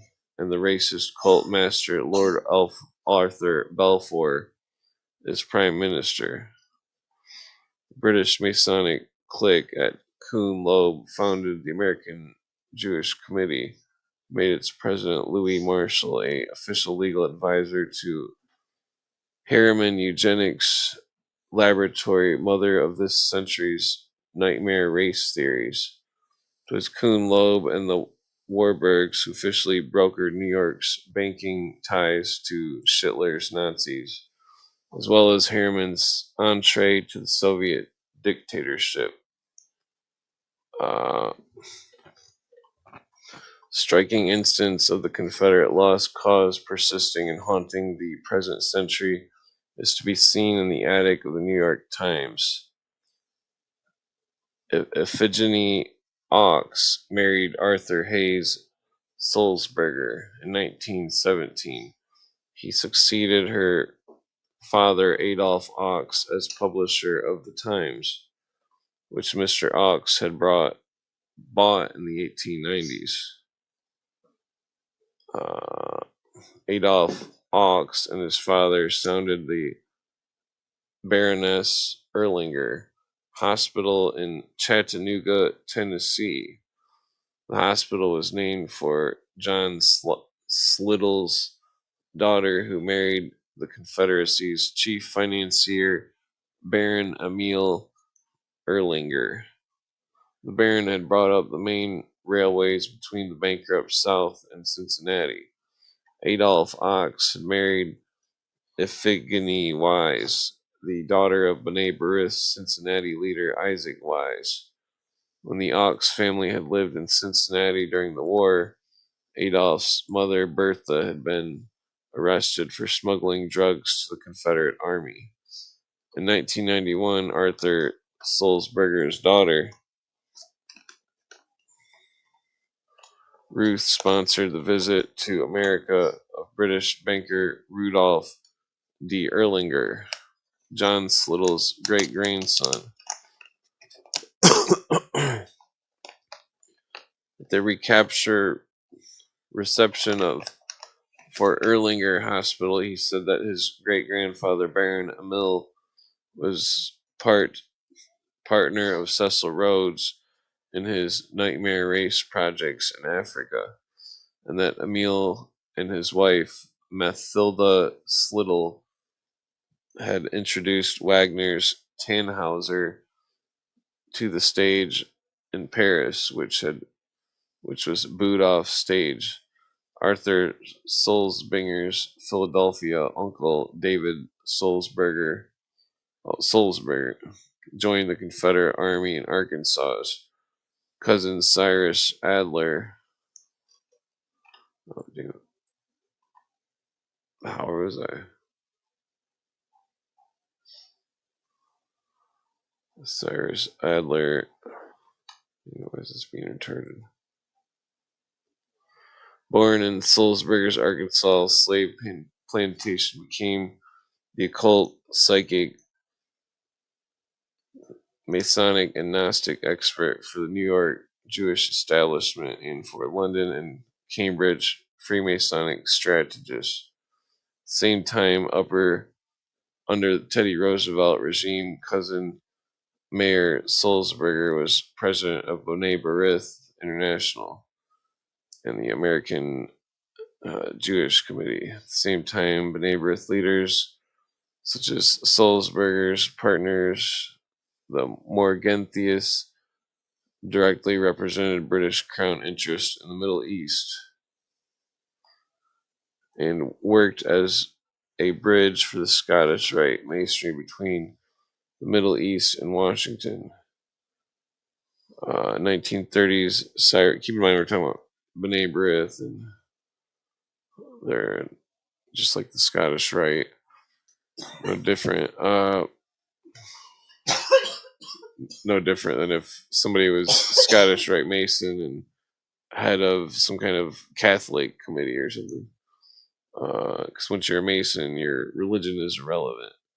I mean, most porch Masons will claim that it's not, but they have no idea what the true religion of Masonry is.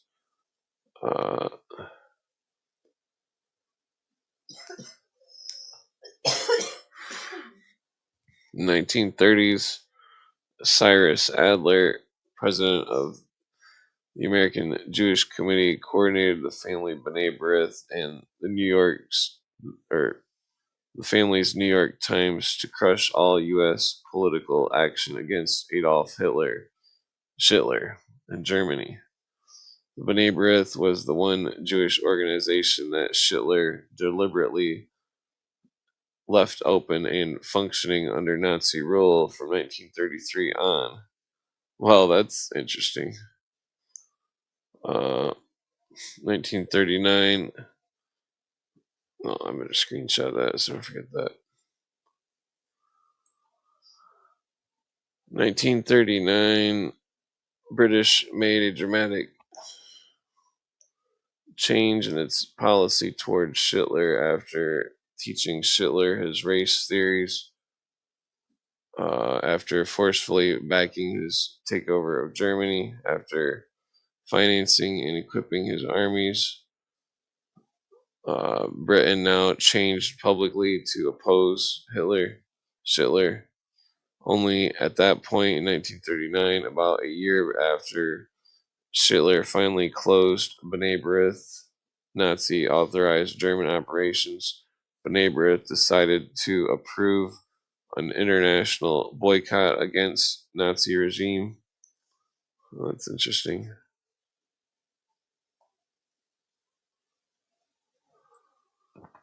B'nai B'rith's Anti-Defamation League recently opened a vicious campaign to label American black leaders as anti-Semites, aiming at a racial conflict and stomping on the memory of young Jews who fought for civil rights in the 1960s. Well, it's essential that the religious, national, and historical character of this racialism be precisely understood. Now, a surprising breakthrough has occurred. Leaders of U.S. black Freemasonry have attacked white Masonry, particularly the Scottish Rite, as a center of racialism. Well, this is old news, Prince Hall Lodge stuff. Blah, blah. Walks exposes Albert Pike as a national Chief Justice of the invisible empire of the Ku Klux Klan and the organizer and Grand Dragon of the Klan in Arkansas. Walks describes Albert Pike as a traitor to his country. The article carries a photograph of Washington Memorial statue with the KKK founder. Walks calls the statue an affront to the residents of the nation's capital. So they're talking about the Albert Pike statue. Let's see here. What the fuck? What is this about here? Oh, the Oklahoma seismograph record. That's interesting. Let's see. Oh, that's the last page.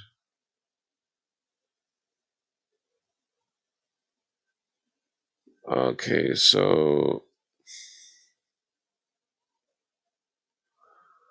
what does that say? May 23rd, 7:01 a.m. Seconds, Oklahoma Geological Survey seismographs FNO recorded an event that we interpret as a result of the destruction of the building. Alfred P. Mira Federal Building. The appended seismograph shows the beginning of the event at 7:01, 28 seconds.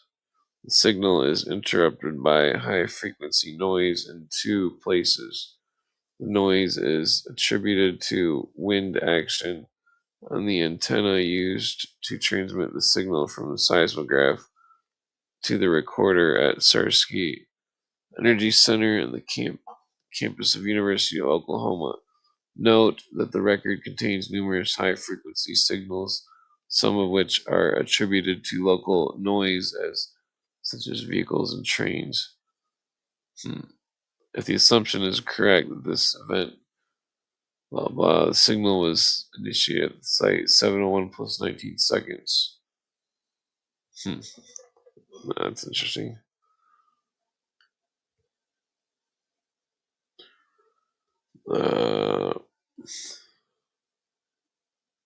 Okay, so that's the last page here.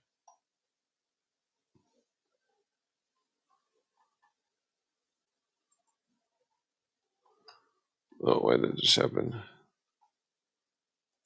Oh, damn it. Where's my mouse? Okay,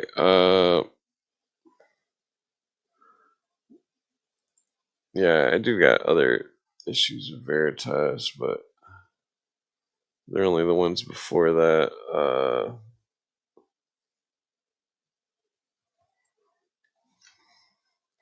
I mean, I could bust them out here.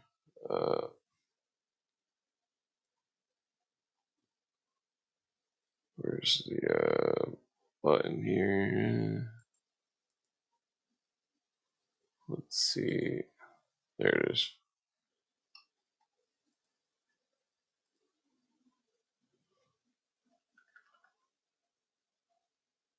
Okay. So, let me zoom out a little bit here. This is the third issue, I think. I'm not gonna read more about that subject. Let's see here.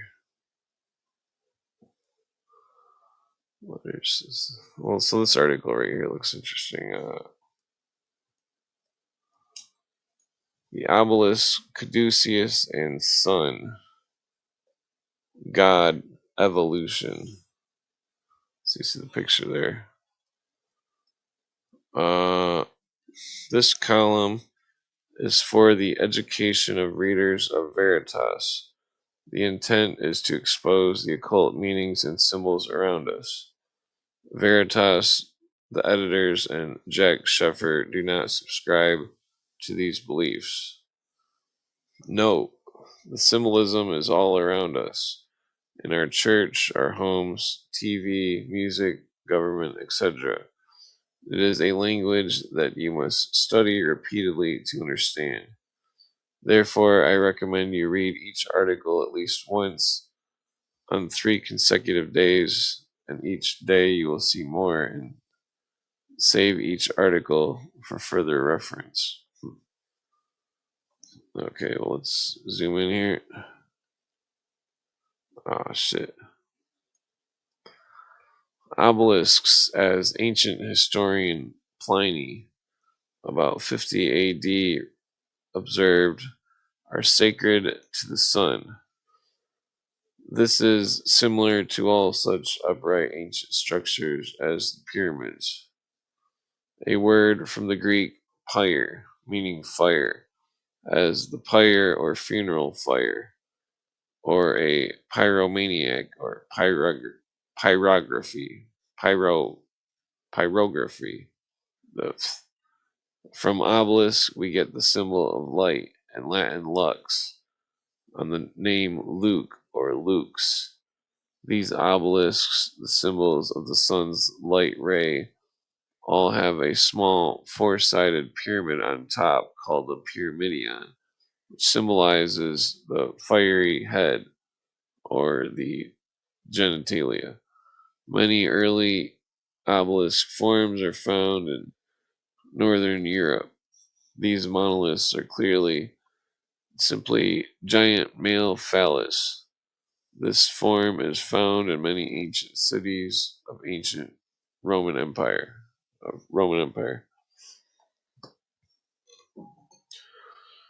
They are everywhere, as all upright structures and architecture are indicative of the phallus or index finger denoting the fire.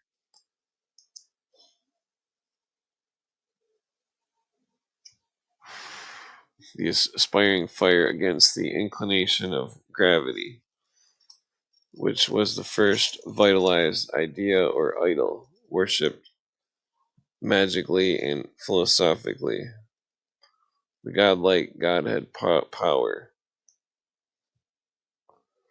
Many weathercocks or steeples of other spiral forms are signs of ancient transformation of the oldest phallic religions through a revolution or evolution of religions. The phallic spire at the base and the weathercock called Abraxas, name coined by Basilides, the Egyptian Gnostic. Remember, the old weather vanes had a rooster on them. The Abraxas is always shown as a rooster. From early Egypt, religion turned upward to the sun. The rooster is the bringer of the sun. In ancient times, ancient mythology, he is pictured riding a chariot with four white horses carrying a large gold shield. The shield reflects the rising sun's light into the moon, onto the moon, which is the female symbol in the sky.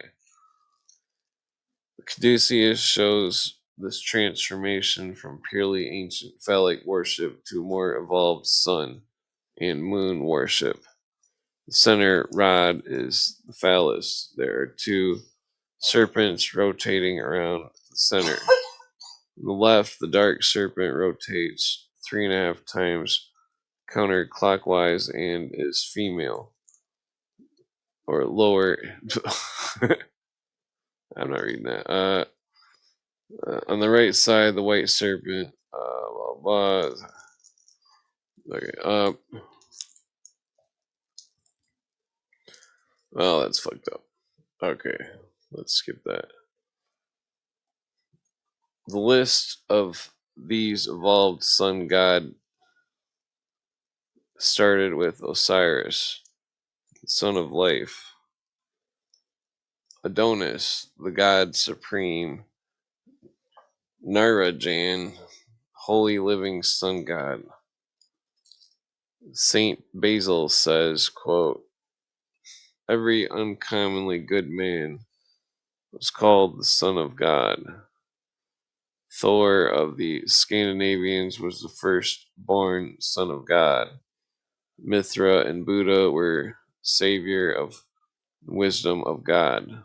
For the Gauls or Druids in the West, there was Hesus, the son of God. The name evolved from Horus, also the son of God. In the East was Krishna, the son of God. In Hindu India, many hundreds of years later, there was Jesus Christ, the new born Son of God. There are many sons of God, saviors that lived between Osiris and Hesus, Krishna, and Jesus Christ. Both Krishna and much later Christ were called the true light and Son of God. A list regarding the striking analogies of the ancient Indian Krishna, son of God, and much later Christian, son of God. That's interesting. To the advent of each savior was foretold by the prophets. Both came for the necessity of atoning for the sins of the world. Both were sent to form a man, in the form of a man. Each is shown the second person of the Trinity. There are hundreds of different trinities in mythology. Both were incarnate or born of a woman, a holy virgin, or immaculate conception.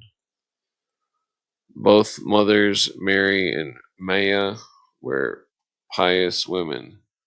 Both women's names, like Hebrew Mem, means water, just as the name in all Old World maps for ocean is Mar, Latin, or Mer, French. Each had adopted earthly father who was a carpenter, but God was their real father. Both were royal descent and had rejoicing of earth and heaven at birth. Both were born in a cave or barn on December 25th and were visited by 3 wise men from the east that had followed a guiding star. Both were warned by an angel of impending danger from an incumbent ruler. All male babies were killed, while both infant saviors escaped. Both wanted to save all and were called, page 10.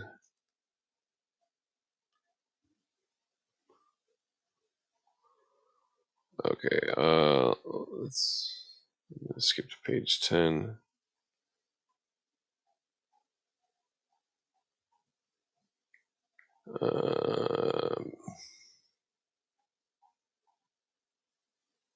Nine, oh, there it is.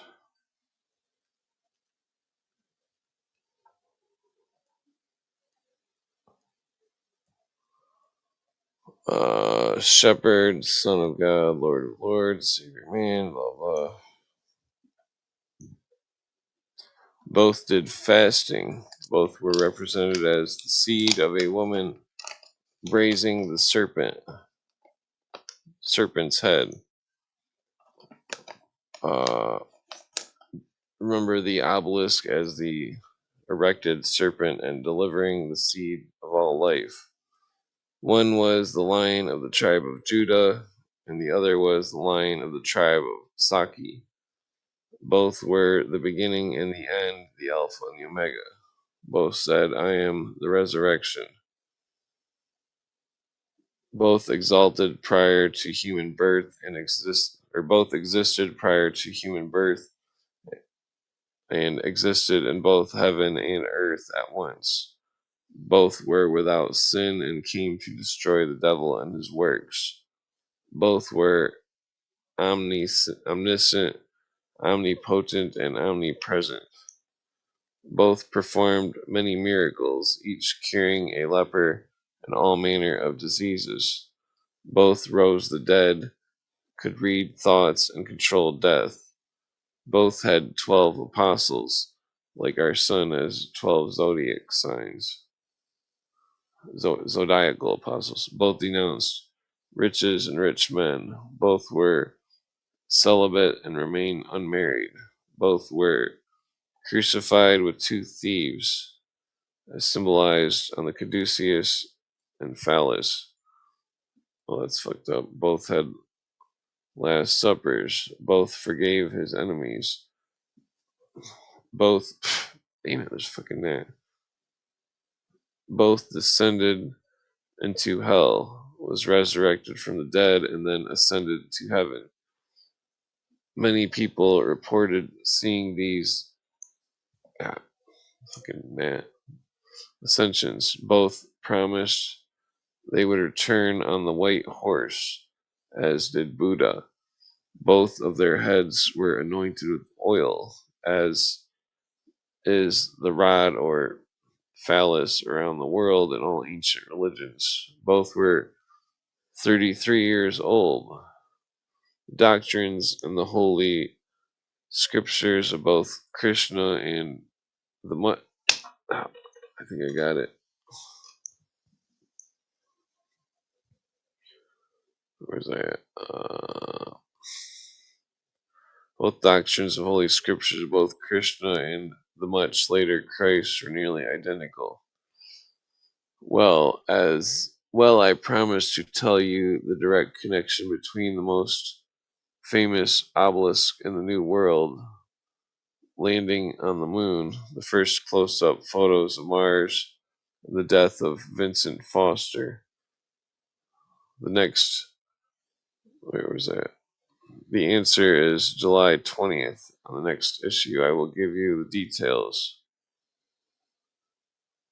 Wait, what?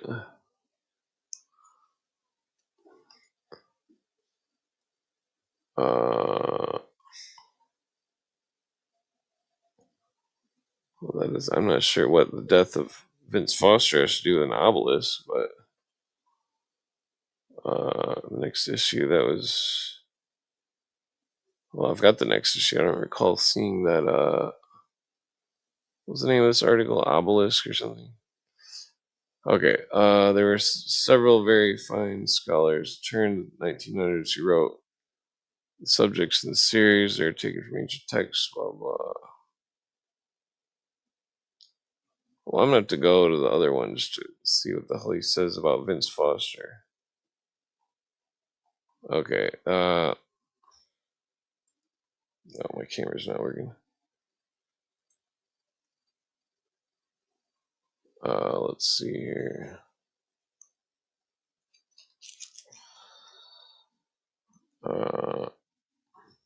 Where's that folder at? Okay, number 4. Put this back on here real quick.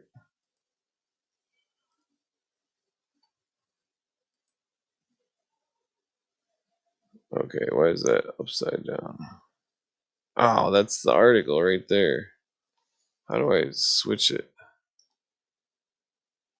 Oh, god damn it. I'm gonna have to like zoom into it, screenshot it, and then flip it upside down.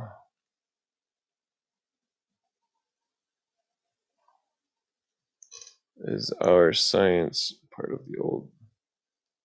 Is it the same article? Oh, motherfucker. Okay, well, I don't know why everything's gotta be a pain in the ass, but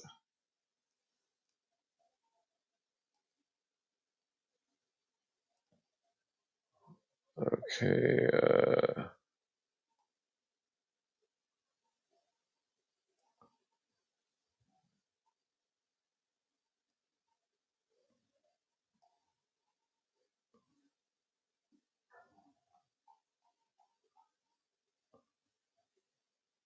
okay, so,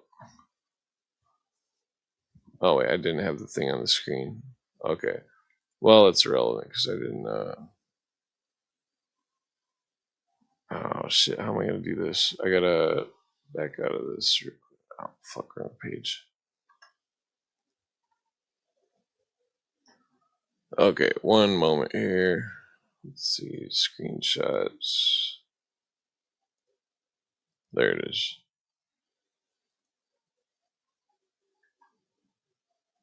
Okay, sorry for the delay. Let's see. Share screen. Okay, right here. Is our science part of old pagan Freemasonry?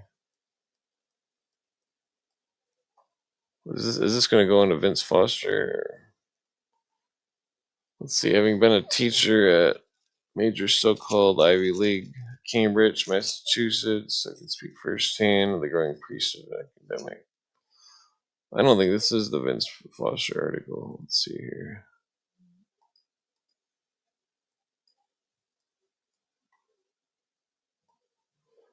Yes, we can learn much from science. Blah, blah. Over the wrought iron entrance gate to these major universities is the word lux. The atmosphere of the academy is said to live in an ivory tower. That's interesting. January 1995 issue of Omni, page 48, an article searching for dollars. Funding Science Today by Robert Fleming. There is a picture of a painting by Bardit Bralds, a Belgian painter that clearly illustrates the Freemasonic early pagan origins of science. The article voices the support of Billary. The administration is committed to making today's investment in science top priority for building America for tomorrow. It's a tall order, for many will continue to follow it blindly as the only real hope for the preservation of the great civilization. Cancer and colds, AIDS and pollution, Darwinian missing links, basic question of early man's origins, many basic astronomical issues, as with our own solar system. What is he getting at here? Many conclusions of science are totally outdated, yet science pleads and unwillingly to change its oldest laws. Fear of losing face and control over the people who depend on its doctrines and continually pay into it prevent any changes. That's interesting. Okay, well, there's the next page here.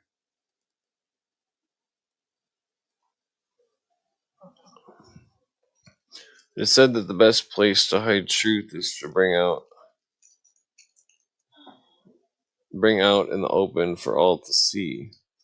We would not look for the real purpose of these secret agendas before us.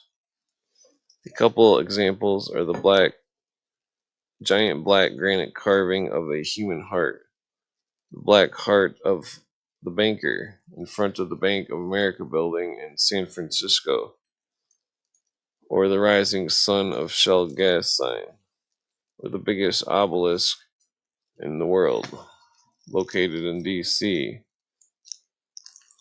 the memorial to George Washington, the father of the greatest and most powerful country only in the New World, but the entire world. Okay, blah blah, profound meaning of sex worship symbolism, blah blah. Most striking in this painting is a white lighthouse, which is the ivory tower of universities. Symbolizes. No, I'm not reading that. Or the serpent of Moses that when excited becomes. No, that's fucked up. The serpent that symbolizes the blah blah. Red rose and 7 times around the lighthouse tower. Combination of 2 serpents intertwining. Wait, I think I already skimmed over that article. Okay, I'm going back to this other thing. The where's it at? Veritas. Okay. Which page here? Well, so I'm not seeing the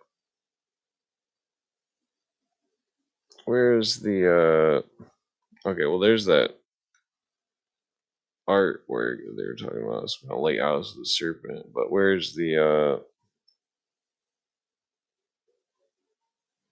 what's his name? Vince. Oh, there it is. I thought I seen Vince Foster. Where'd it go?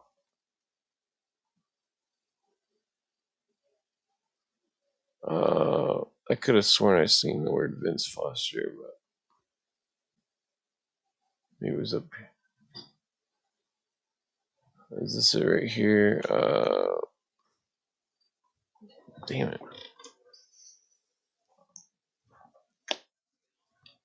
Oops.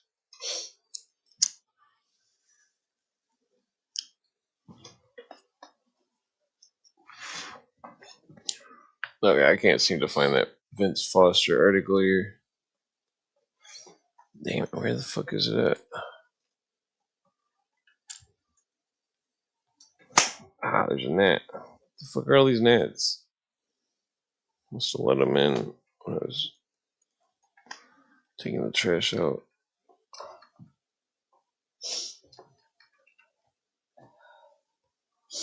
Why can't I find the name Vince in here? I said it was the next issue. Let's see. It's got to be in here somewhere. Well, maybe it was this part right here. Where did it go? Was it before this?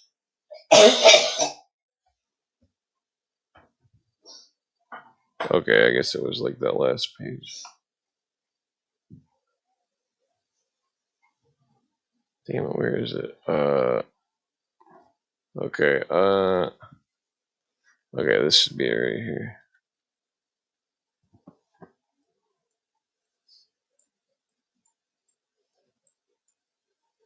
I'm not seeing the Vince Foster name though. Where the fuck's it at? Okay, let's idol symbolism. I'm not gonna get into this. I was looking for that Vince Foster article, but I'm not seeming to be able to find it here. Let's see.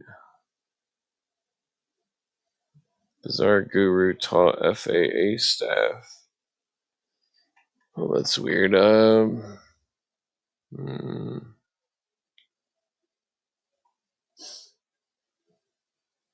Where is that?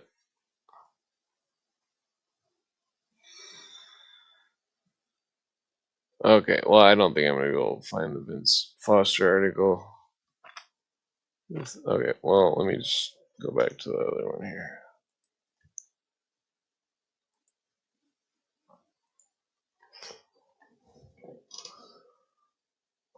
Okay, oh wait, we already looked through all that. Okay, well, fuck it.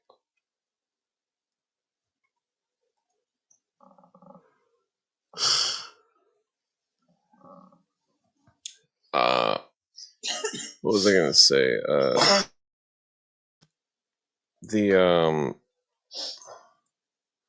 Well, I think I did have a video that I was gonna put on here.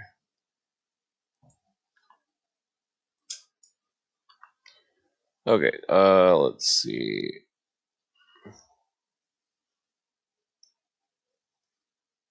Well, so I could. There's this. Oh, damn it, wrong one. By the way, Damn it. Okay. Technical difficulties. 1 second here. Okay. Damn it, I'm not seeing it. I think it's in a different hard drive. Well, I guess I'm just gonna. Okay. I'm gonna step off the left now.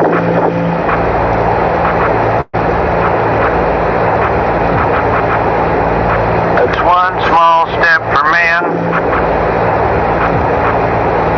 one giant leap for So, I guess you want to do it again. Okay.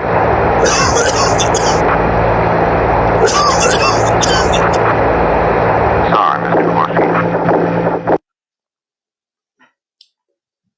Okay, so where is that one? There it is.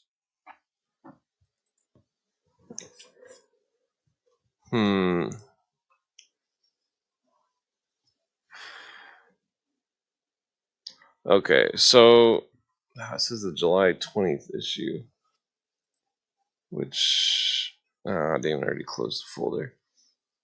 So yeah, I was wanted to look for that Vince Foster obelisk thing, but I'm having some difficulties here.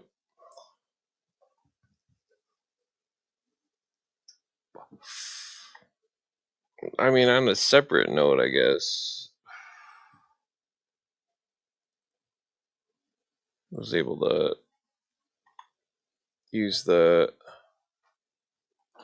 AI to forensically clean up some of these photographs of supposed Nazi UFO stuff.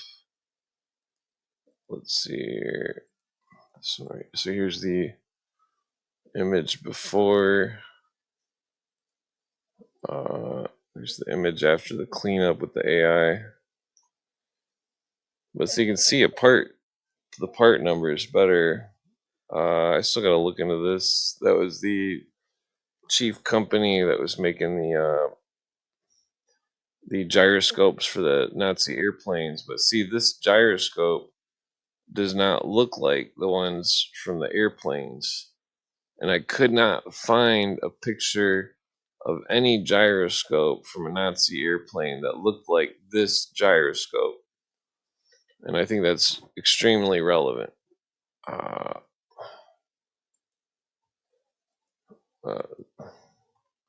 This was a cleaned up picture of a UFO. This other one was the AI added shit, and I was like, what the fuck? I had to bitch out the AI. I forgot to erase it. But so I mean, it does look like. I mean, it looks similar to the some of the Nazi crafts. These are some more UFO pictures that were cleaned up, but you can see the S, like an SS, very clearly on that supposed UFO.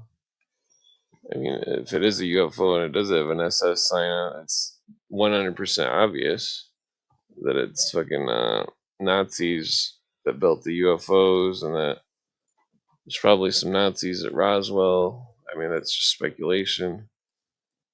But I mean, like, see at the bottom, you can see a turret. What's an alien from another planet doing with a turret on its UFO? You see what I'm saying? Yeah, some more cleaned up UFO pictures. Looks like it's got windows there. Oh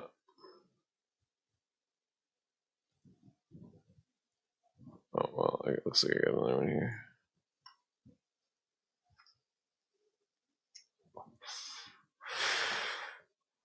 Yeah, this one seems like it's. I think this one. I don't think this one's real, because you can tell by, see this bottom part right here. You can this shape of this. It's going down this way at this angle. Even these two sides don't seem parallel.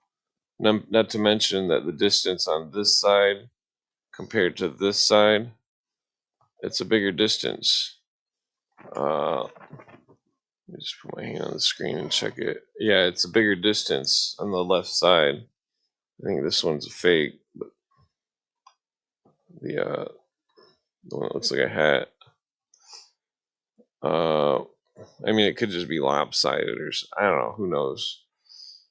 This one was another cleaned up Nazi UFO picture. It's got three prongs, just like the supposed, some of the supposed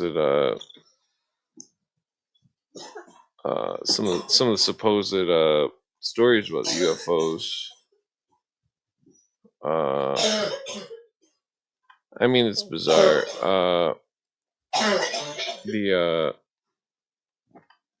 What was yeah. So here's another one that's, well, these are like, I don't know if these are. These ones were pretty rough pictures, so it's like, it seemed like the AI kind of distorted it a little bit, but you can see the three prong landing gear. Three prong landing gear, which, I mean, it's relevant because well, I guess that's all of them.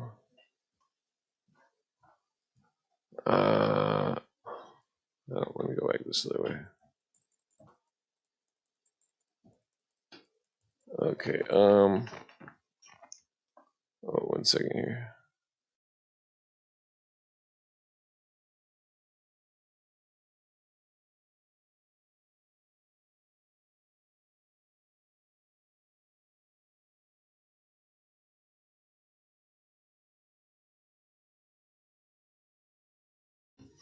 Okay.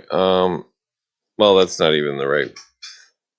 I gotta delete that picture. That's not accurate right there. There's the accurate one. Okay. What was I doing here? What time is it here? Well, okay. So, well, these are some weird notes. I guess I'm gonna bust these notes out here real quick and then pass out after that. Okay. So. This is from I forget the name of that book.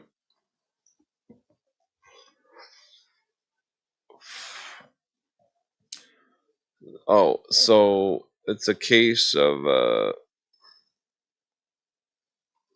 where'd my camera go? It's talking about CIA experimentation. That's not the one I was looking for, but it's interesting. Yeah, so this Carl Campbell, 1981, thought he was haunted by voices from the intelligence.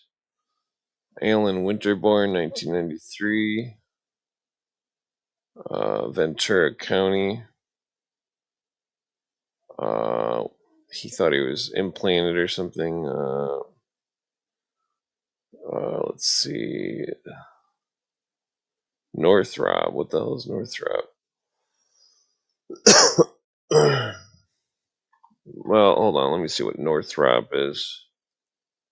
I mean, that guy could have just been a Looney Tune in that article. William Tager, NBC stagehand, believed that messages are being broadcast directly into his brain. 1986, he was reported to have been one of the two men who physically beat newsman Dan Rather, asking him repeatedly, "Kenneth, what's the frequency?" Tager and his accomplice apparently believed that Rather knew the electronic frequency of his blade mind control. Yeah, so that's bizarre. What was I gonna look up?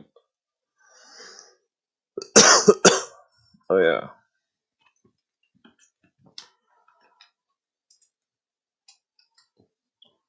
Northrop. Okay, let me just look this up real quick. Northrop, major aerospace and defense technology company. Full name: Northrop Grumman Corporation, Falls Church, Virginia. Founded 1994.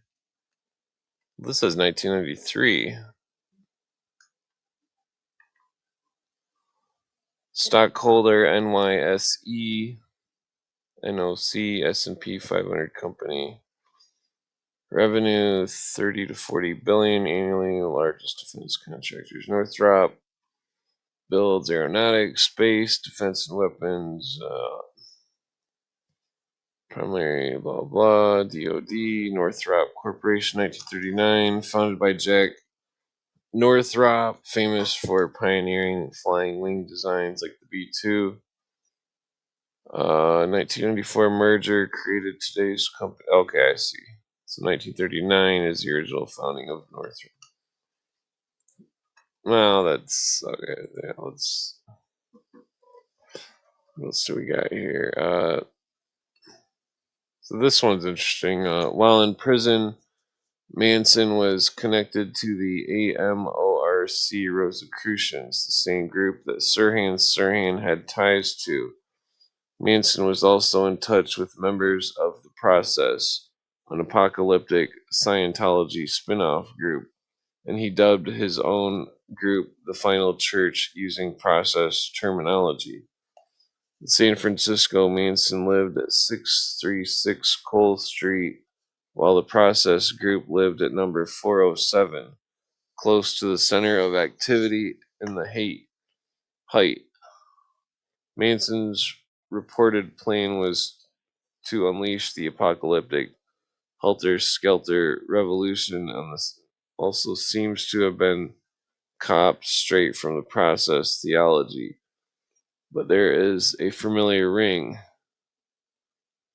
The process of the process is identical to that of Tavistock, the return of the blank slate, the tabula rasa through violence. That's fucked up. David Berkowitz, convicted for the Son of Sam murders, later linked Manson to the LA-based wing of the satanic cult he was a member of, reportedly termed the Children. Manson is also alleged to have been connected to Scientology. Excuse me.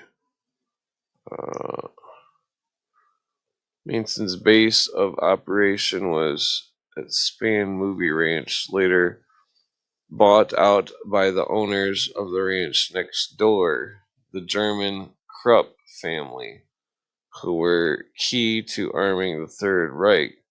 So what is the Krupp family? Remember the Krupp, you can look this up. Krupp, who was a Prussian who married the daughter of the Krupp family. He was assigned by Kaiser Wilhelm to marry her, and that Krupp was termed by the Nazis a super Nazi.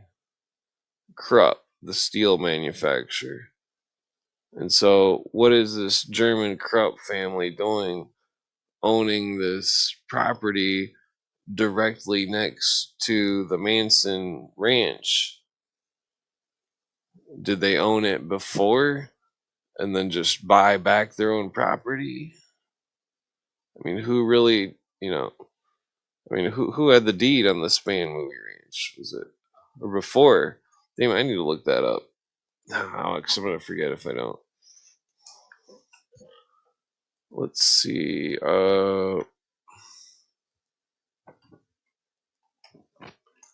Who had the deed on the Span movie ranch? Manson lived. Okay. Let's see. Give me a name, Grok. George Span. George Christian Span held the deed and owned the ranch. Blah, blah. Span purchased the 55-acre property in Chatsworth, California in 1953, previously owned by Lee and Ruth McReynolds, who developed it as a movie. Let's see. Who were Lee and Ruth McReynolds? I swear to God, these fucking gnats are like driving me nuts. I must have let them in when I was fucking chasing off the raccoons from the cat food or taking the trash out. Okay, so Lee and Ruth McReynolds were a couple who briefly blah blah the Span movie ranch 19. Wait, they just said that. What the fuck? Okay.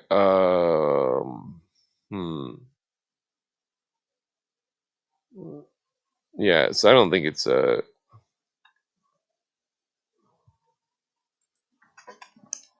Let's see. Where the neighbors, the Krupp family. Let's see. It's of course it's gonna say yes. I'm sure it's public record. Yes, Krupp family. Blah blah. Okay, so when did the Krupp family buy theirs?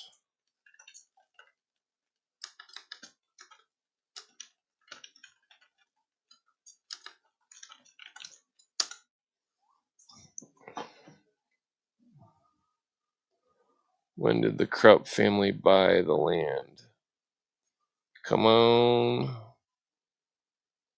Okay, this is taking too long. What do I got here? Oh, where's the mouse?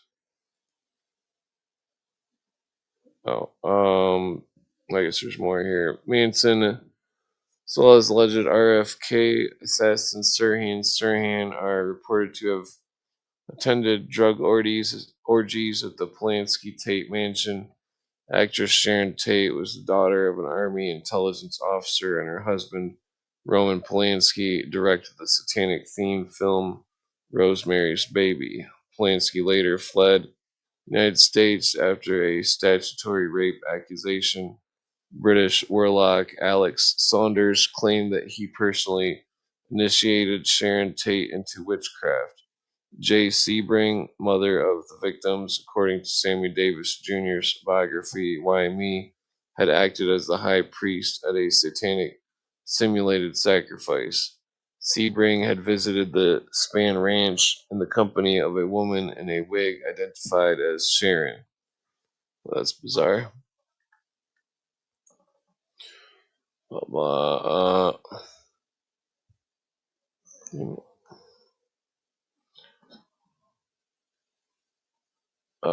Let's see. Same logo was used by alleged police agent Ron Karenga. Who's Ron Karenga? I mean, this is a totally different subject here. The DeFreeze thing. That has to do with the MK Ultra stuff. I mean, it's still like a similar subject, but Karenga.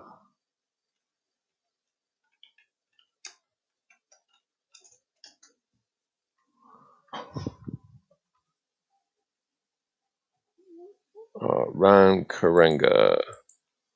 What the fuck is this?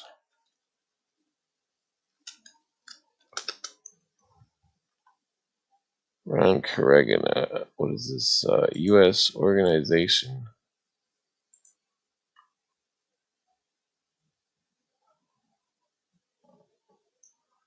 Oh, it's some kind of Black Panther type thing. He used the same symbol as the that's fucked up. Where's the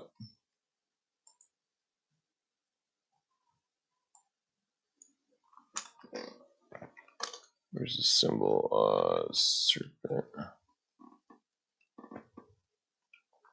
Damn, I can't find the symbol. Oh, here it is.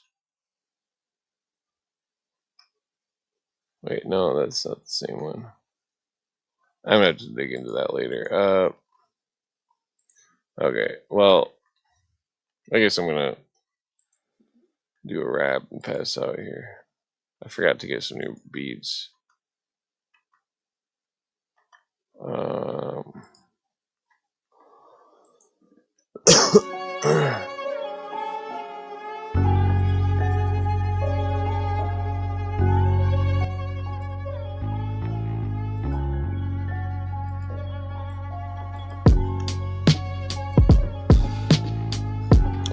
Maybe I should roll a cigarette so gnats don't fly in my mouth. There's somehow like a million gnats in here or something.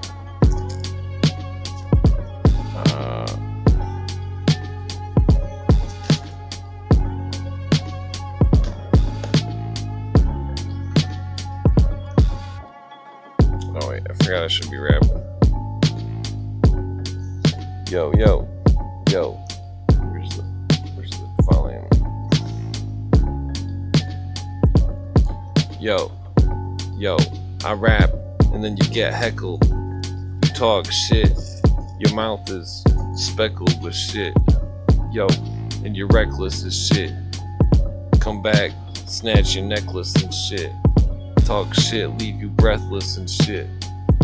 Yo, talk shit so profusely. Yo, fuck Bruce Lee. And fuck all the motherfuckers that talk shit loosely. Yo, I refuse to leave. Come back with the coolest. I don't know.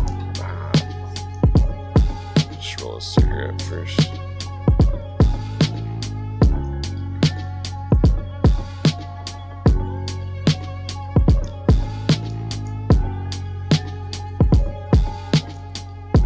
Yeah, what was I gonna say?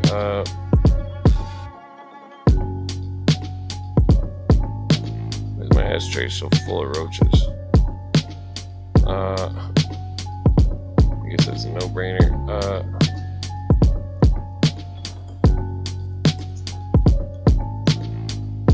Yo, it's a no-brainer. Rap like an entertainer. Yo, talking shit like my name is Maynard. Yo, I strained my brain first, and I got the same verse I said before. Yo, you're the next detour, coming through with shit that seems obscure. Yo, there's only one cure to have the cognitive apprehension, like I lost it quick, come back like the opposite, and I'm talking shit. Y'all better be walking quick. Yo, yo, yo.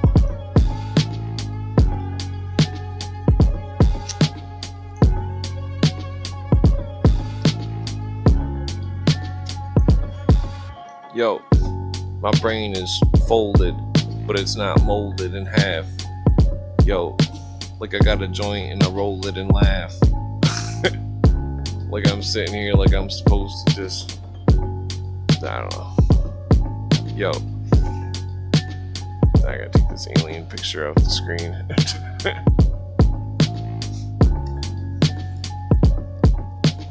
Yo, I got rap tactics to leave you with a fat lip. Talk shit like motherfuckers. Yo, you mastered the art. Come back like I'm plastered. And I barf, smoke weed, and then I fart. Yo. And then I say, who the fuck's in charge? I'm a dog at large. I'm trying to bite. Come back like that steak is mine tonight. Cause I'm eating. Coming back, speaking, talking shit every weekend. Yo, I got my words seeping in your brain. Come back on the deep end. Yo, like the harvest that was reaping. Yo, talk shit on the streets and move. Nah, I gotta hit my cigarette.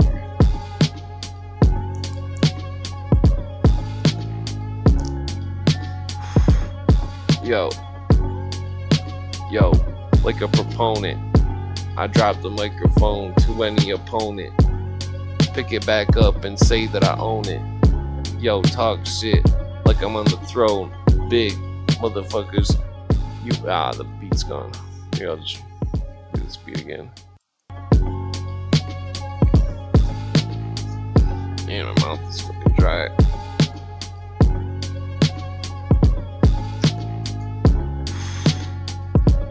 Yo, I invent this shit that spreads happiness and prosperity, not pestilence. Yo, and I'm trying to be rapping, it's a prerequisite. I'm the next to sit and talk some shit. Yo, and you were forced to quit, and you were, I don't know.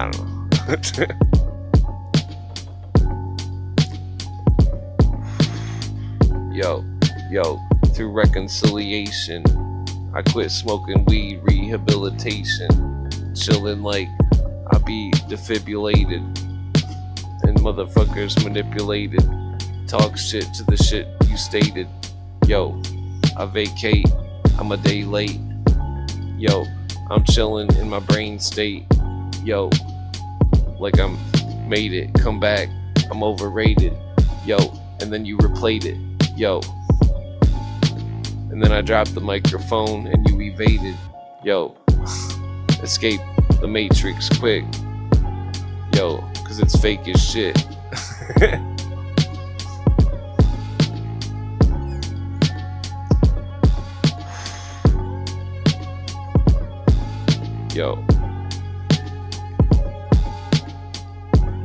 Yo, my story is one of glory, told and foretold, and I got, I don't know. Yo, I rap like I started, and and I laugh like I'm retarded. Yo, I'm chilling back in my apartment. Yo, and then I think I'm about to revarnish it. And then I start some shit. Yo, and then I'm chilling like, I don't know, chilling like a villain. Yo, killing time, trying to have the realest rhyme. Yo, yo.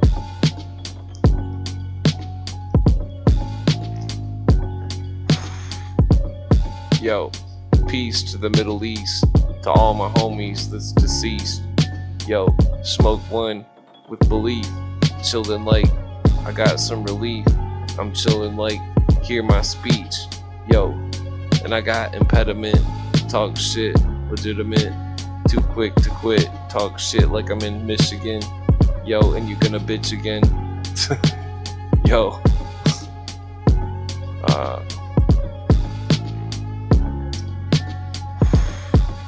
Yo.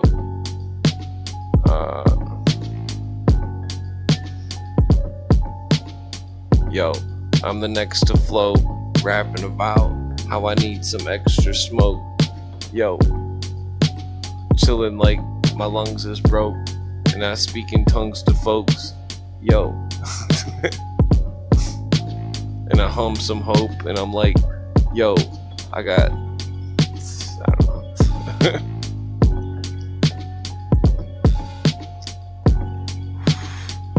Yo, waiting for Spielberg's disclosure, and then when I watch it, it's gonna be over, cause it's probably a dumb movie.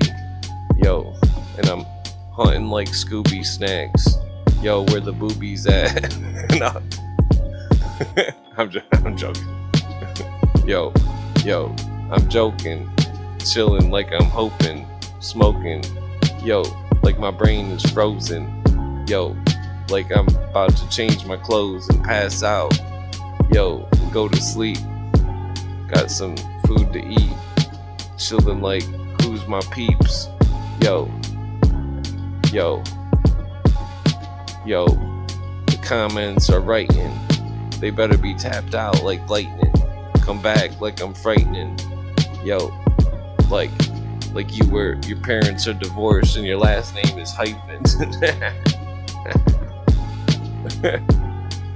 My sister's got a hyphen last name. She's retarded. Not literally. I guess I'll put on one more beat.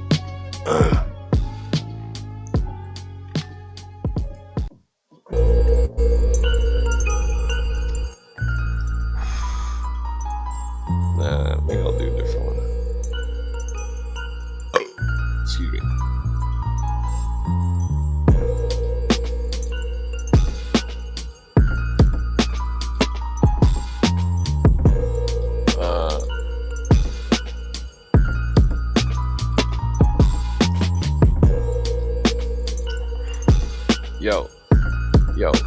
Yo, I made it. It's over, stipulated. The paper comes back, it was graded A+, like you hate us. And I come back and like I replayed it. Yo, I don't know. Now I switch beats. Fuck this beat.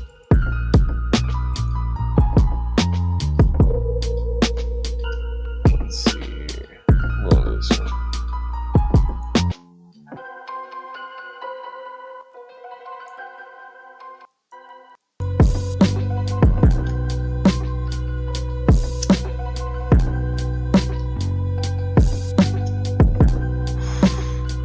Yo, I rap like I'm supposed to know that I heard that you sold your soul to rock and roll.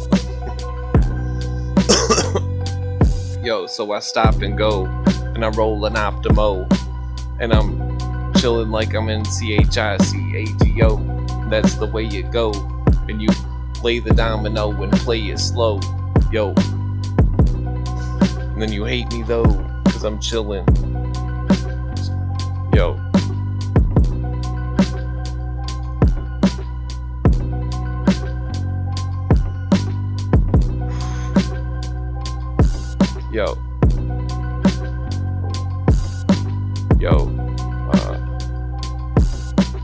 Let's C to the H. Wait, is it?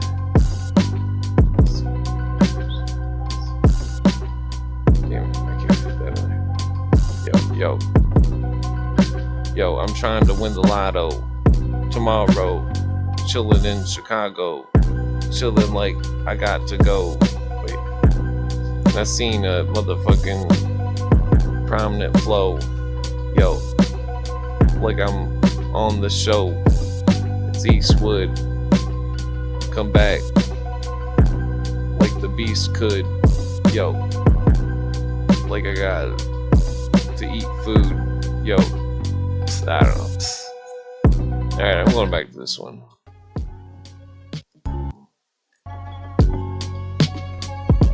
Alright, one more, then I'm passing out.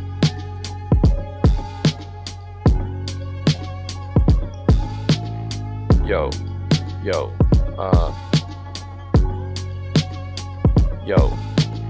I'm on the computer monitor. Come back like,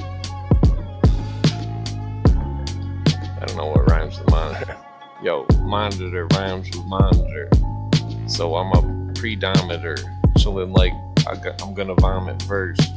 Yo, cause I got the microphone and I'm on it cursed. Yo, I rap like, yo, I don't know.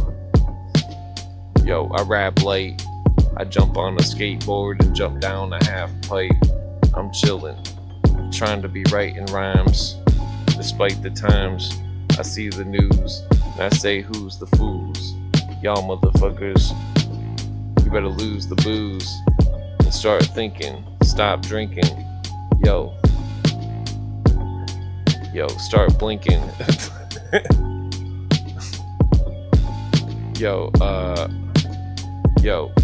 Yo, I rap repetitious.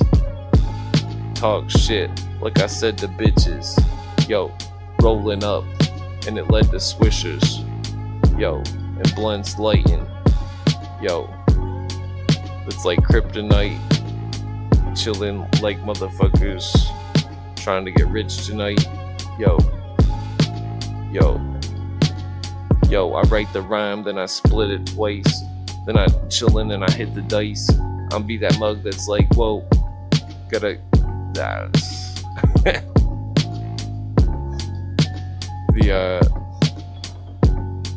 I can't talk like the ghetto stuff anymore. It took forever to not talk like that. Somehow it always comes out in the rhymes. I catch myself talking, about to say some ghetto shit. Yo, in the ghetto, crackheads hit the pipe and never let go. Yo, and I think my throat hurts, I got strep throat. No. No, I don't. But I smoke weed and I hold my own. I'm chilling like I'm the motherfuckers. I don't know. Alright, I think I'm passing out here. Alright. Yeah. Maybe I turn it up a little bit. Why is that so loud?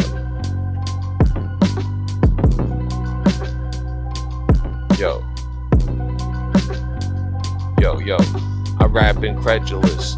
Who gives a fuck what you said to us? Smoke weed like I'm ready, what? Chillin' like I got a heavy blunt. Yo, and I steady punted. Yo, like, I don't know. Yo, I'm shining. I'm nickel. Wait, I'm shining. I'm grinding. I'm nickel. I'm diamond. I'm chillin' like a motherfucker trying to break a diamond. I be that mug that does that shit like you just know you whining. Y'all motherfuckers, I'm just chillin' like I signed it. Be that mug that does that shit, I'm blinded. What's up with that shit? Cause I just got that shit behind me. Motherfuckers know that I'm just chillin' like, I don't know.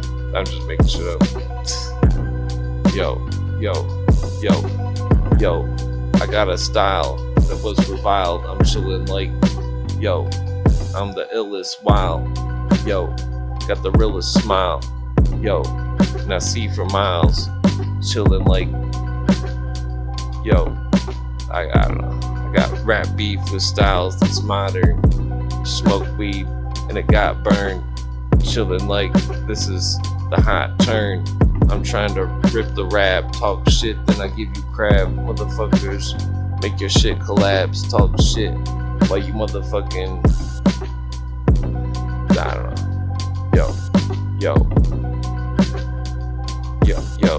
Yo, you're a Scientologist, you're suppressing.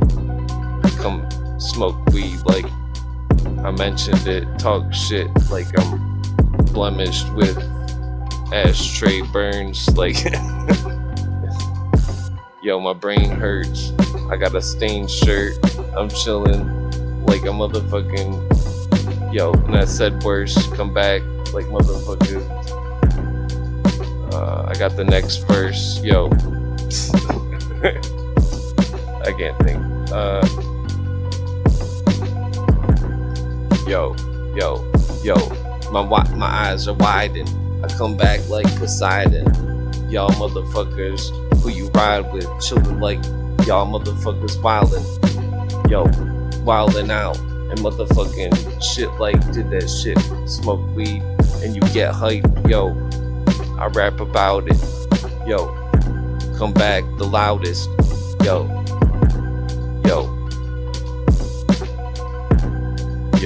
I don't know.